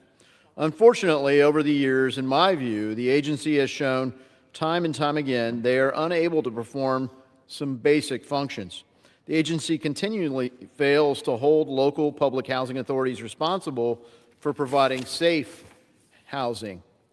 Reports from the Inspector General, the Government Accountability Office, and our own committee have repeatedly identified some of the same issues: outdated and incomplete reporting, inconsistent and unverifiable data, missed deadlines, and major programs operating without clear evidence of effectiveness. As the branch with the power of the purse, it is Congress's responsibility to ensure tax dollars that go toward HUD's programs are managed effectively, efficiently, and transparently. H.R. 225 delivers on that responsibility. This bill requires the Office of the Inspector General of the Department of Housing and Urban Development to annually testify before Congress so that we can ensure the department is meeting its performance reporting and management standards.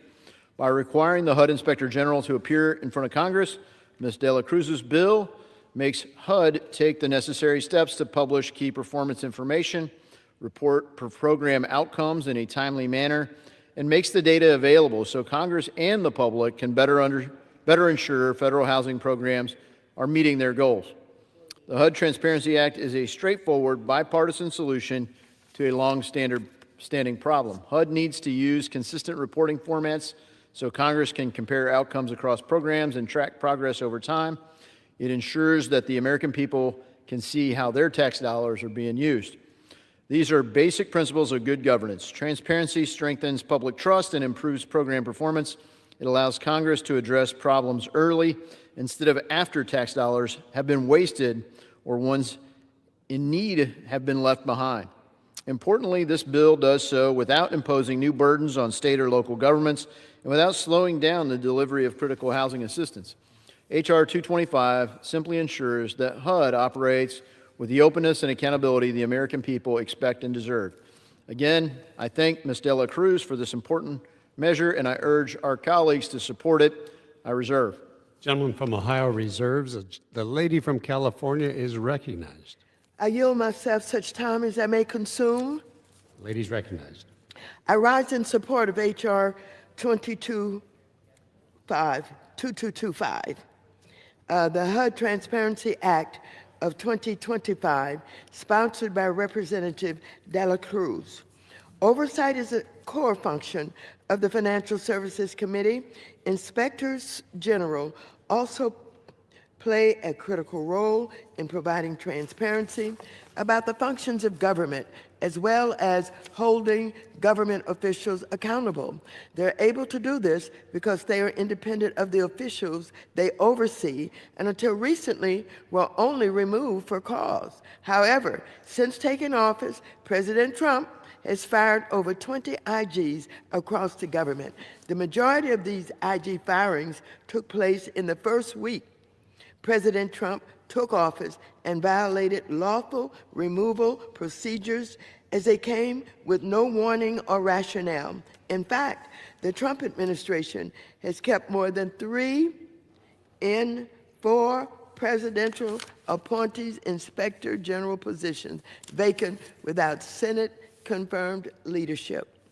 These actions not only silence future IGs, but leave the public less informed about critical activities happening across agencies. And dangerously, Trump's actions, combined with Republican House leadership, who are unwilling to investigate anything Trump's team does, enable the Trump administration to be entirely unaccountable. Notably, the HUD Inspector General, this bill, would require to testify before our committee was one of the people Trump arbitrarily fired earlier this year. And since that firing, the acting HUD IG has been replaced again, and there's no one being considered by the Senate for confirmation. As a result, no one in this chamber knows when our committee will be able to receive this testimony. That said, and while I support this bill, this debate ignores the real and urgent challenges facing HUD and our housing market, and how the president and his administration are actively taking steps to undermine efforts to address the affordable housing crisis. For example, where's the legislation from my Republican colleagues to stop Trump's plan to gut existing permanent supportive housing that could force more than 170,000 people back on the streets? 20 states and D.C. have already sued HUD, citing the plan as chaotic and unlawful. Or where are their investigations into the director of the Federal Housing Finance Agency, Bill Pute, who is weaponizing the housing finance giants Fannie Mae and Freddie Mac for politically motivated witch hunts and trying to lock new home buyers into 50-year mortgages? If Republicans wanted to lower housing costs, why aren't they calling to exempt materials like lumber from Trump's tariffs? Or why aren't we negotiating the road to housing bill so that it can be included in NDAA and quickly passed into law? Mr. Speaker, the invitation to my colleagues on the other side of the aisle is open. Join us in finally taking steps to address the rising cost of housing. The American public wants us to lower their bills, and Democrats have numerous ideas about how to do that. Join us in ensuring that the HUD Inspector General has the independence to do their job without fear of retaliation when they uncover corruption or abuse of power. So we will join you in passing this bill today, but we need to finally get to work to deliver real change for the American people. I reserve the balance of my Lady time. from California reserves. Gentleman from Ohio is recognized. Mr. Speaker, I'm including in the record the Congressional Budget Office estimate for this bill. Without objection. Mr. Speaker, I now yield 2 minutes to the gentlewoman from Texas, Ms. De La Cruz. The lady from Texas is recognized for 2 minutes. Thank you, Mr. Speaker, and thank you to my colleague for yielding. Mr. Speaker, I rise today in support of my bill, H.R. 225, the HUD Transparency Act of 2025. This common sense legislation requires annual testimony from the Department of Housing and Urban Development's Inspector General. By doing so, the HUD Transparency Act adds formal oversight over HUD that does not currently exist. In the past, Congress has gone years without hearing from HUD's Inspector General. And with a budget that exceeds $70 billion, we must have proper oversight over HUD to ensure housing programs are working for all Americans. That being said, my bill will require the Inspector General to provide Congress with recommendations and insights into reforming HUD's programs and rooting out waste, fraud, and abuse in our federal spending. Housing issues impact all Americans. I commend this administration for their focus on restoring the American dream of home ownership by bringing down housing costs and cutting red tape. Our HUD programs play a critical role in increasing the affordable housing supply and access nationwide. However, the success of HUD's programs relies on the department's ability to root out the fraud, waste, and abuse. The HUD Transparency Act aids in this by adding critical oversight to ensure that those who qualify for HUD's programs can receive the housing assistance that they need. This legislation has a strong record of bipartisan support. The lady is recognized for 30 seconds.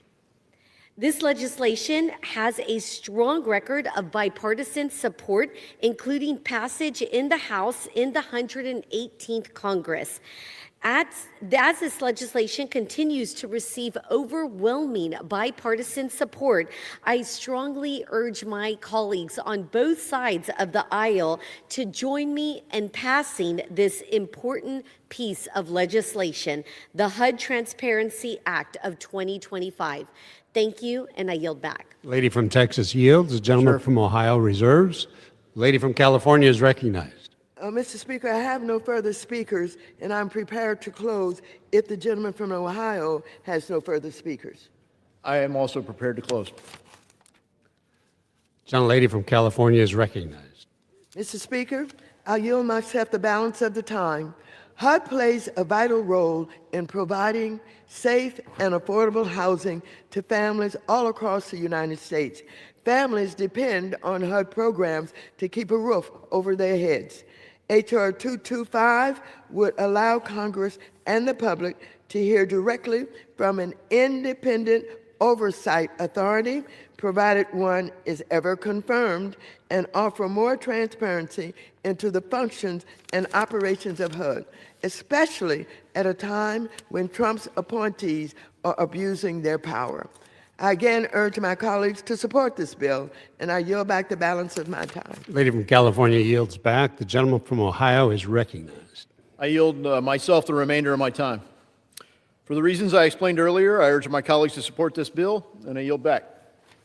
The question is, will the House suspend the rules and pass the bill H.R. 225 as amended? Those in favor say aye. Those opposed say no.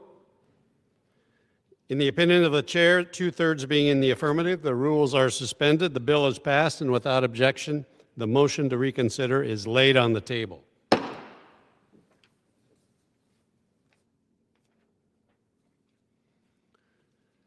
For what purpose does the gentleman from Ohio seek recognition? Mr. Speaker, I move to suspend the rules and pass the bill H.R. 4423 as amended. The clerk will report the title of the bill. Union Calendar Number 202, H.R. 4423. A bill A bill to continue the pause on disbursements and new financing commitments to the government of Burma. Pursuant to the rule, the gentleman from Ohio, Mr. Davidson, and the gentlewoman from California, Ms. Waters, will each control 20 minutes. The chair recognizes the gentleman from Ohio. Mr. Speaker, I ask unanimous consent that all members may have 5 legislative days to revise and extend their remarks and include extraneous material in the bill. Without objection. I yield myself such time as I may consume. Mr. Speaker, I rise in support of H.R. 4423, the No New Burma Funds Act. I want to thank the gentlewoman from Georgia, Ms. Williams, for sponsoring this bipartisan legislation. I'm pleased to note that this bill passed the Financial Services Committee unanimously by a vote of 54-0 in July this year. That kind of agreement underscores the seriousness of the threat posed by Burma's military regime and the broad consensus that the United States must respond firmly. The No New Burma Funds Act ensures that the United States will oppose any new World Bank financing that could benefit Burma's illegitimate military junta and supports international efforts to restore democratic governance. Since the military overthrew the elected Burman government in 2021, Congress has fought to hold Burma's military accountable and support the Burmese people in their struggle for freedom, to restore their rightful voice in their own government. Yet despite widespread global condemnation, the acting government of Burma continues to entrench its power, exploit state resources, and suppress democratic aspirations of citizens, all while seeking access to new streams of international financing. The No New Burma Funds Act responds directly to this challenge by ensuring that the United States continues to use its full voice and vote at the World Bank to maintain a strict pause on disbursements and new financing commitments to the current government in control of Burma. Supporting democratic movements, defending human rights, and advancing stability in Southeast Asia are in our American interest. When international institutions inadvertently enable authoritarian regimes through new financing, our credibility suffers, and in this case, the Burmese people would pay the price. By reaffirming and strengthening this pause, H.R. 4423 provides a responsible and targeted approach that prevents international funds from benefiting the current government and maintains the pressure applied following the 2021 coup. This is a bipartisan common sense measure that upholds human rights, reinforces international accountability, and supports the long-term prospects of peace and democracy in Burma. I thank the bill's sponsor for her work on this legislation and commitment to standing with the people of Burma. I urge my colleagues on both sides of the aisle to support this bill and help send a clear message that the United States will not allow international financing that empowers brutal dictatorship or tyranny in Burma. I reserve. Gentleman from Ohio reserves. The chair recognizes the lady from California. I now yield 2 minutes to the gentlewoman from Georgia, Ms. Williams. The lady from Georgia is recognized for 2 minutes. Thank you, Mr. Speaker. I rise today in support of H.R. 4423, the bipartisan No New Burma Funds Act. This bill, which I introduced with my colleague Young Kim, would mandate that the United States use its voice and vote to continue the World Bank's pause on disbursements and new financing commitments to the government of Burma. This pause was initiated after a military coup overthrew the democratically elected government of Burma in 2021. 4 years ago, the democratically elected leaders of Burma's ruling party, the National League for Democracy, was overthrown by the Tatmadaw, Burma's military. Since the military regime's coup, we've seen families displaced, citizens detained without access to income, education, or health care, and brutal violence against the Burmese civilian population. I center my work on my constituents and fighting for those most marginalized. And Mr. Speaker, while I hope that we are going to have a robust conversation around making sure that everyone back home in my district is housed with affordable housing and lowering costs in this country, today this bill is still centering my constituents. In my district alone, DeKalb County is home to over 2,000 Burmese refugees. In another life prior to my congressional service, I was a public school teacher, and I had a student who was a Burmese refugee. Chit Yin's family story was empowering and a stark reminder that not only do we have an obligation to help those no matter their zip code, but we have a duty to help those no matter where they are on the globe. This legislation gives our country yet another tool to put financial pressure on the Burmese government. This bill will ensure that the U.S. Executive Director at the World Bank pushes the institution to continue its pause on the disbursement of funds and new financing commitments to the government, incentivizing the Burmese government to give power back to the most important piece of any thriving free country, the people. Thank you, Congresswoman Young Kim, for co-leading this important legislation with me, and Chairman Hill and Ranking Member Waters for your support of this priority. I urge all of my colleagues to support this bill, and with that, I yield back. The gentlewoman from California reserves. The gentleman from Ohio is recognized. Mr. Speaker, I am including for the record the CBO estimate for this bill. Without objection. Mr. Speaker, I yield 2 minutes to the gentlewoman from California, Ms. Kim. The gentlewoman from California is recognized. Thank you, Representative Davison, for yielding. I rise in support of H.R. 4423, the No New Funds for Burma Act. This bill would suspend disbursements and financing from the International Bank for Reconstruction and Development to Burma until Treasury Secretary identifies a meaningful change in regime and a restoration of democratic values. In February 2021, the democratically elected members of Burma's government were disposed by the military junta. As we approach almost 5 years since the military's unlawful seizure of power, chaos has overtaken Burma. Since the coup, more than 6,000 people have been killed, 20,000 detained, and more than 3.5 million displaced from their homes. This humanitarian crisis, caused directly by the Burmese military junta, makes one thing very clear. The regime cannot be trusted to responsibly steward funds from international financial institutions or deliver aid to the communities most in need. I want to thank Representative Williams of Georgia for allowing me to co-lead the No New Funds for Burma Act.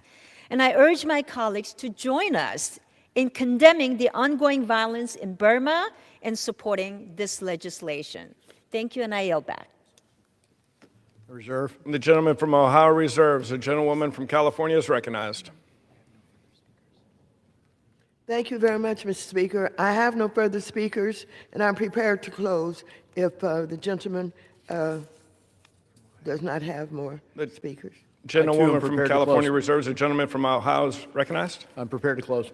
The gentleman from Ohio reserves. The gentlewoman from Thank you very California much. is I yield recognized. myself the balance of the time. The gentleman from California is Given the recognized. human rights violations committed by current Burmese leadership, we must ensure that no new funds are disbursed to the government.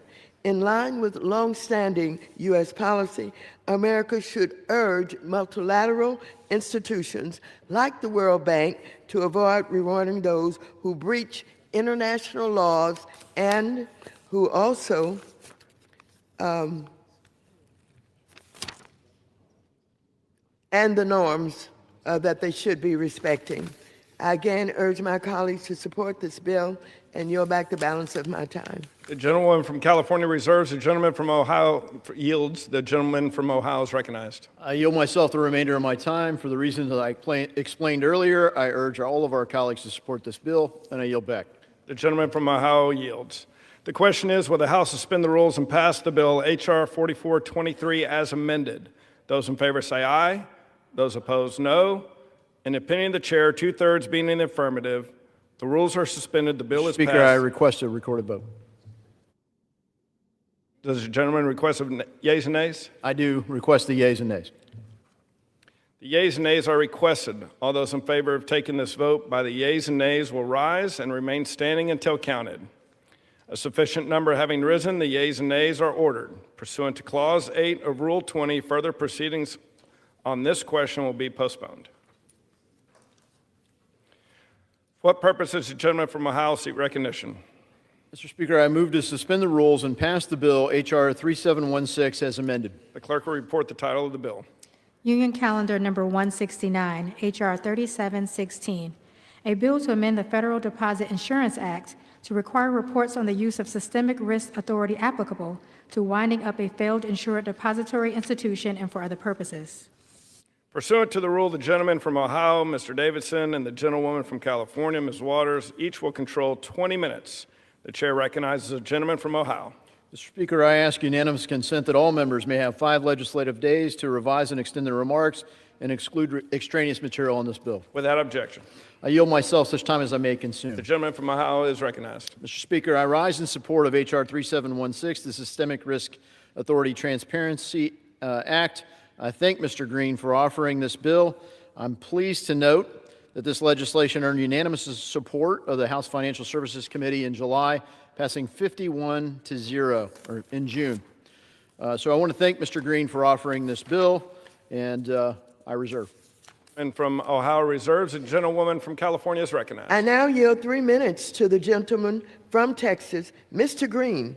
He's also the ranking member of the Subcommittee on Oversight and Investigations. The gentleman from Texas is recognized.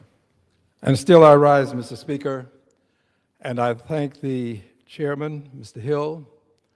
I thank the gentleman from Ohio, and I thank the ranking member for allowing me to carry and present the Systemic Risk Authority Transparency Act. Mr. Speaker, following the failures of Silicon Valley Bank and Signature Bank in 2023, the Federal Deposit Insurance Corporation invoked the systemic risk exception to guarantee uninsured deposits at those banks.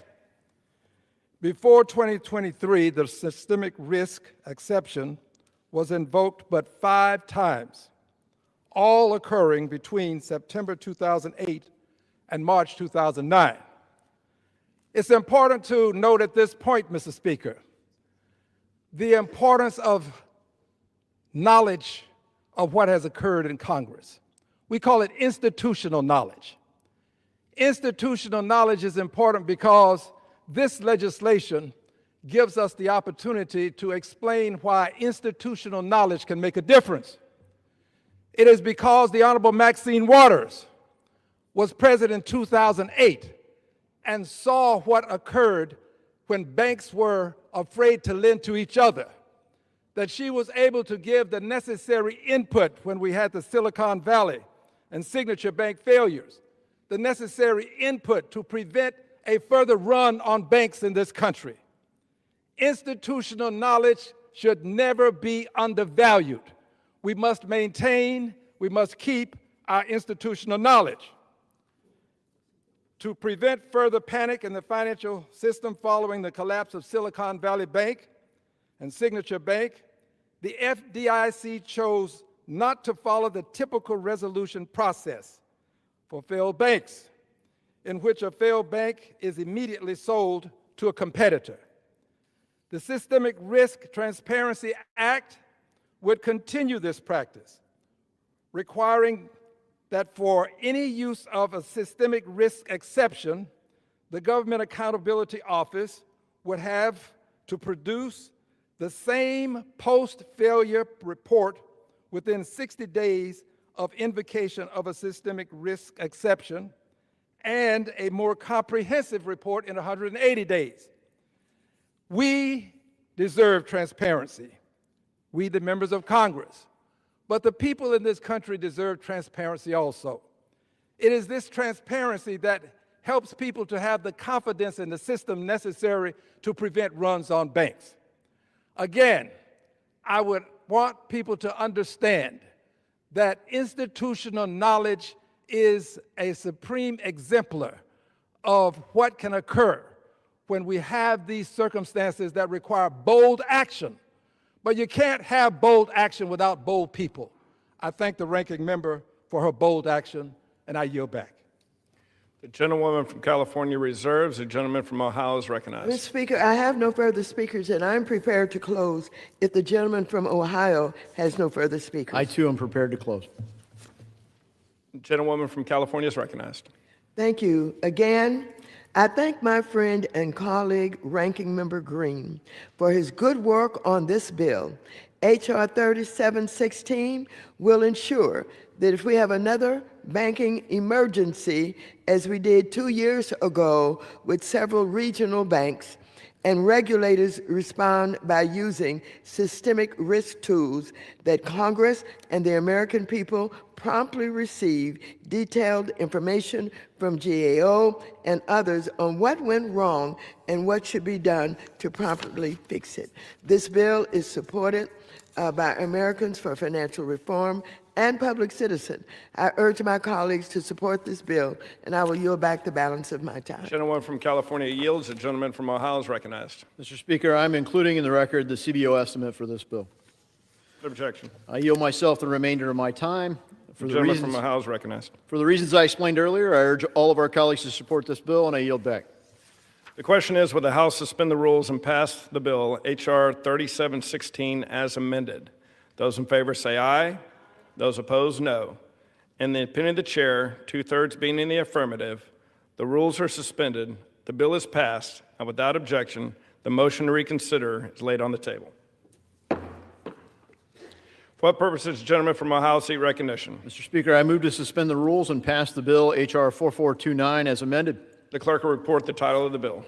H.R. 4429, a bill to require the Securities and Exchange Commission to revise the definition of a qualifying investment for purposes of the exemption from registration for venture capital fund advisors under the Investment Advisors Act of 1940 to include an equity security issued by a qualifying portfolio company and to include an investment in another venture capital fund and for other purposes.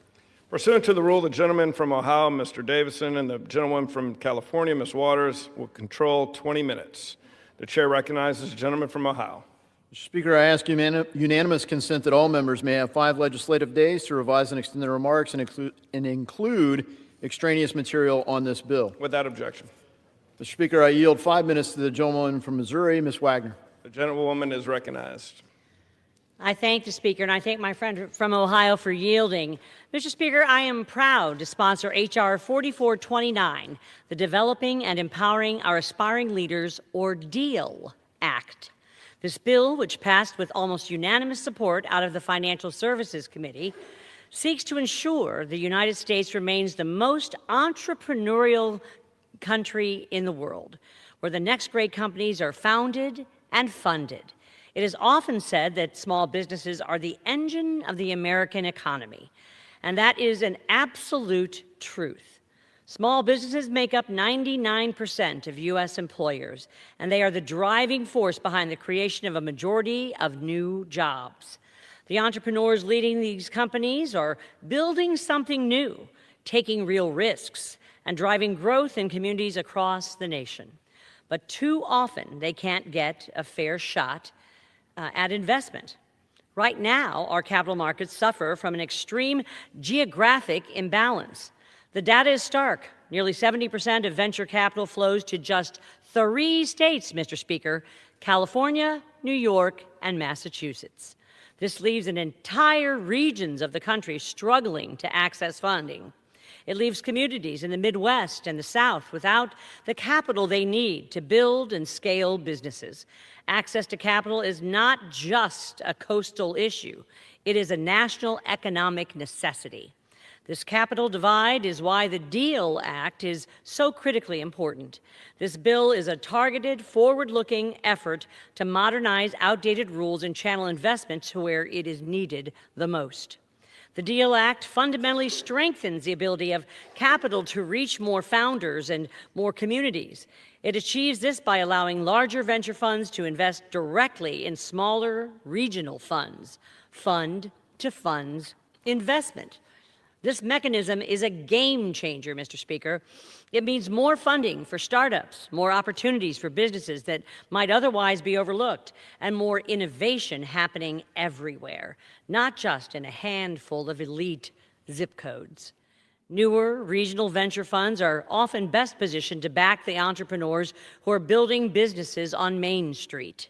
The DEAL Act ensures that these funds can expand that important work, giving them the flexibility to partner with larger institutions to reach a wider base of early-stage companies.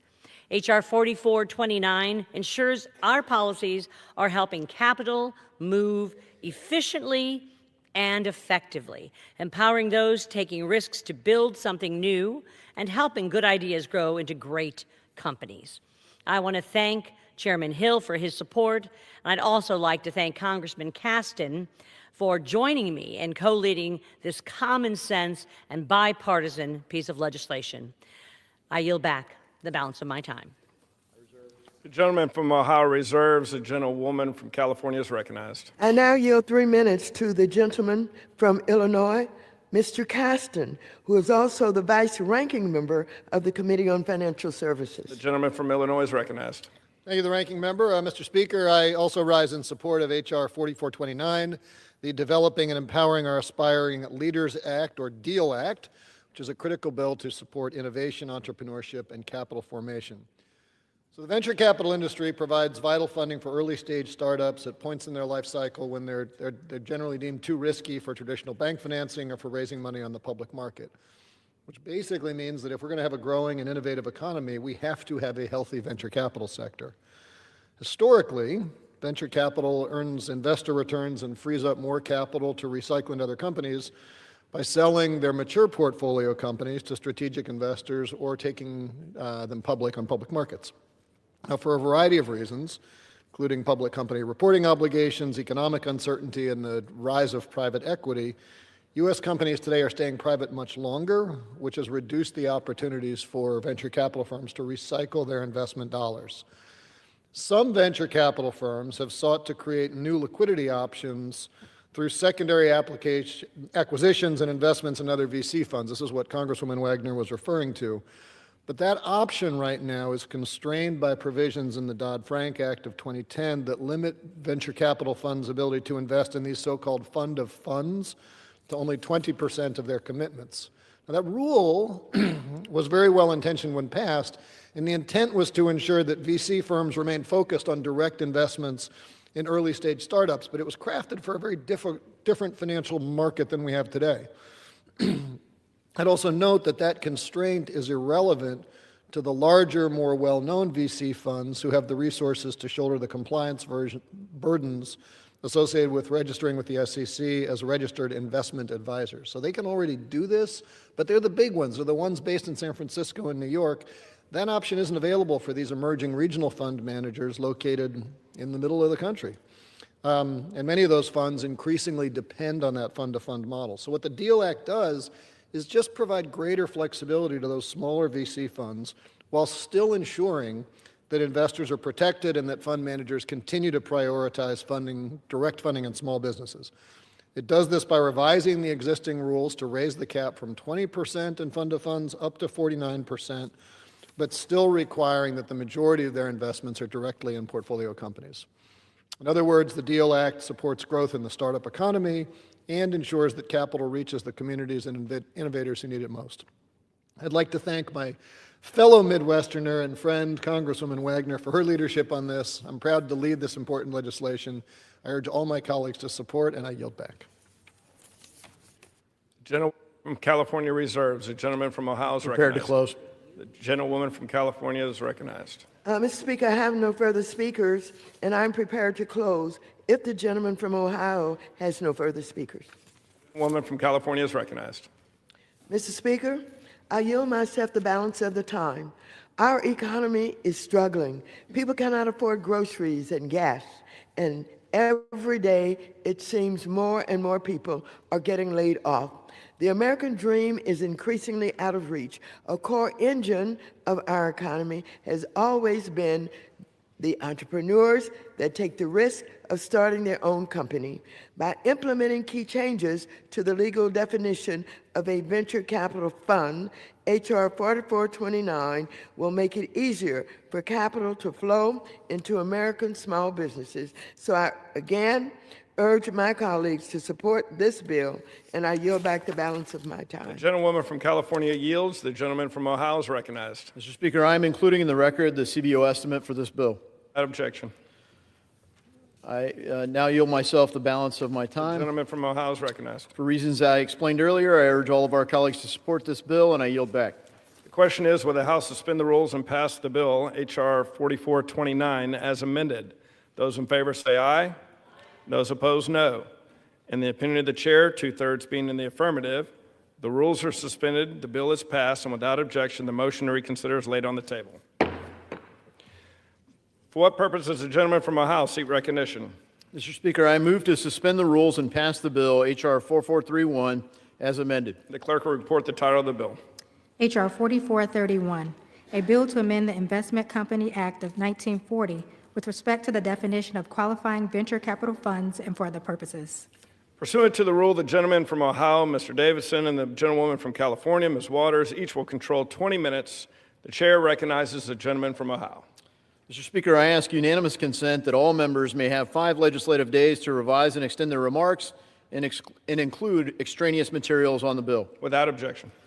Mr. Speaker, I now yield 3 minutes to the gentleman from South Carolina, Mr. Timmons. The gentleman from South Carolina is recognized. Thank you. Mr. Speaker, I rise for my bill, H.R. 4431, the Improving Capital Allocation for Newcomers Act, also known as the ICANN Act. I am proud to partner with my colleague, Representative Brittany Pedersen, on this bipartisan legislation that expands access to venture capital far beyond our nation's traditional financial hubs. H.R. 4431 updates the qualifying venture capital fund exemption by raising the capital cap from $10 million to $50 million, and by increasing the allowable number of investors from 250 to 500. These updates allow venture funds to raise more capital from more individuals. This will support the growth of startups located outside Silicon Valley and other major financial centers.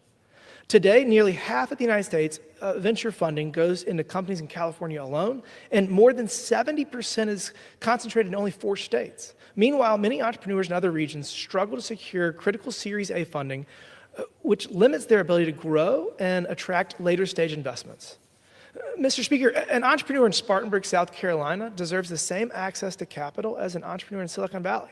This bill democratizes venture capital by enabling more Americans to invest in their own communities, to drive innovation, and to create good-paying jobs. It is about expanding opportunity and fostering economic growth in regions that are much in need. I urge my colleagues on both sides of the aisle to support this legislation and to help ensure that investors and entrepreneurs in every one of our districts have fair and level playing field. Thank you, and I yield the balance of my time. I reserve. The gentleman from Ohio reserves. The gentlewoman from California is recognized. I yield myself such time as I may consume. I rise in support of H.R. 4431, the Improving Capital Allocation for Newcomers, or ICANN, Act of 2025, offered by Mr. Timmons and Ms. Pedersen. Like the DEAL Act, the ICANN Act also amends the definition of venture capital fund under the Investment Company Act. Currently, in order to qualify as a venture capital fund under this act, a private fund must hold $12 million or less in assets and have no more than 250 investors. This bill adjusts those figures upwards, raising the cap to $50 million and the investor limit to 500. It also requires the SEC to conduct a study 5 years after enactment to determine the bill's impact, how capital is being allocated to companies owned by these venture funds. Based on the results of the study, the SEC could further adjust the $50 million and 500 beneficial owner limit upwards or downwards. The ICANN Act should help venture funds more widely invest in small and growing businesses. So I urge my colleagues to support this bill, and I reserve the balance of my time. The gentleman from California reserves. The gentleman from Ohio is recognized. I am prepared to close. The gentlewoman from California is recognized.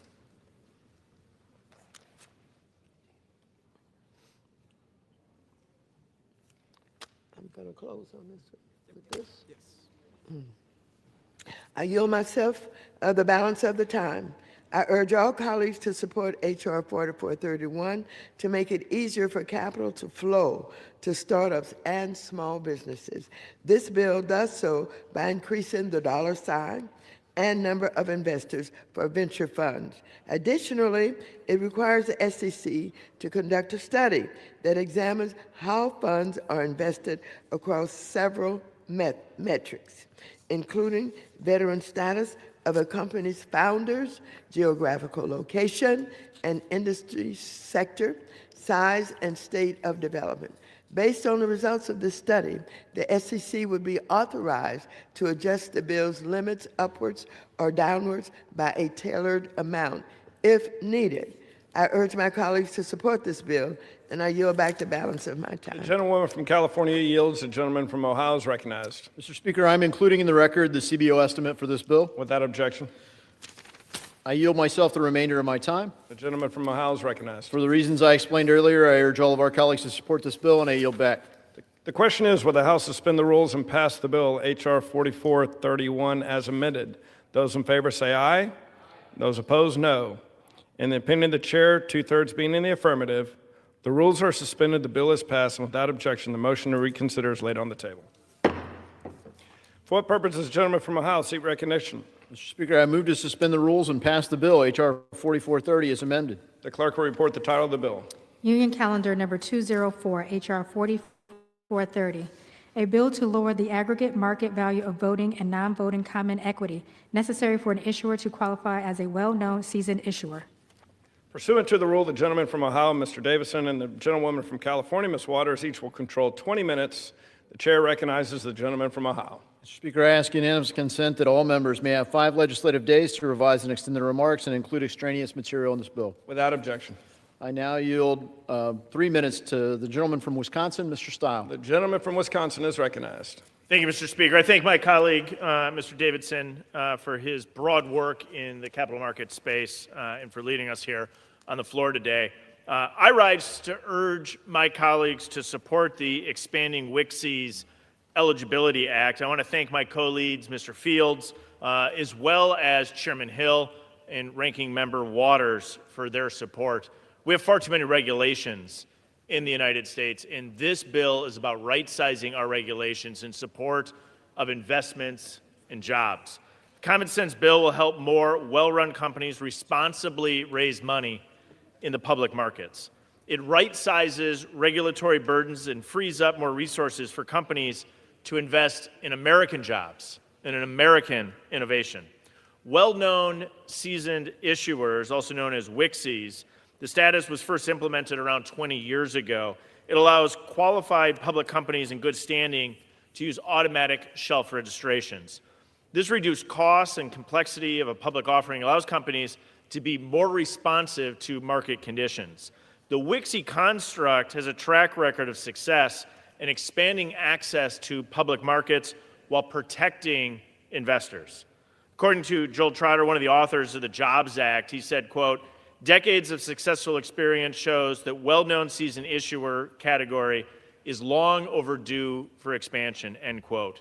I couldn't agree more, and this bill does exactly that. It lowers the size threshold for WICSE qualification while maintaining all the existing good governance requirements.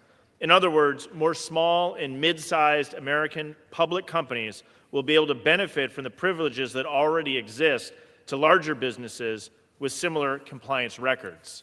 The expanding WICSE Eligibility Act also includes a helpful reporting requirement for the Securities and Exchange Commission.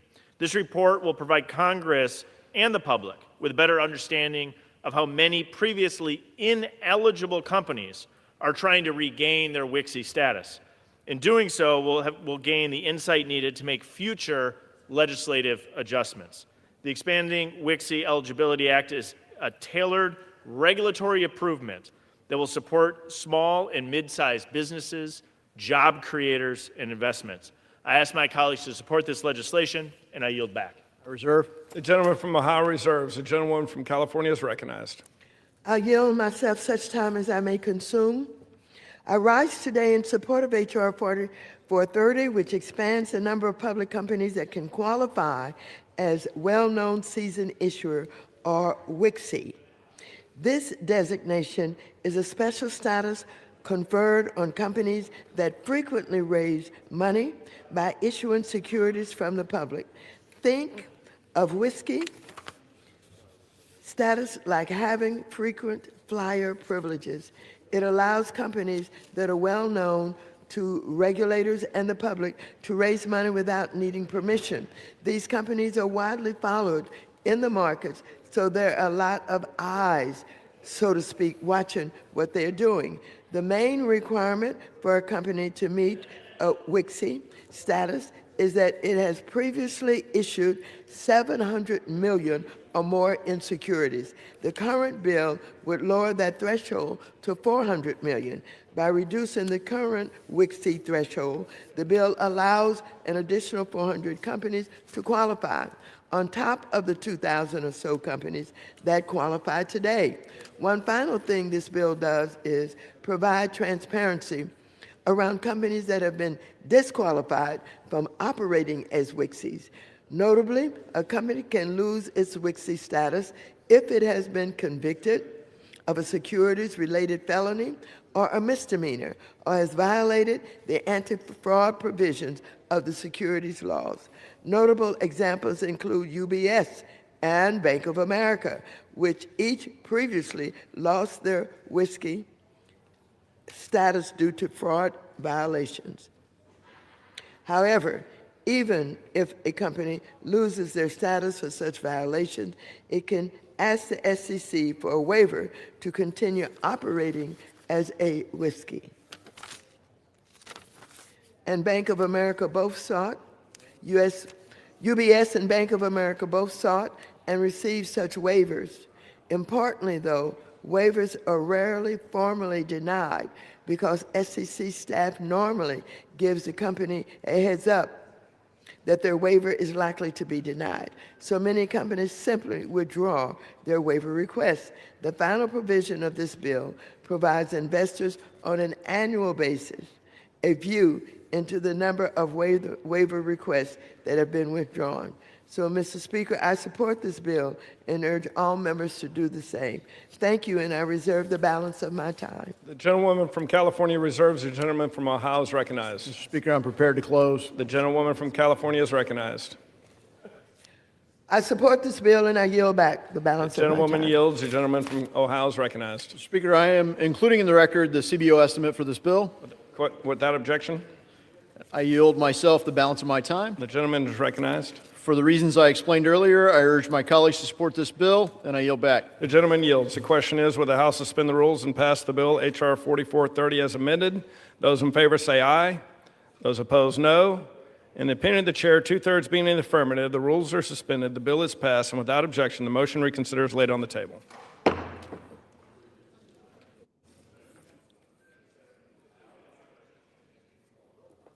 Proceedings will resume on motions to suspend the rules previously postponed. Votes will be taken in the following order: H.R. 5348 and H.R. 4423. The first electronic vote will be conducted as a 15-minute vote. Pursuant to Clause 9 of Rule 20, remaining electronic votes will be conducted as 5-minute votes. Pursuant to Clause 8 of Rule 20, the unfinished business is the vote on the motion of the gentleman from Missouri, Mr. Smith, to suspend the rules and pass H.R. 5348 as amended, on which the yeas and nays are ordered. The clerk will report the title. Union Calendar Number 282, H.R. 5348, a bill to amend Title II of the Social Security Act to provide for the reissuance of Social Security account numbers to young children in cases where confidentiality has been compromised. The question is, will the House suspend the rules and pass the bill as amended? Members will record their votes by electronic device. This is a 15-minute vote.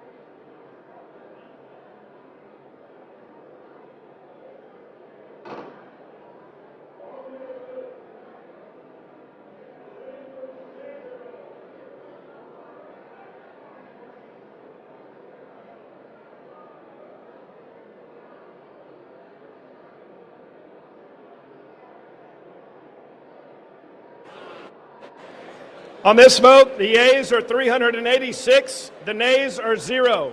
1 recorded as present. 2/3 being in the affirmative, the rules are suspended, the bill is passed, and without objection, the motion to reconsider is laid on the table.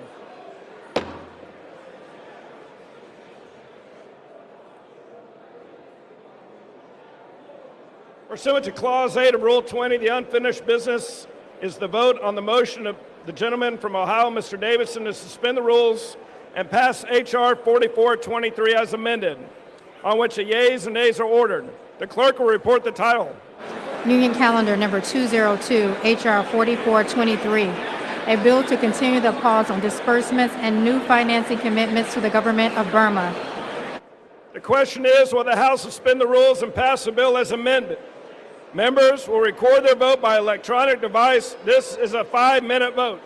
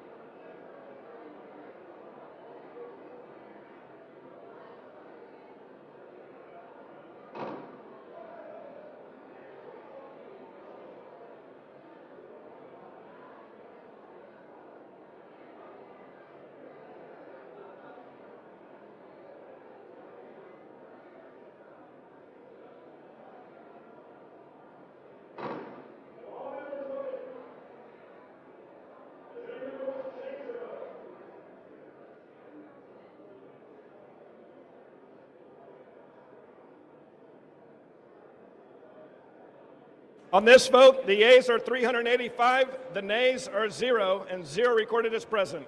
Two-thirds being in the affirmative, the rules are suspended, the bill is passed, and without objection, the motion to reconsider is laid on the table.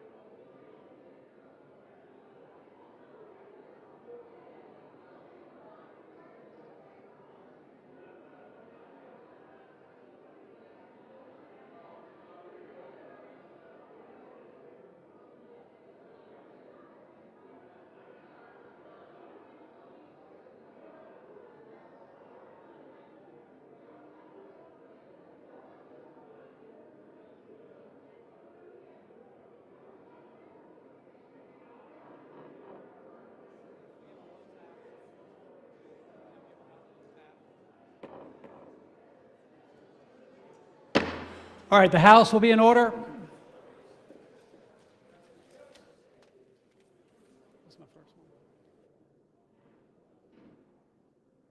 The chair will now entertain requests for 1-minute speeches.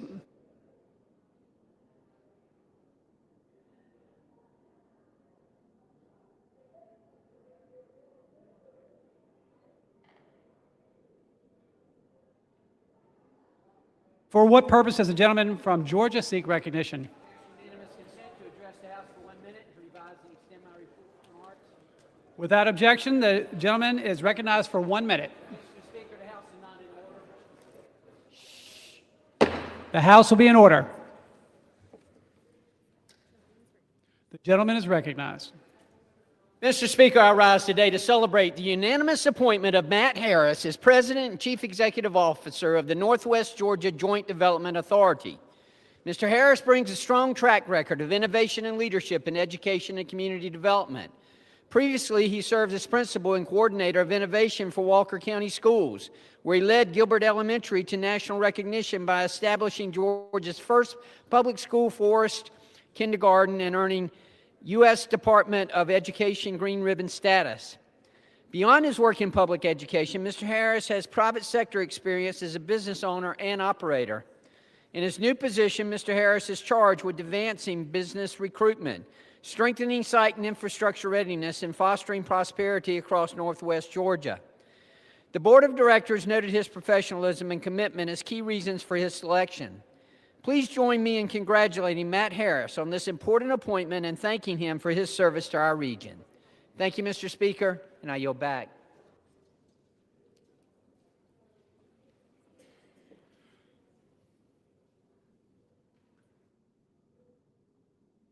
All right, for what purpose does the gentlewoman from Oregon seek recognition?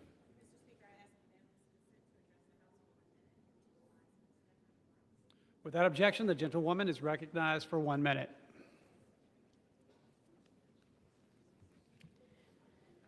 Mr. Speaker, Mr. Speaker, Mr. Speaker, this weekend marked the 50th anniversary of the passage of the Individuals with Disabilities Education Act. And at the time, that was a landmark piece of legislation that made sure our children with disabilities have what they need to succeed in the classroom. But the IDEA hasn't been fully funded for decades, meaning these kids aren't receiving all the support that they need. On top of that, President Trump is dismantling the Department of Education and threatening programs that protect civil rights and expand opportunity for our kids. And I will not stand for that. Mr. Speaker, Mr. Speaker, Mr. Speaker, my North Star is America's children, and that is why earlier this Congress I introduced the IDEA Full Funding Act to help our students with disabilities. I'll continue fighting in Congress to ensure that our children and our children's children and our children's children's children have access to the education they deserve. I yield back. For what purpose does the gentlewoman from Alabama seek recognition?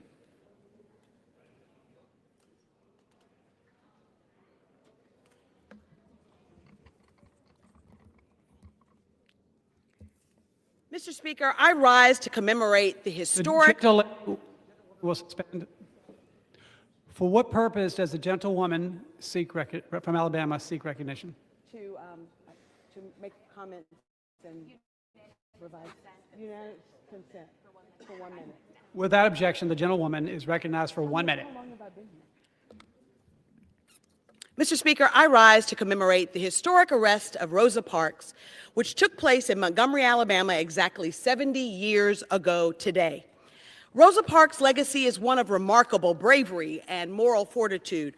By refusing to give up her seat on the segregated bus, she took a stand for the values that this nation holds dear. Her quiet dignity, courage set the stage for the historic Montgomery bus boycott and galvanized a movement that changed our nation. That's why I am proud to be leading legislation to designate December 1st as a national federal holiday commemorating her historic arrest. This bill is critical given the attacks by the Trump administration on our history. In times like these, it's especially important for us to tell our stories and to recognize the contributions of amazing African American leaders like Rosa Parks. Her legacy is proud Alabama history, proud American history, and it should always be that way. As Alabama's first Black Congresswoman, I know that I stand on the shoulders of amazing freedom fighters like Rosa Parks, who were unafraid to challenge the status quo.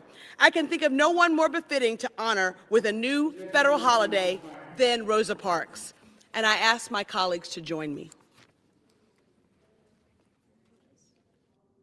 The House will be in order. For what purpose does the gentleman from New York seek recognition?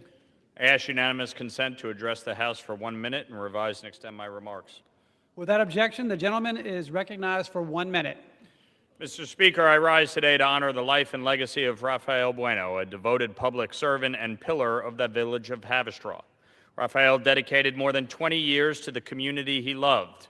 First elected in 2003, he made history as the first Dominican councilman in Haverstraw.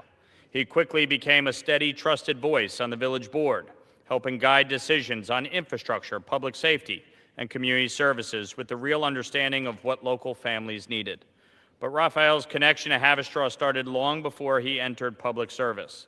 A barber by trade, he was someone generations of residents knew, respected, and relied on. His leadership extended to the fire department as well, where he served as fire commissioner and strengthened emergency response and protection efforts. A proud Rockland Community College graduate, Rafael never stopped giving back to the place he called home. Those who knew him speak of his humility, his constant presence, and his willingness to help anyone who needed it. May his memory be a blessing for his family, his friends, and the Haverstraw community he so loved. I yield back. For what purpose does the gentlewoman from Ohio seek recognition?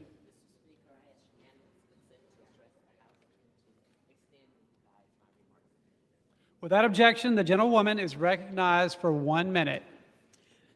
Mr. Speaker, I rise today to honor Rosa Parks, an American hero. Mr. Speaker, it was 70 years ago today in Montgomery, Alabama, that Rosa Parks was arrested for not surrendering her bus seat to a white man, igniting a 381-day bus boycott. On December 5th, more than 500 community leaders and guests will join me and Congressman James Clyburn, the president of The Ohio State University and the president and CEO of the Central Transit Authority Center. 20 years ago, Mr. Speaker, I wrote the legislation for Ohio to become the first state in the nation to designate December 1st as Rosa Parks Day. And lastly, as America approaches its 250th birthday, we must also honor the mothers of our democracy and carry forward her courageous, courageous, courageous example. Thank you, and I yield back. For what purpose does the gentleman from New York seek recognition? Mr. Speaker, I ask unanimous consent to address the House for 1 minute and to revise and extend my remarks. Without objection, the gentleman is recognized for 1 minute. Thank you very much, Mr. Speaker. I want to recognize an important faith institution in the city of White Plains celebrating its 90th year of worship and service, Calvary Baptist Church. The leadership and congregants have been a bedrock for worship and values since its founding in the 1930s. Its involvement in the community has been impactful and significant. The pastor for the last 13 years, Reverend Erwin Lee Trollinger, has been a true leader for the people of faith, both inside and outside the church family. Calvary Baptist sponsors weekly worship services, Bible study, Sunday school, and external outreach to assist the needy of the community. Pastor Trollinger and his team of ministers work tirelessly to bring a message of love and service to all. He is the latest in a long line of dynamic Calvary pastors who played a role in social justice efforts in the city of White Plains and in Westchester County. 90 years young and still growing in membership and in love, we salute Calvary Baptist Church for its important role in the life of our community. Thank you, Mr. Speaker, and I yield back. For what purpose does the gentlewoman from Vermont seek recognition?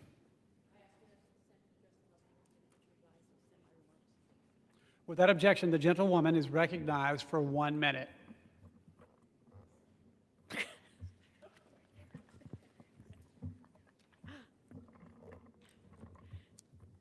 Thank you. Mr. Speaker, last Friday, President Trump said he'd give a full and complete pardon to Juan Orlando Hernandez, the corrupt former president of Honduras. It's disgusting.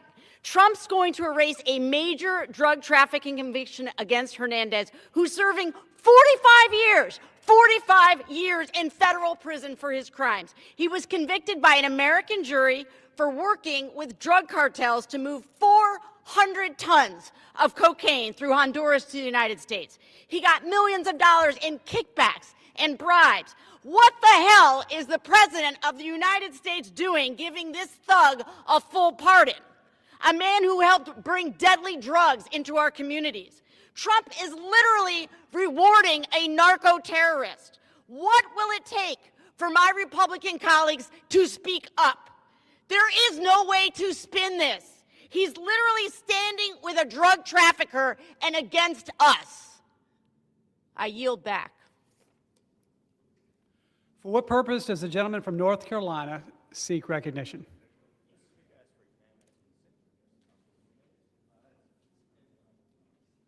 Without objection, the gentleman is recognized for 1 minute.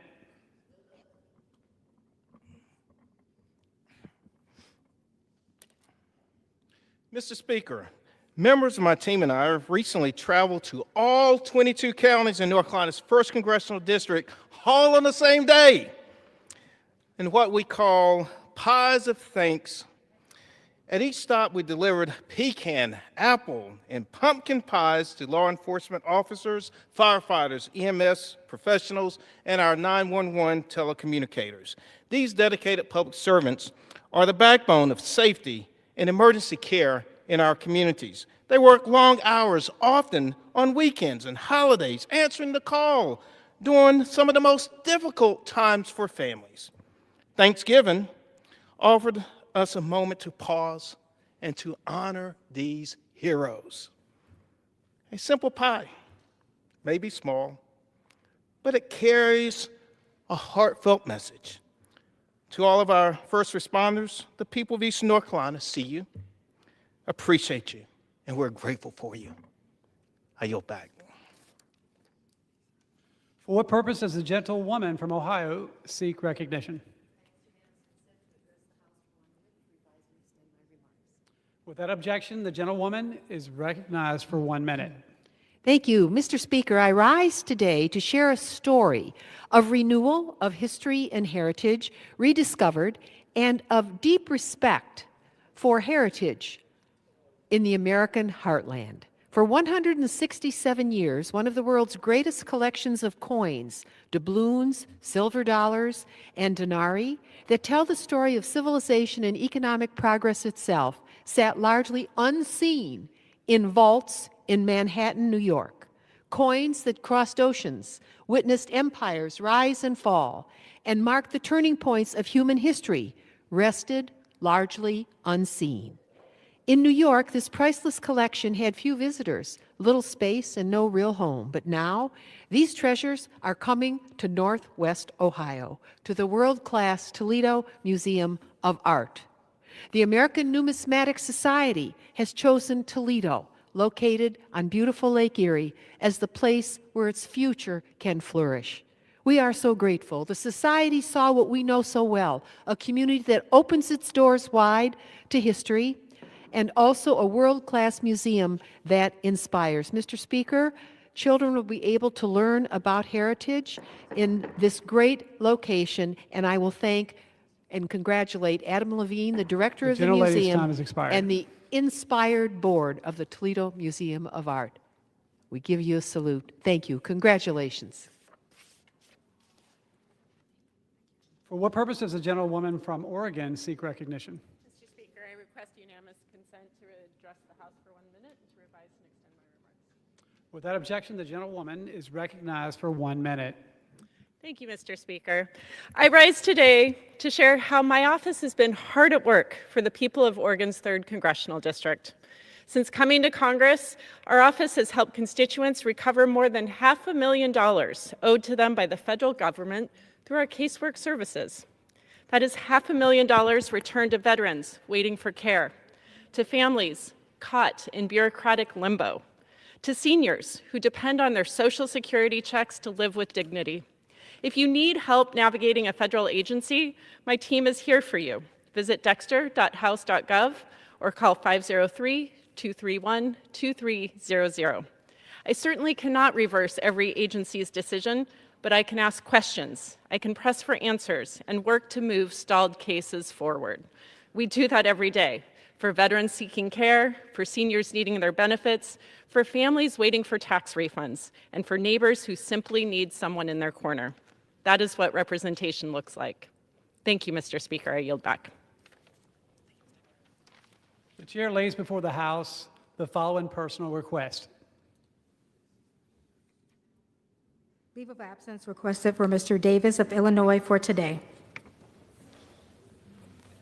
Without objection, the request is granted.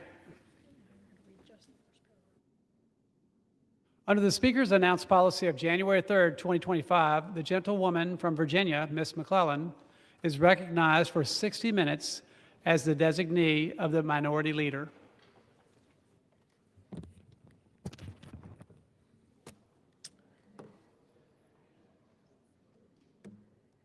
Thank you, Mr. Speaker.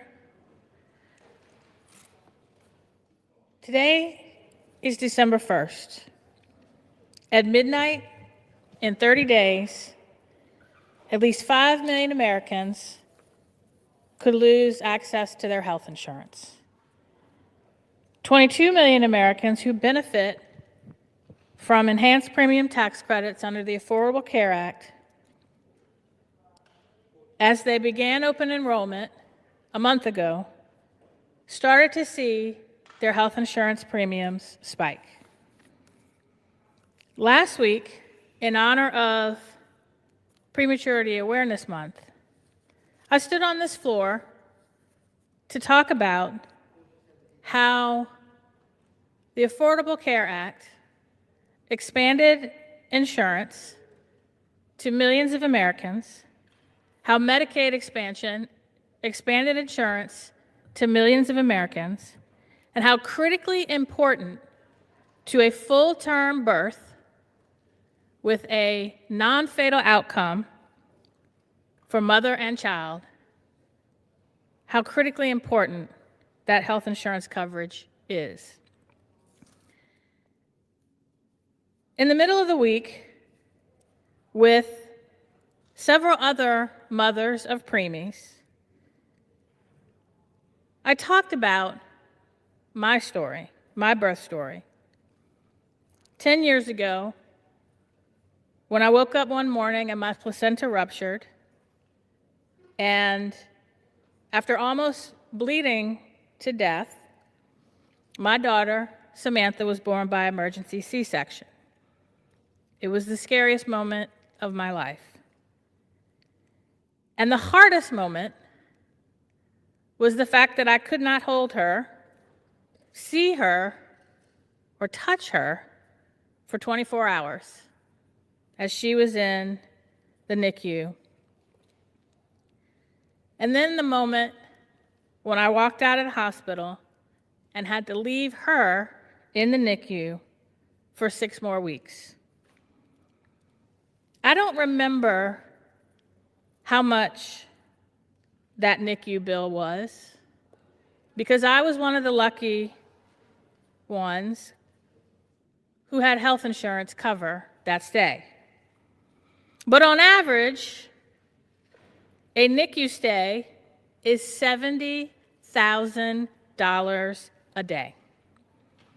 That is more than a single person who qualifies for the enhanced premium tax credits under the Affordable Care Act at the maximum rate of 400% of the federal poverty line makes in a year.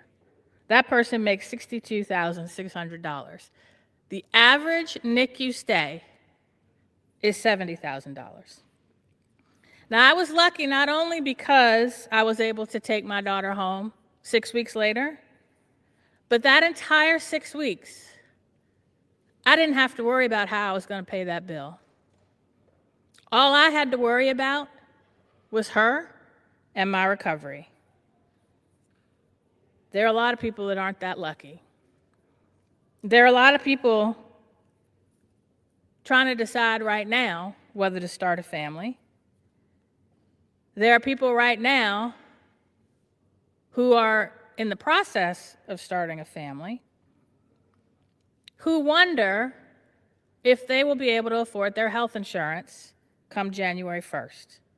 And they're having to make really tough decisions now as they are in the middle of open enrollment as to whether or not they can continue to afford health insurance. Tonight, members of the Congressional Black Caucus will bring you stories from our constituents, from the states that we represent, of people who will be priced out of the insurance market, who will be one illness or accident away from economic devastation if Congress does not act to extend the enhanced premium tax credits beyond December 1st. Mr. Speaker, I would like to yield first to our chairwoman, the representative from New York's 9th District, Yvette Clarke, to tell some stories. I thank the gentlelady from Virginia for her steadfast leadership and for hosting our special order hour this evening. Mr. Speaker, good evening. I am Representative Yvette D. Clarke, Chair of the Congressional Black Caucus, proudly representing New York's 9th Congressional District, located in Brooklyn, New York. I want to thank my colleague, Congresswoman Jennifer McClellan, for anchoring this Congressional Black Caucus Special Order Hour. I rise tonight with my colleagues of the Congressional Black Caucus to bring awareness to the fast approaching ACA tax credit funding deadline, 30 days to go, and to give voice to everyday Americans who will be harmed by the Republican-led healthcare crisis. The enhanced ACA tax credits are set to expire on December 31st, unless congressional Republicans join Democrats to extend them. Without an extension of the ACA tax credits, tens of millions of individuals and families can expect to pay significantly higher health insurance premiums for marketplace plans. Without these tax credits, Americans will see their health care costs skyrocket, increase by hundreds, if not thousands of dollars per month, which will force families who are already struggling with the cost of living to face unaffordable premium spikes or lose coverage altogether. The ACA tax credits have ensured that families, seniors, young adults, and workers in every CBC district could afford quality health care. In our districts, we've heard from countless constituents who received their health care on the ACA marketplace who are now worried about the cost of their health care going up. One of my constituents, Layla Wilson, a small business owner who depends on the ACA marketplace, said, quote, "My heart dropped when I got an email earlier this month stating that I might lose my insurance benefits. I already struggle to afford the city that I've grown up in and contributed to as a small business owner," end quote. She continued, quote, "Shopping for health insurance through the marketplace created by the Affordable Care Act was the first time that I had any assurance of affordable, good insurance. We must protect this program. It's a matter of survival," end quote. At every turn, Republicans have turned their backs on the American people. President Trump and congressional Republicans promised the American people that they would take swift action on day one to address our nation's affordability crisis by lowering the high cost of living.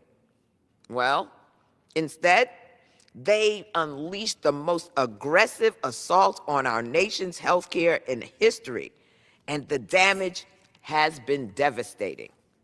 Across the country, we are already seeing hospitals, nursing homes, and clinics that serve our communities closing their doors And now Republicans' refusal to extend ACA premium tax credits is driving up costs and pushing coverage out of the reach for many in our communities.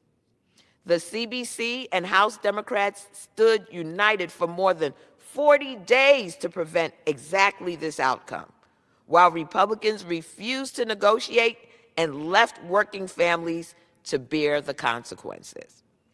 We are calling on our Republican colleagues to join us in putting the well-being of the American people above partisanship, to put people over politics.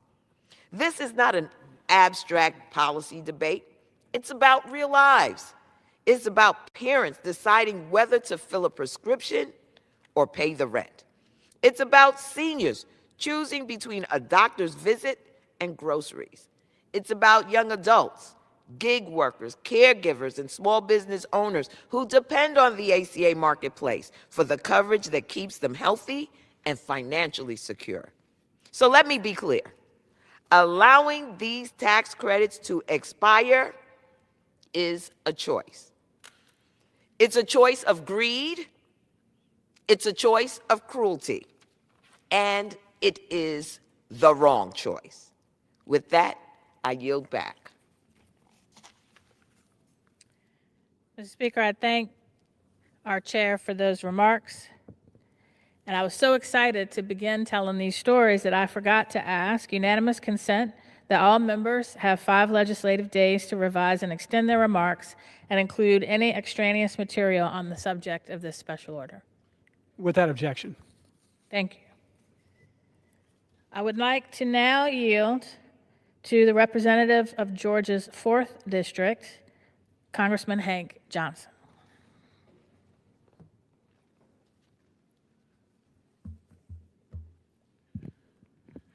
Thank you, Representative McClellan, for running point on this special order hour for the CBC. You are a legislative champion, both in the State House and in the Federal House. And so it's good to be with you tonight, and I thank you for recognizing me. I also want to give a shout out to our beloved leader of the CBC, Representative Yvette Clarke, who's doing a fine job leading us through these difficult times. And these are difficult times for us. We here in Congress having difficult time. You know, you see it, but the difficulties that we face are nothing compared to what you face out there. You are the ones who are struggling to put food on the table. You are the ones that are struggling to keep a roof over your head and the head of your family. You are the ones struggling to work 8 hours a day for an honest day's wage, only to come up short and having to work second and third jobs in order to make ends meet. While you see others living lavishly, surrounded by gold ornaments on everything that they can touch, building ballrooms for the rich and wealthy after knocking down the historic East Wing of the White House and doing it without anybody's consent, just deciding, waking up and deciding, I'm going to do this. We live in a democracy, not someplace where a king is in charge, and that king is playing politics with the people. The other day, he floated the idea that he wanted to extend the Affordable Care tax credits, Obamacare tax credits. He floated that idea, but got some pushback from a few representatives on the Republican side of the aisle, and so he snatched it back. He doesn't realize that real people are depending on those tax credits in order to make insurance affordable for them. People like Vivian in my district, who I had a phone conversation with recently about the rising cost of her health care premiums due to the Republicans' cruel refusal to extend Obamacare tax subsidies. She told me, quote, That's just an amount I simply cannot afford.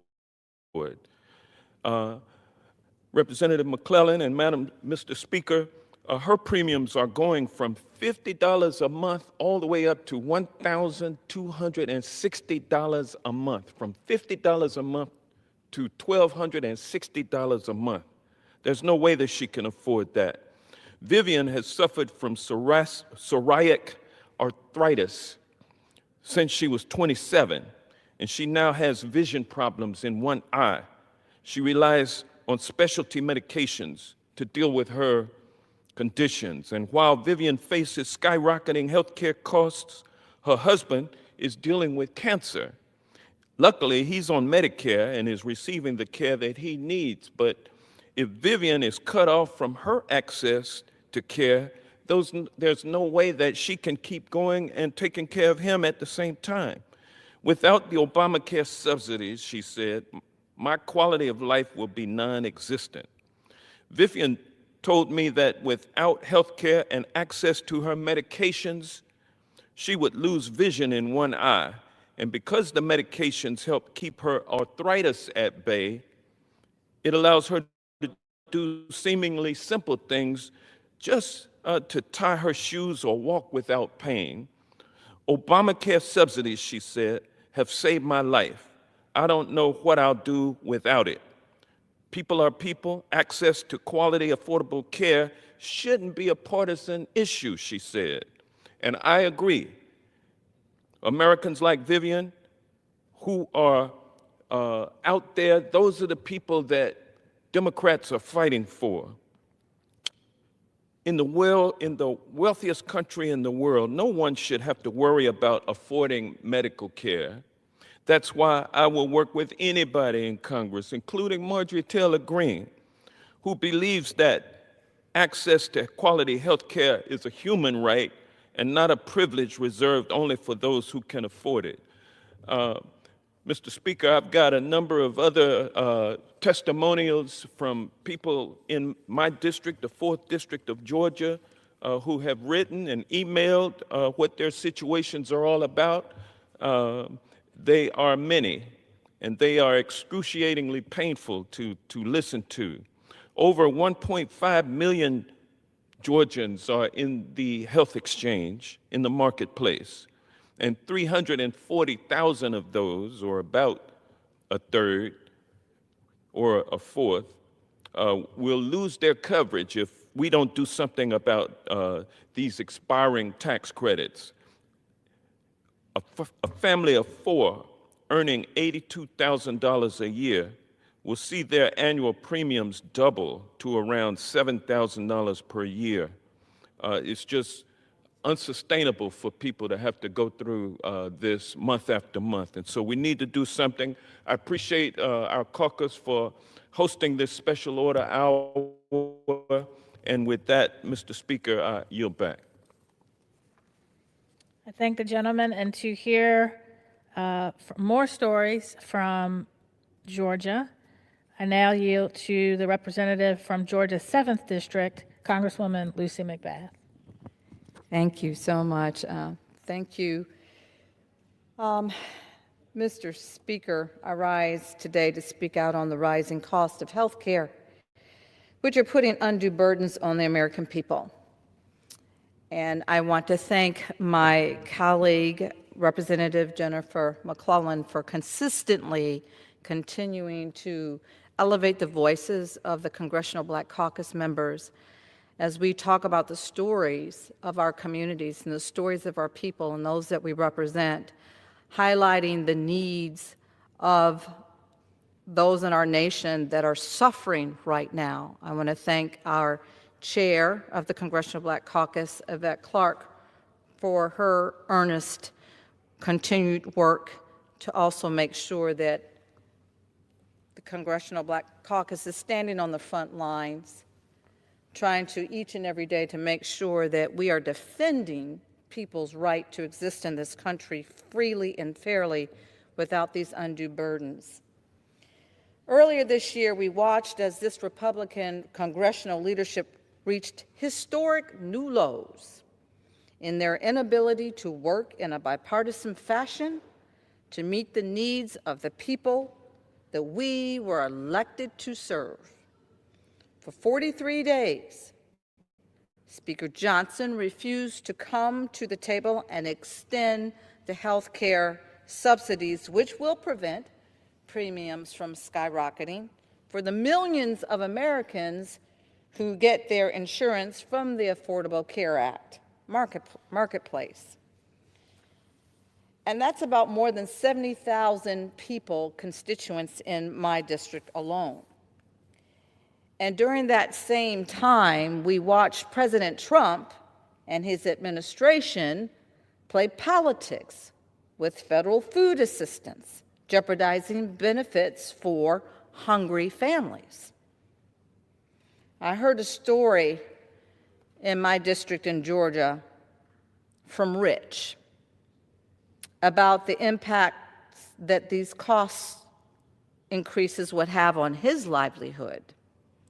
And I've heard many stories, but this one really struck me. He writes, and I quote, "I am the self-employed sole provider for a family of 4, where 2 of us have pre-existing conditions. If the Republicans get their way and remove the subsidies, my very basic catastrophe plan, style HMO, will literally increase tenfold. I'm currently spending 39% of my income on health care, including the subsidized ACA policy. Removing subsidies will ultimately lead me to financial bankruptcy," end quote. And there are more stories just like this, and they're a window into how the chaos and unpredictability of this administration is making it harder on working families to succeed and thrive. Since January, we have dealt with the uncertainty and the chaos that has been brought by this second Trump administration. From the unpredictability of the tariffs, the rising cost of health care, and the increasingly unattainable goal of home ownership, what is going on in Washington should concern every single American in this country. Congress and the Trump administration should be doing more to lower costs and improve outcomes for our hard-working families. As I have continued to do since I first came to Congress, I have been committed to addressing the concerns of the families who I'm very honored to represent. No family in this country should ever be forced to choose between paying their insurance premiums or for prescription drugs over paying their mortgage. That is unconscionable, and that is most definitely un-American. We must identify solutions to put the dream of home ownership back into reality for young Americans. And we must make it less expensive for Americans to get the skills necessary to provide a decent life for themselves and for their families. But they can't do that if they're sick. They can't do that if they can't go to work. They can't do that if they can't pay their bills, their hospital bills, their medical bills. I'm a 2-time breast cancer survivor myself, and not a day goes by that I don't think about how egregious not extending these ACA tax subsidies is to the American people. I am a lucky person. I'm very grateful that I had the ability to have private insurance, group insurance, where I could pay for all of my health care, and I didn't have to sit there and worry about how I was paying the bills while I was getting healthy and well. But there are people all over this country that if they ever get sick, that is the absolute demise of their ability to be able to live in this country and care for their families. And that is un-American. I'm so grateful to Chairwoman Clark and my fellow CBC member, Representative McClellan, for convening us again tonight. as we look ahead to the year of 2026. I truly look forward to working with every single one of my colleagues to build a better life for the hard-working families that we are privileged to represent. But I honestly pray every single day that everyone here, every one of us in this chamber, truly is committed to the same ideals. And I yield. I thank the gentlewoman. I now yield to the representative from Florida's 20th District, Congresswoman Sheila Scherflis McCormick. Thank you so much, Representative McClellan, for hosting this tonight, and thank you, Mr. Speaker, for hearing the cries of our district and what they're suffering and the political anxiety that they're living in, just thinking that their health care for them and their families will be stripped from them. Mr. Speaker, I rise today for a woman named Maria. Maria lives in Broward County. She is a home health aide who works full-time, raising 2 children, and still cannot afford health insurance without the tax credit from the Affordable Care Act. Because of those credits, Maria can take her blood pressure medication, and her son can see a specialist for his asthma. These are not extras. These are basic human survival and dignity matters. But if these credits expire, Maria's premiums will more than double. She will be forced to choose which child sees a doctor and which child stays home and waits to get better. Mr. Speaker, that is not a choice any mother should have to face. That is not freedom, that is fear. And Maria is not alone. In Florida's 20th District, more than 20,000 people depend on these tax credits, and many are already dealing with serious gaps in their health care. This is not a policy debate. This is not a question of who we choose to value. This is a question of dignity for all Americans and their right to survive. I'm calling on every member in this House to look beyond party politics, party games, and trying to get the limelight, and actually put human beings' lives in front and center. The shutdown may be over, but our responsibility to protect the health and dignity of the American people is not. If we do not pass the ACA tax credits, we will be guilty of political malpractice for each person who goes without health care and who has an unfortunate demise. Once again, I stress every member in this body to make sure we retain health care and dignity of all the Americans in this country and their right to have health care and survive like anyone else. With that, Mr. Speaker, I yield back. I thank the gentlewoman, and now I yield to the gentleman from Maryland's 4th District, Congressman Glenn Ivey.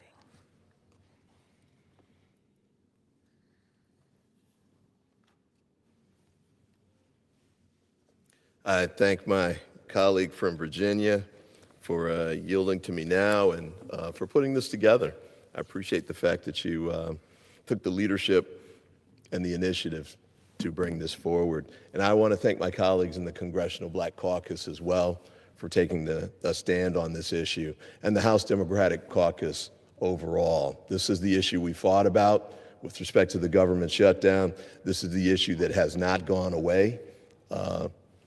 I suppose the White House and my Republican colleagues were hoping that it would, but it's worse now than it was even then. In fact, the Republicans knew this problem was coming all the way back on January 20th, when Mr. Trump first took office, to much fanfare, and they began moving forward with his legislative agenda, the big, beautiful bill, and other pieces of legislation. And I don't even know how many executive orders they put together and put out, undermining the government from the standpoint of government employees and making damaging impacts across the board. But they failed to address this particular issue. In fact, I'll come back to that in a moment, but not only did they not address extending the tax credits for the Affordable Care Act, they made the problem even worse. In the big ugly bill that they passed, that included a $1 trillion cut to Medicaid. So the health care safety net in this country, to the extent it is a safety net, was damaged terribly by what they've done. And it's about to get infinitely worse when these tax credits expire at the end of the month. Now, I know my Republican colleagues have been fighting against Obamacare for years now. I can remember back when it was first passed 15 years ago. In this chamber, there were over 60 votes to repeal and replace the Obamacare piece of legislation. And they kept going year after year after year, but somewhere along the way, about 5 years in, they figured out, you know, the American people actually like Obamacare. They don't call it Obamacare. They might call it the Affordable Care Act, but they kind of liked not being treated as having pregnancy treated as a pre-existing condition. And they kind of liked having the ability to have their kids stay on their family insurance plans until they turn 26. So the efforts to repeal it not only failed, but this has gotten stronger over the years because people have come to realize that without it, they might not be able to afford health care at all. And so I've decided to bring in a couple comments from people in my district. There are too many to read all of them, but this one is from Beth, who lives in Greenbelt, Maryland, which is in my district. She's looking at her premiums going up $9,372 this year. And she has major health conditions that require ongoing health care that she can't avoid. And this was brought on by major surgery that she underwent several years ago. And her case isn't unique. In the state of Maryland, the impact that's estimated on 14,000 or so members of my district, a 60-year-old couple, $82,000 income is looking at a 168% increase if these affordable care tax credits are allowed to expire. A family of four, ages 45, 15, and 10, they're looking at a 200% increase in their monthly premiums. Obviously, most families can't sustain that. Now, I'm going to pick one. I read an article in the Washington Post a little while ago. This is from a gentleman in Altoona, Pennsylvania. That's not my district, obviously. That's the district of Congressman Joyce.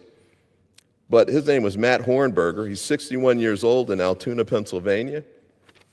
His monthly payments for him and his wife will rise from $670 to $2,054 monthly payments.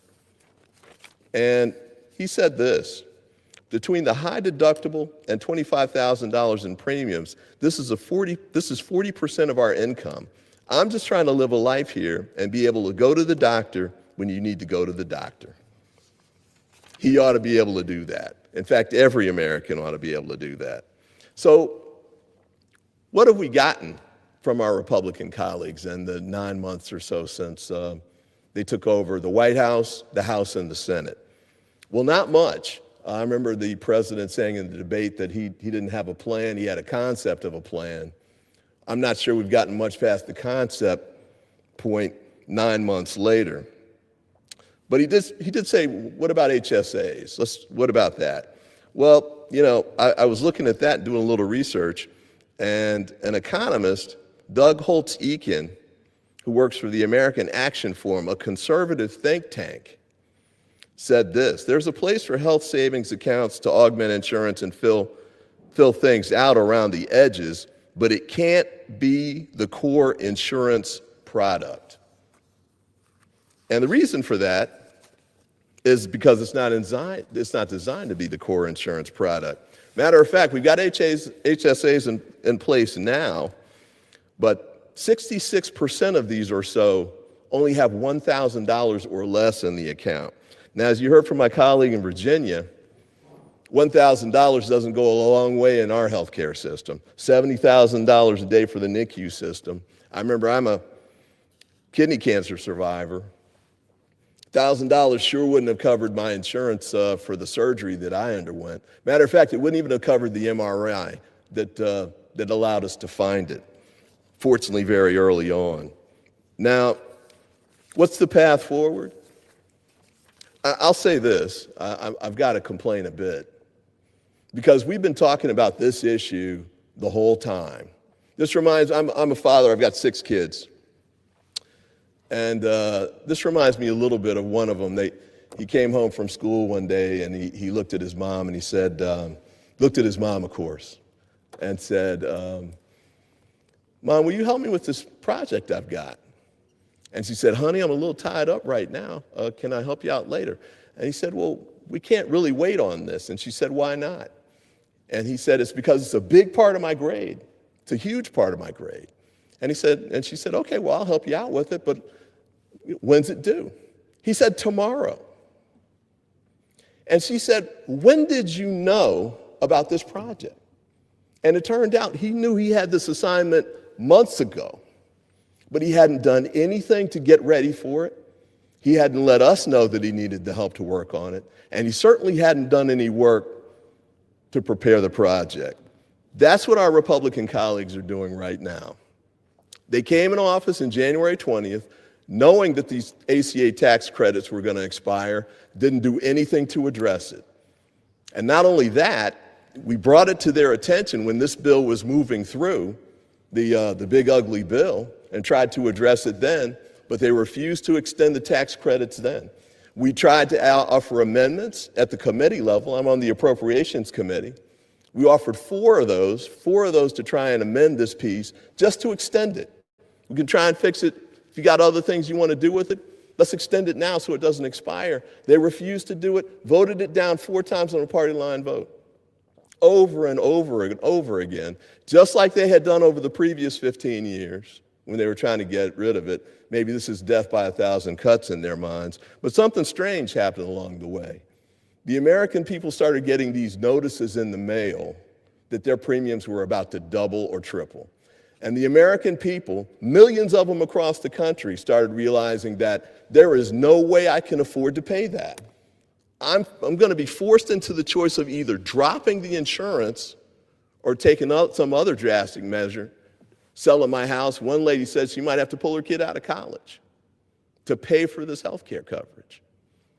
It's absolutely outrageous, but the failure to do something until the 11th hour is a total abdication of their responsibility of leadership, not just in the House, not just in the Senate, not just in the White House, but entirely across the board. The Republican Party didn't wake up to this until the American people started screaming in their ears.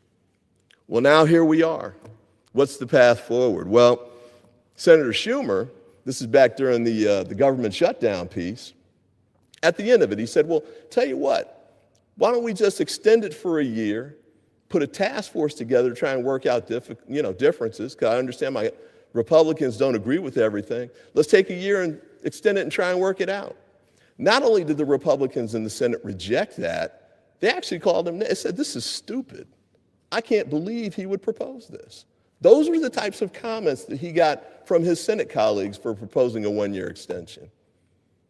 Right now, there's a 3-year discharge petition that would extend the tax credits for 3 years. I don't know that there are any Republicans who've signed on to that. But I tell you what, I think we've got about 9 legislative days left. Like my kids, at least my kids were only in, early teens. But if they want to do the big fixes they've been talking about with respect to health care, they're not going to be able to do it in 9 days. Now, I know they're going to try and do something to save face, but at the end of the day, the extension is really the only realistic way we have to go here. And I got to say this, if they don't do the extension, it's going to be devastating for families across the country, millions of them. We were talking a little bit about how much these things could cost. The HSA is $1,000 average. You look at this average cost for, let's say it's a heart surgery. Just the surgery, not even the stay, between $30,000 and $200,000 just for the procedure. I don't even know how much my cancer surgery cost because I had health insurance. I didn't have to check it like that. We had to pay some deductible, but nothing dramatic. But we wouldn't have been able to afford it. I wouldn't have gotten the surgery because I wouldn't even have known I had cancer because we wouldn't have gotten the MRI. That's where we're putting the American people right now. Well, actually not we. The Republicans are putting the American people right now. It's time to end this. The clock is running out. The calendar says the time has come to do something. put some kind of proposal on the table. Before I got to say this too, on the proposal piece. When the Speaker passed the bill, that was I think July 25th, if I recall correctly, and left town. Oh, I'm sorry. July 25th, left town for the August recess, came back, passed the bill, and then left town again. So there was a stretch there where I think we had been in session between July 25th and when the government finally reopened. I think it was 12 legislative days. And to my friends out there in the country, how many of you could only work 12 days in July, August, September, and October and still have a job and still get paid while you're out? That's what they did. So the time has come to get this done, finally, to make some kind of an effort to reach a bipartisan solution and resolve this crisis that was created entirely by my Republican colleagues, that was totally avoidable, but they decided to run into the fire anyway. So let's fix this. Let's protect the American people. Let's allow them to go at least 1 year, maybe 3, so we can extend this so they can make sure that they continue to have health care coverage while we're working on this bill. Let's get it done. And with that, I yield back. Mr. Speaker, may I inquire as to the time remaining?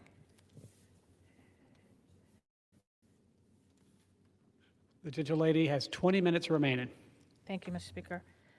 I want to take a personal privilege to close this special order hour with some stories from Virginia, which I know you, Mr. Speaker, care a lot about. You and I served together in the state legislature there, where we were able to find common ground across the aisle a little more easily than we're able to do in Congress. But in Virginia, about 350,000 people benefit from the Affordable Care Act premium tax credits, enhanced premium tax credits. 30,000 in my district, the 4th. For a family of 4 that earns $129,800 a year, they're looking at premiums that will increase by $4,675. A family of 4 earning $64,000 a year will see their annual premiums increase $2,571,000. A 60-year-old couple earning $82,800 a year will see their annual premiums increase $11,968. That is a 174% increase. That's what Virginians are facing if we can't find common ground to solve this problem, even temporarily.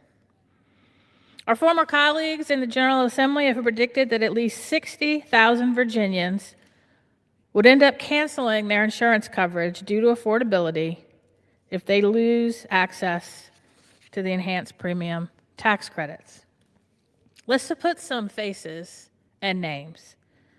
Last week, Cardinal News, which covers Southwest and Southside Virginia, both of us represent portions of that part of the Commonwealth, they told several stories. One from Reagan Fisher Weisbrod from Salem, a husband who is self-employed, and his wife. They have 2 children. Weisbrod works 3 part-time jobs to help support the family while keeping the flexibility needed for her children. She spends some days as a substitute teacher and as a business manager for a library association. She does some bookkeeping on the side. None of these jobs offer benefits. She has a bachelor's degree in psychology, roughly 2 decades of experience in health insurance and accounting, and she's willing to take almost any job that will offer benefits. She said even if that means working at McDonald's, because she doesn't want to let her children go without health care. Her projected monthly premium increase is $400, which would raise her monthly out-of-pocket costs to $1,900. And on top of that, her longtime doctor has moved out of network. It's astonishing, she said. She spent 3 weeks combing through plans and eventually found one that would save the family about $100 a month, bringing their premium down to $1,800, allows her to keep her doctor, but it has a higher deductible. She said the worst case scenario is her out-of-pocket cost would be $20,000 on top of the monthly premium. Ultimately, it came down to, I don't go to the doctor that often, my kids don't go to the doctor that often, and so we'll just roll the dice. She said, we'll wrap some bubble wrap around us, I guess. I don't think bubble wrap is going to help if they get in a car accident. Victoria Cassels, an accountant in Roanoke, worries about her adult daughter who lives in Richmond, who is a self-employed graphic designer with an autoimmune disease. Her condition limits how much work she can take on, and she depends on marketplace coverage. Her monthly premium rose by $400, about 3 times higher than it was last year. And Cassell's going to do what she can to help her daughter cover the costs if she can't take on enough work to meet this new expense. Cassell's prepares taxes for individuals and small businesses and says more of her younger clients are talking about dropping health insurance altogether because they just can't afford it. In the last few years, she's had a slew of clients in their 20s and 30s who have started their own businesses, just getting started in life. They don't have the savings to afford the increasing costs of health insurance. Without health insurance, it's going to be very difficult for them to start a family. Ben Pierman, financial advisor from Bent Mountain in Roanoke. He runs his own business, which is well established, and he has a steady income, but a higher monthly cost has led him to reconsider his options. As a single man in his 50s, he pays for his own health plan, and next year his monthly premium will jump from $724 to $935. He can absorb the higher cost, but is considering switching to concierge care, a model in which the patients will pay a flat monthly fee, but that would leave him without insurance if an accident happens. Linda Bartlett, 64, entered semi-retirement last year and now works part-time at Roanoke's Mass General Store. She turned to the marketplace until she qualifies for Medicare. Her premium is about to double, bringing her monthly payment to $1,200, which is nearly all of her Social Security check.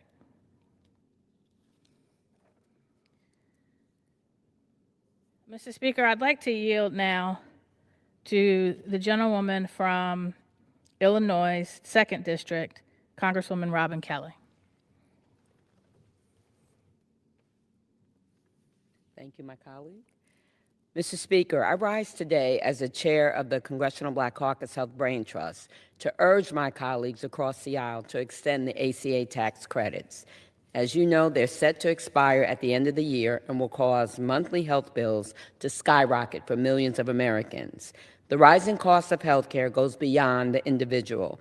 It affects Black small business owners. A business owner in my district owns several coffee shops and worries about her employees being able to afford health care. She feels responsible for her employees, but health care is a large expense for a small business. The ACA premium tax credits provide affordable care to her employees, allowing her coffee shop and her employees to thrive. Another business owner in my district runs a wine production business that sells nationwide. Despite her success, she has to rely on her husband's job for health care. These are 2 small business owners who have created their own success and through their businesses created jobs for other people. Republicans love to say they support our economy. It's time to actually support the health care of small business owners, who are the backbone of our economy. Republicans also love to say the best option for health care is a job. My constituents have a job. They also provide jobs for more people. But they all receive affordable health care through the ACA. Without the ACA tax credits, their employees may have no other option but to go uninsured or find another job. If they decide to leave, my constituents' businesses won't be able to run. It's simple. We all do better when we all do better. We're all healthier when we're all healthier. Let's extend the ACA premium tax credits. Let's make health care more affordable and accessible. Thank you, and I yield my time.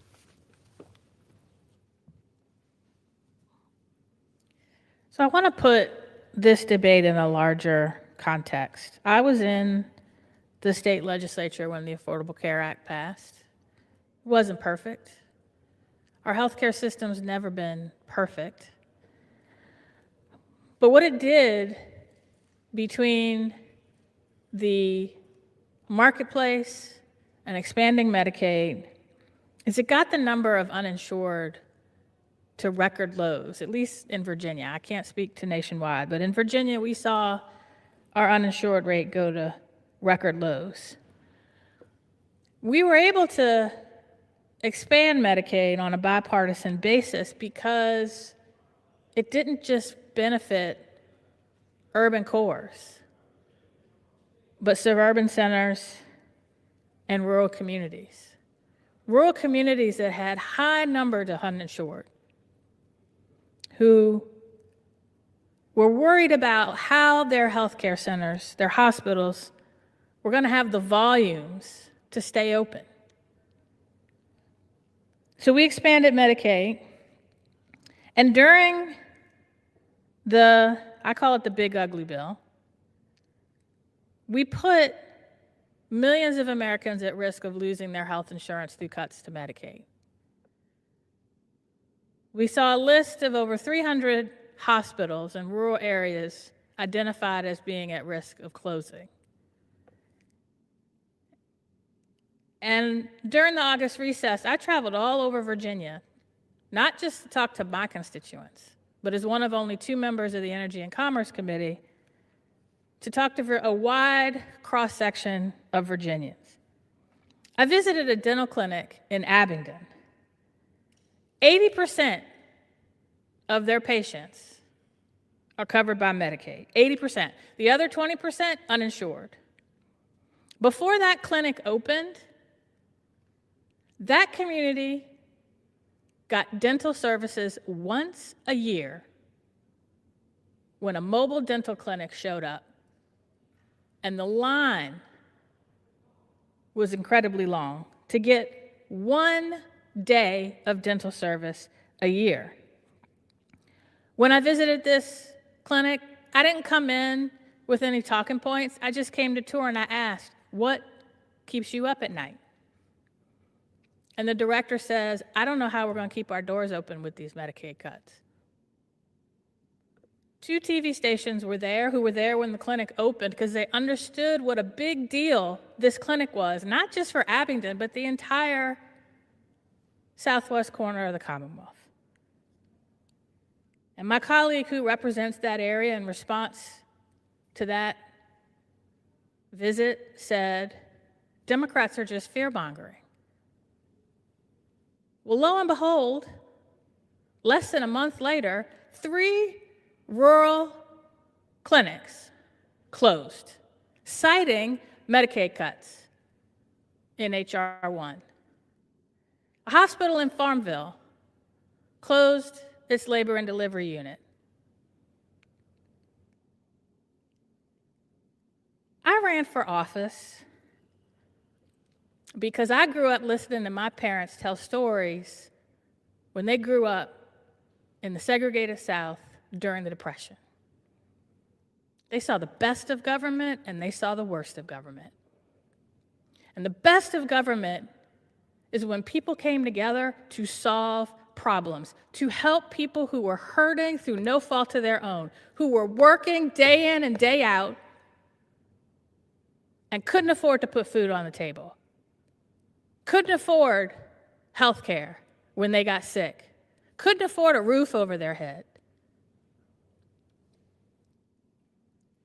Worst of government is when we sit here and focus more on how can I score political points, or how can I benefit the wealthiest 1% on the backs of every other working American. And I'm going to tell you, as I traveled around Virginia in August, in October, in the 54 days that we weren't doing our job here in Washington, not having committee hearings, not voting on the House floor, what I heard was people losing faith that our government knows how to be at its best. But we got to get back to that. Because I'm going to tell you what, our system is not perfect. That's why in the Constitution it says our government was formed in order to form a more perfect union. Not a perfect union, a more perfect union. And the beauty of our form of government is when we listen to the people, when we see they're hurting, and we have an opportunity to do something to stop that hurting, when we have an opportunity to feed the hungry, when we have an opportunity to house the homeless, when we have an opportunity to care for the sick, when we have an opportunity to welcome the stranger, when we have the opportunity to visit the incarcerated, when we do for the least of these, we're at our best. We've gotten away from that, Mr. Speaker. We better get back to it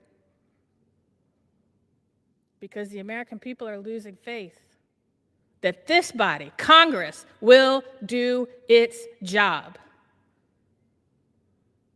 We better do it. They're depending on us to. They've told us they're worried. You've heard stories tonight. This is just one thing people are worried about. We need to get back to our better nature. Come together, find common ground, and help people who are wondering, come January 1,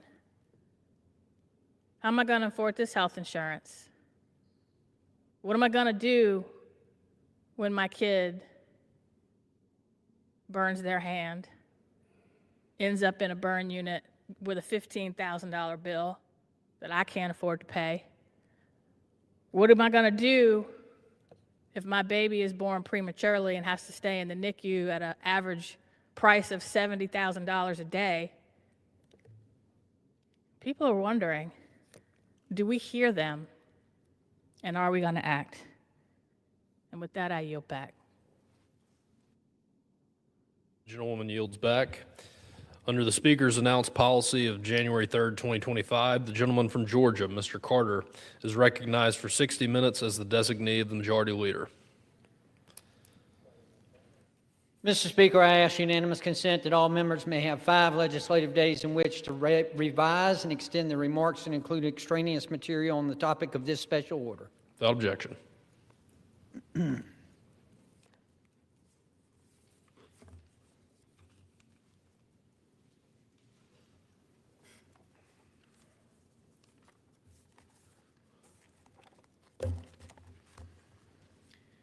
Mr. Speaker, I rise today to honor the decades of service from Eric Brian Williams, Chief Warrant Officer 5 Eric Brian Williams is a distinguished MH-60 Black Hawk flight leader within the 160th Special Operations Aviation Regiment. Williams was born on October 17, 1975, and is a native of Duluth, Georgia. He first enlisted in June of 1993 as a combat medic, later being selected for appointment to Warrant Officer Candidate School. He conducted deployments to Iraq, Afghanistan, Djibouti, Yemen, and Somalia. Throughout his service, Williams went through a variety of training and earned a number of accolades, the highest of which being the Distinguished Flying Cross. On December the 12th, 2025, Chief Warrant Officer Williams is scheduled to retire, concluding 32 years of honorable and dedicated service to the United States Army.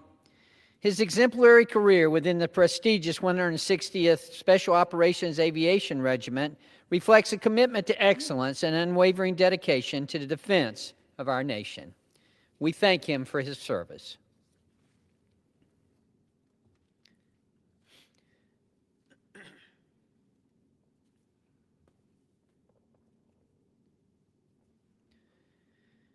Mr. Speaker, I rise today to commend Sergeant Bobby Stewart of the Chatham County Police Department for his outstanding act of bravery that earned him the Medal of Merit.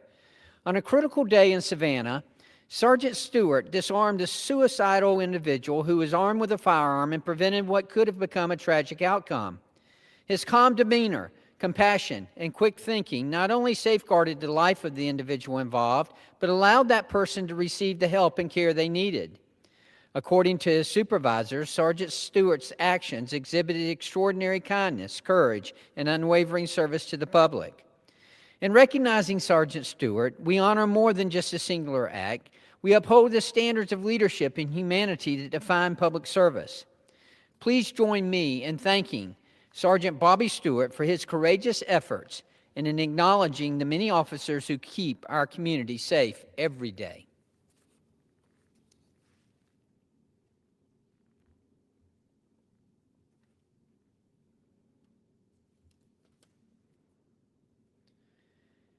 Mr. Speaker, I rise today to honor Bryan County firefighter medics Kimberly Royer and Derek Wilson, who were recognized by the 200 Club of the Coastal Empire for their remarkable courage and service. On June 7, 2024, a domestic dispute in Richmond Hill turned violent when a man shot his wife multiple times. While law enforcement secured the scene, medics Royer and Wilson negotiated with the armed suspect for over an hour. After convincing him they were unarmed, they entered the house at great personal risk, reached the wounded woman, and carried her to safety for life-saving treatment. For their bravery, Royer and Wilson received the 2025 Valor Award at the 200 Club ceremony in Savannah. Their actions reflect the high standards of public service and the courage that defines first responders across Georgia. Today, we thank Kimberly Royer and Derek Wilson for their valor, for their compassion, and steadfast commitment to saving lives.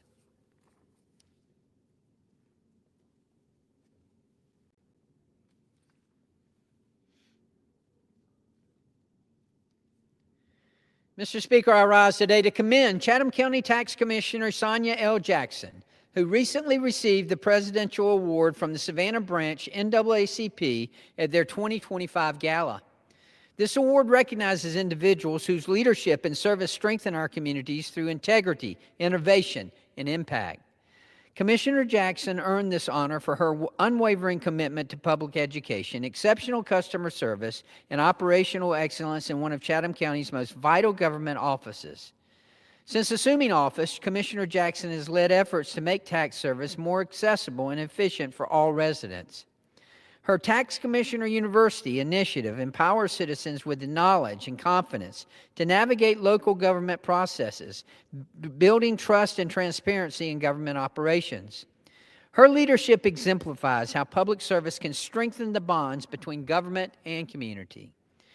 Today, we celebrate Commissioner Jackson's significant contributions and offer our gratitude for her dedication to improving the lives of Chatham County residents.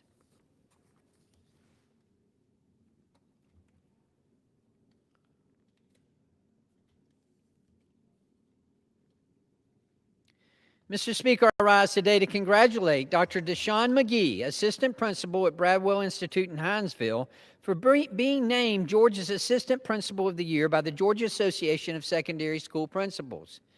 Dr. McGee stood out among more than 140 applicants thanks to her servant leadership, tireless energy, and heartfelt commitment to students. She is known for being present in the lunchroom, in the hallways, and among the faculty building relationships, offering guidance and making a tangible difference every day. Serving the students at Bradwell Institute in the wider Liberty County system, Dr. McGee leads with integrity, with compassion, and a clear vision for educational success. Her work elevates the school, supports his colleagues, and strengthens his community. Please join me in recognizing Dr. Deshawn McGee for this well-earned honor, and in thanking him for his outstanding contribution in education in the state of Georgia.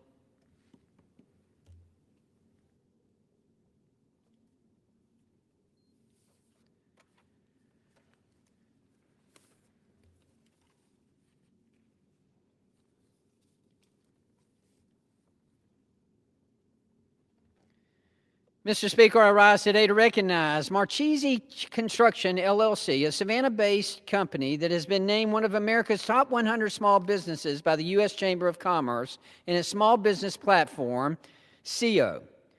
Out of more than 12,500 applicants nationwide, Marchese Construction earned this distinction as part of the 2025 CO 100, which highlights exceptional innovation, leadership, and community impact. For years, Marchese Construction has played a vital role in building not only structures, but also opportunities across our region.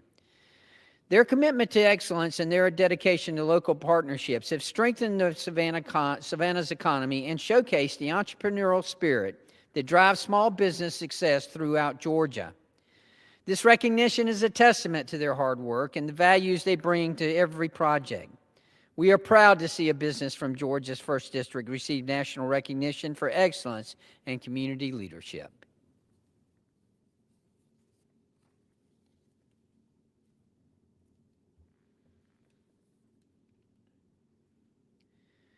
Mr. Speaker, I rise today to commemorate the 37th Annual Georgia Peanut Tour.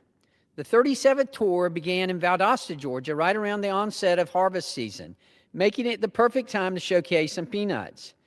This year's preeminent stop was at Sweely Farms, in which the Sweely family have been tilling the land for over 100 years.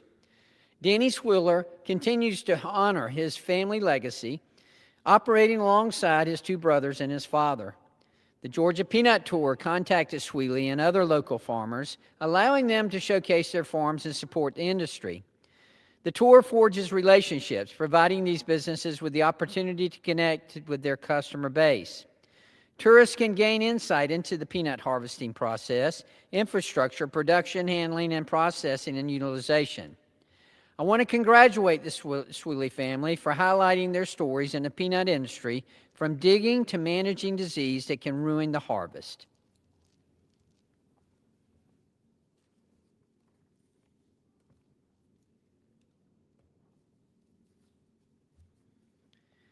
Mr. Speaker, I rise today to recognize an extraordinary public servant, Pooler Fire Rescue Chief Wade Simmons, who recently celebrated 36 years of dedicated service as a career firefighter. Chief Simmons began his journey in 1989 with the Southside Fire Department, later joining the Savannah Fire in 1998 before bringing his leadership to Pooler in 2008. Under his direction, Pooler Fire Rescue has grown from a small 2-station department to a 5-station organization operating 6 companies and a daily shift commander. Throughout his career, Chief Simmons has been a pillar in the fire service community, known for his mentorship, professionalism, and unwavering commitment to excellence. He has strengthened departments across Georgia through training, consultation, and collaboration, earning the respect of firefighters statewide. For 36 years, Chief Simmons has dedicated his life to protecting others and preparing the next generation of first responders. His service is an inspiration to us all.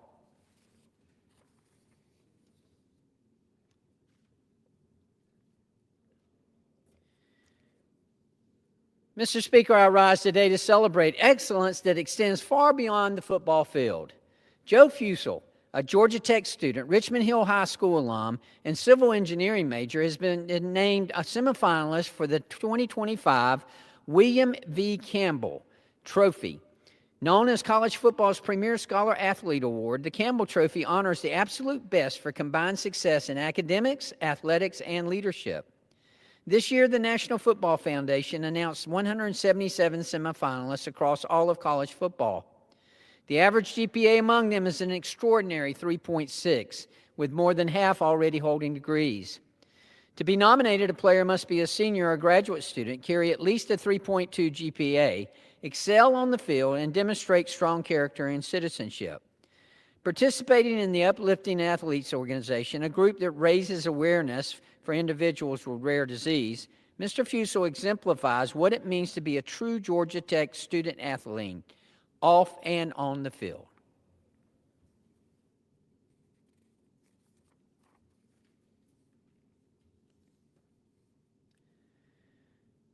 Mr. Speaker, I rise today to honor the life of Randall Cato. A native of Hawaii, Randall carried his island warmth all the way to Georgia, where he became legendary for his dedication to surfing.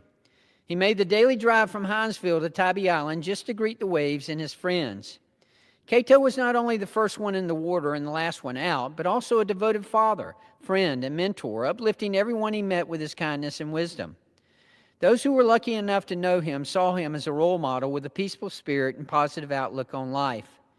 Cato fed off the energy from surfing, forming a physical and mental connection with and a respect for nature. Even in the face of trials, he taught by example that peace and resilience would carry you through. Let us honor his legacy and celebrate the life of a true legend.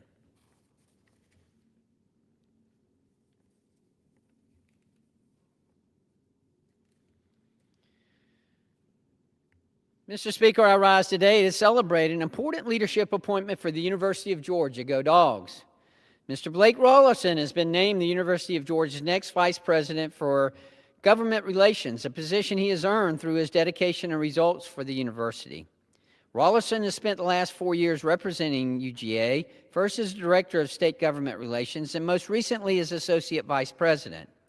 His leadership has been pivotal in securing support for the university's capital priorities, including $50 million in state matching funds for the new School of Medicine. President Jerry Moorhead praised Blake's decade of experience and ability to deliver results for the university. Rollison's career spans service to Lieutenant Governor Casey Cagle, Senator David Perdue, Georgia Farm Bureau, and Governor Brian Kemp. He succeeds Kevin Abernathy and will oversee UGA's government relations strategy with state, federal, and local partners. We welcome Blake Rollison's leadership as UGA continues advancing academic excellence for the great state of Georgia.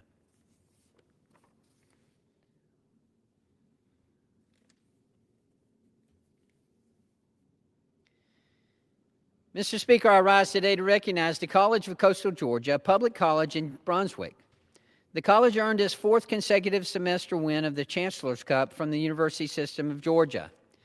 This achievement reflects the college's continued momentum and enrollment growth and its commitment to student success. The Chancellor's Cup is awarded to institutions that have demonstrated the highest increase in full-time enrollment within their sector. Coastal Georgia has consistently led the state colleges sector, enrolling 12% more students this summer than the year before.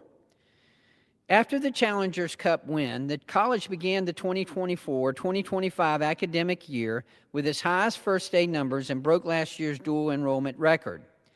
As Coastal Georgia continues to expand its reach and academic offerings, the Chancellor's Cup serves as both recognition and motivation.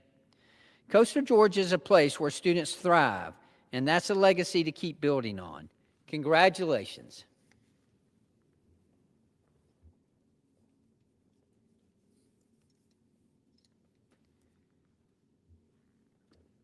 Mr. Speaker, I rise today to congratulate 3 former University of Georgia athletes on their induction into the Georgia Sports Hall of Fame. As an avid sports fan, it's great to see these impressive athletes recognized for their prowess. Leah Brown is a 14-time All-American gymnast who rose to the national #1 in the all-around vault and floor in 1997. She was the first to record a 10.0 in her collegiate debut. John Casey was a 4-year letterman from 1987 to 1990 on the football team. He earned second-team All-SEC and third-team All-American honors in his senior season before a career in the NFL. Bunny Fuller Harris was a star at Taylor County High School, leading her basketball team to 4 state titles and 100 straight wins while averaging 22 points per game. She became the leading scorer during the Georgia Lady Bulldogs' first winning season. I congratulate these athletes on their recognition of a lifetime.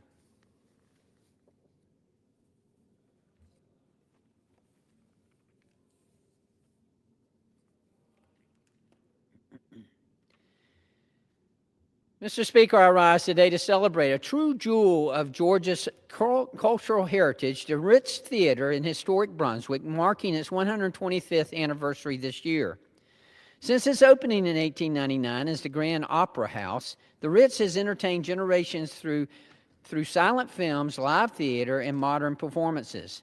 Despite years of challenge, including a roof collapse and threat of demolition, the city and the community rallied, secured the theater, and restored it to its former glory. For more than a century, the Ritz has been a gathering place where art, music, and shared stories bring communities together. It embodies resilience, creativity, and faith in the power of culture to unite us. On this milestone, we honor everyone who preserved this landmark, past leaders, art advocates, volunteers, and citizens of Brunswick.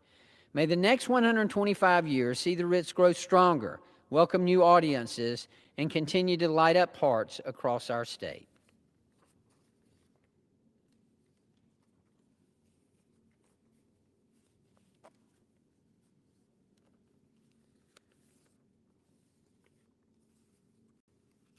Mr. Speaker, I rise today to honor the life and the legacy of Dr. Mark Van Stewart of St. Mary's, Georgia, who passed away peacefully on September 25th, 2025. Dr. Stewart was a devoted husband, father, brother, and friend whose life was marked by faith, service, and kindness. A proud graduate of the University of Georgia, he went on to earn advanced degrees from Valdosta State University and the University of Sarasota. For over 30 years, Dr. Stewart served Camden County Schools as a teacher, as a coach, administrator, and assistant superintendent, later continuing his work with Coastal Plains High School. Throughout his leadership, he touched countless lives and shaped the future of education in his community. Beyond the classroom, he was a man of faith who loved the Lord, his family, golf, and the Georgia Bulldogs. His generosity, quiet strength, and compassion left a lasting impact on all who knew him. We honor his life and celebrate his legacy of faith and service.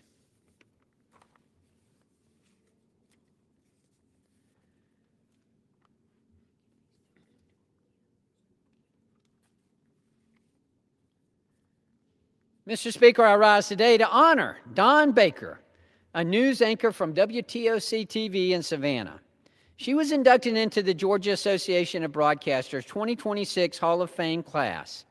The GAB Hall of Fame requires that one spend at least 20 years in broadcasting and have a meaningful connection to Georgia, significant contributions to Georgia broadcasting, and a strong record of achievement. Dawn joined WTOC as a reporter in 1989 and has been elevating the station's standards ever since. She is a strong leader in the newsroom, guiding hundreds of young journalists in her time as WTOC. She believes the best part of being a reporter is having the chance to help. Her involvement and dedication to community is second to none, making her very deserving of this honor. The 2026 Hall of Fame class reflects the true spirit of Georgia broadcasting. Their contributions have strengthened local journalism, inspired future broadcasters, and enriched our state. Congratulations, Dawn.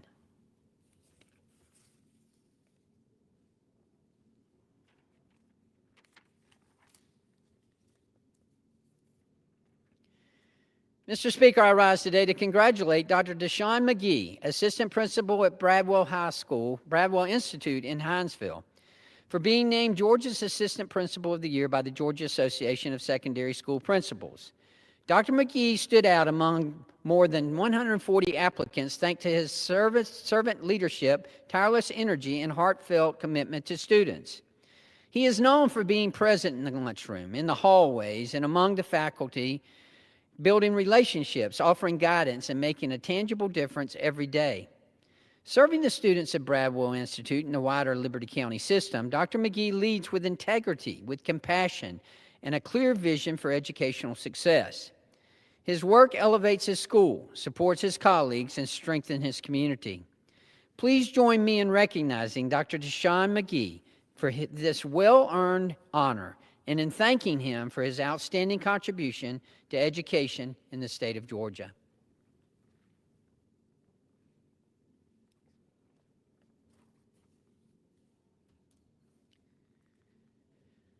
Mr. Speaker, I rise today to commemorate the 37th Annual Georgia Peanut Tour. The 37th tour began in Valdosta, Georgia, right around the onset of harvest season, making it the perfect time to showcase some peanuts. This year's preeminent stop was at Sweely Farms, in which the Sweely family has been tilling the land for over 100 years. Danny Sweely continues to honor his family legacy, operating alongside with his two brothers and his father. The Georgia Peanut Tour contacted Sweely and other local farmers, allowing them to showcase their farm and support the industry. The tour forges relationships, providing these businesses with the opportunity to connect with their customer base. Tourists can gain insight into the peanut harvesting process, infrastructure, production, handling, and processing and utilization.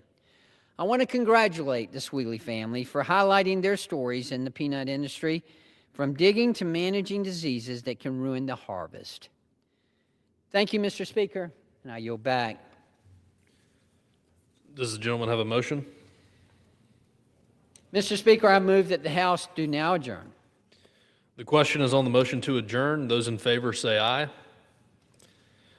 Those opposed, no.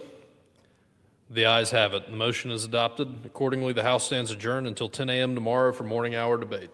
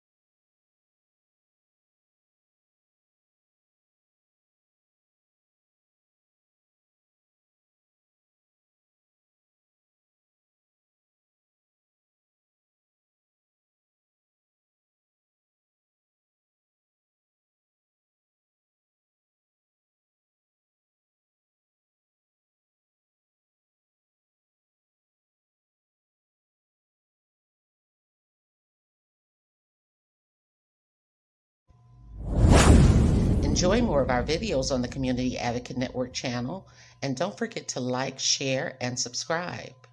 If you would like to advertise your service, special announcement, or event, you may contact us at the Community Advocate Network at gmail.com. For community resources or services, visit our website at www.canmichigan.com.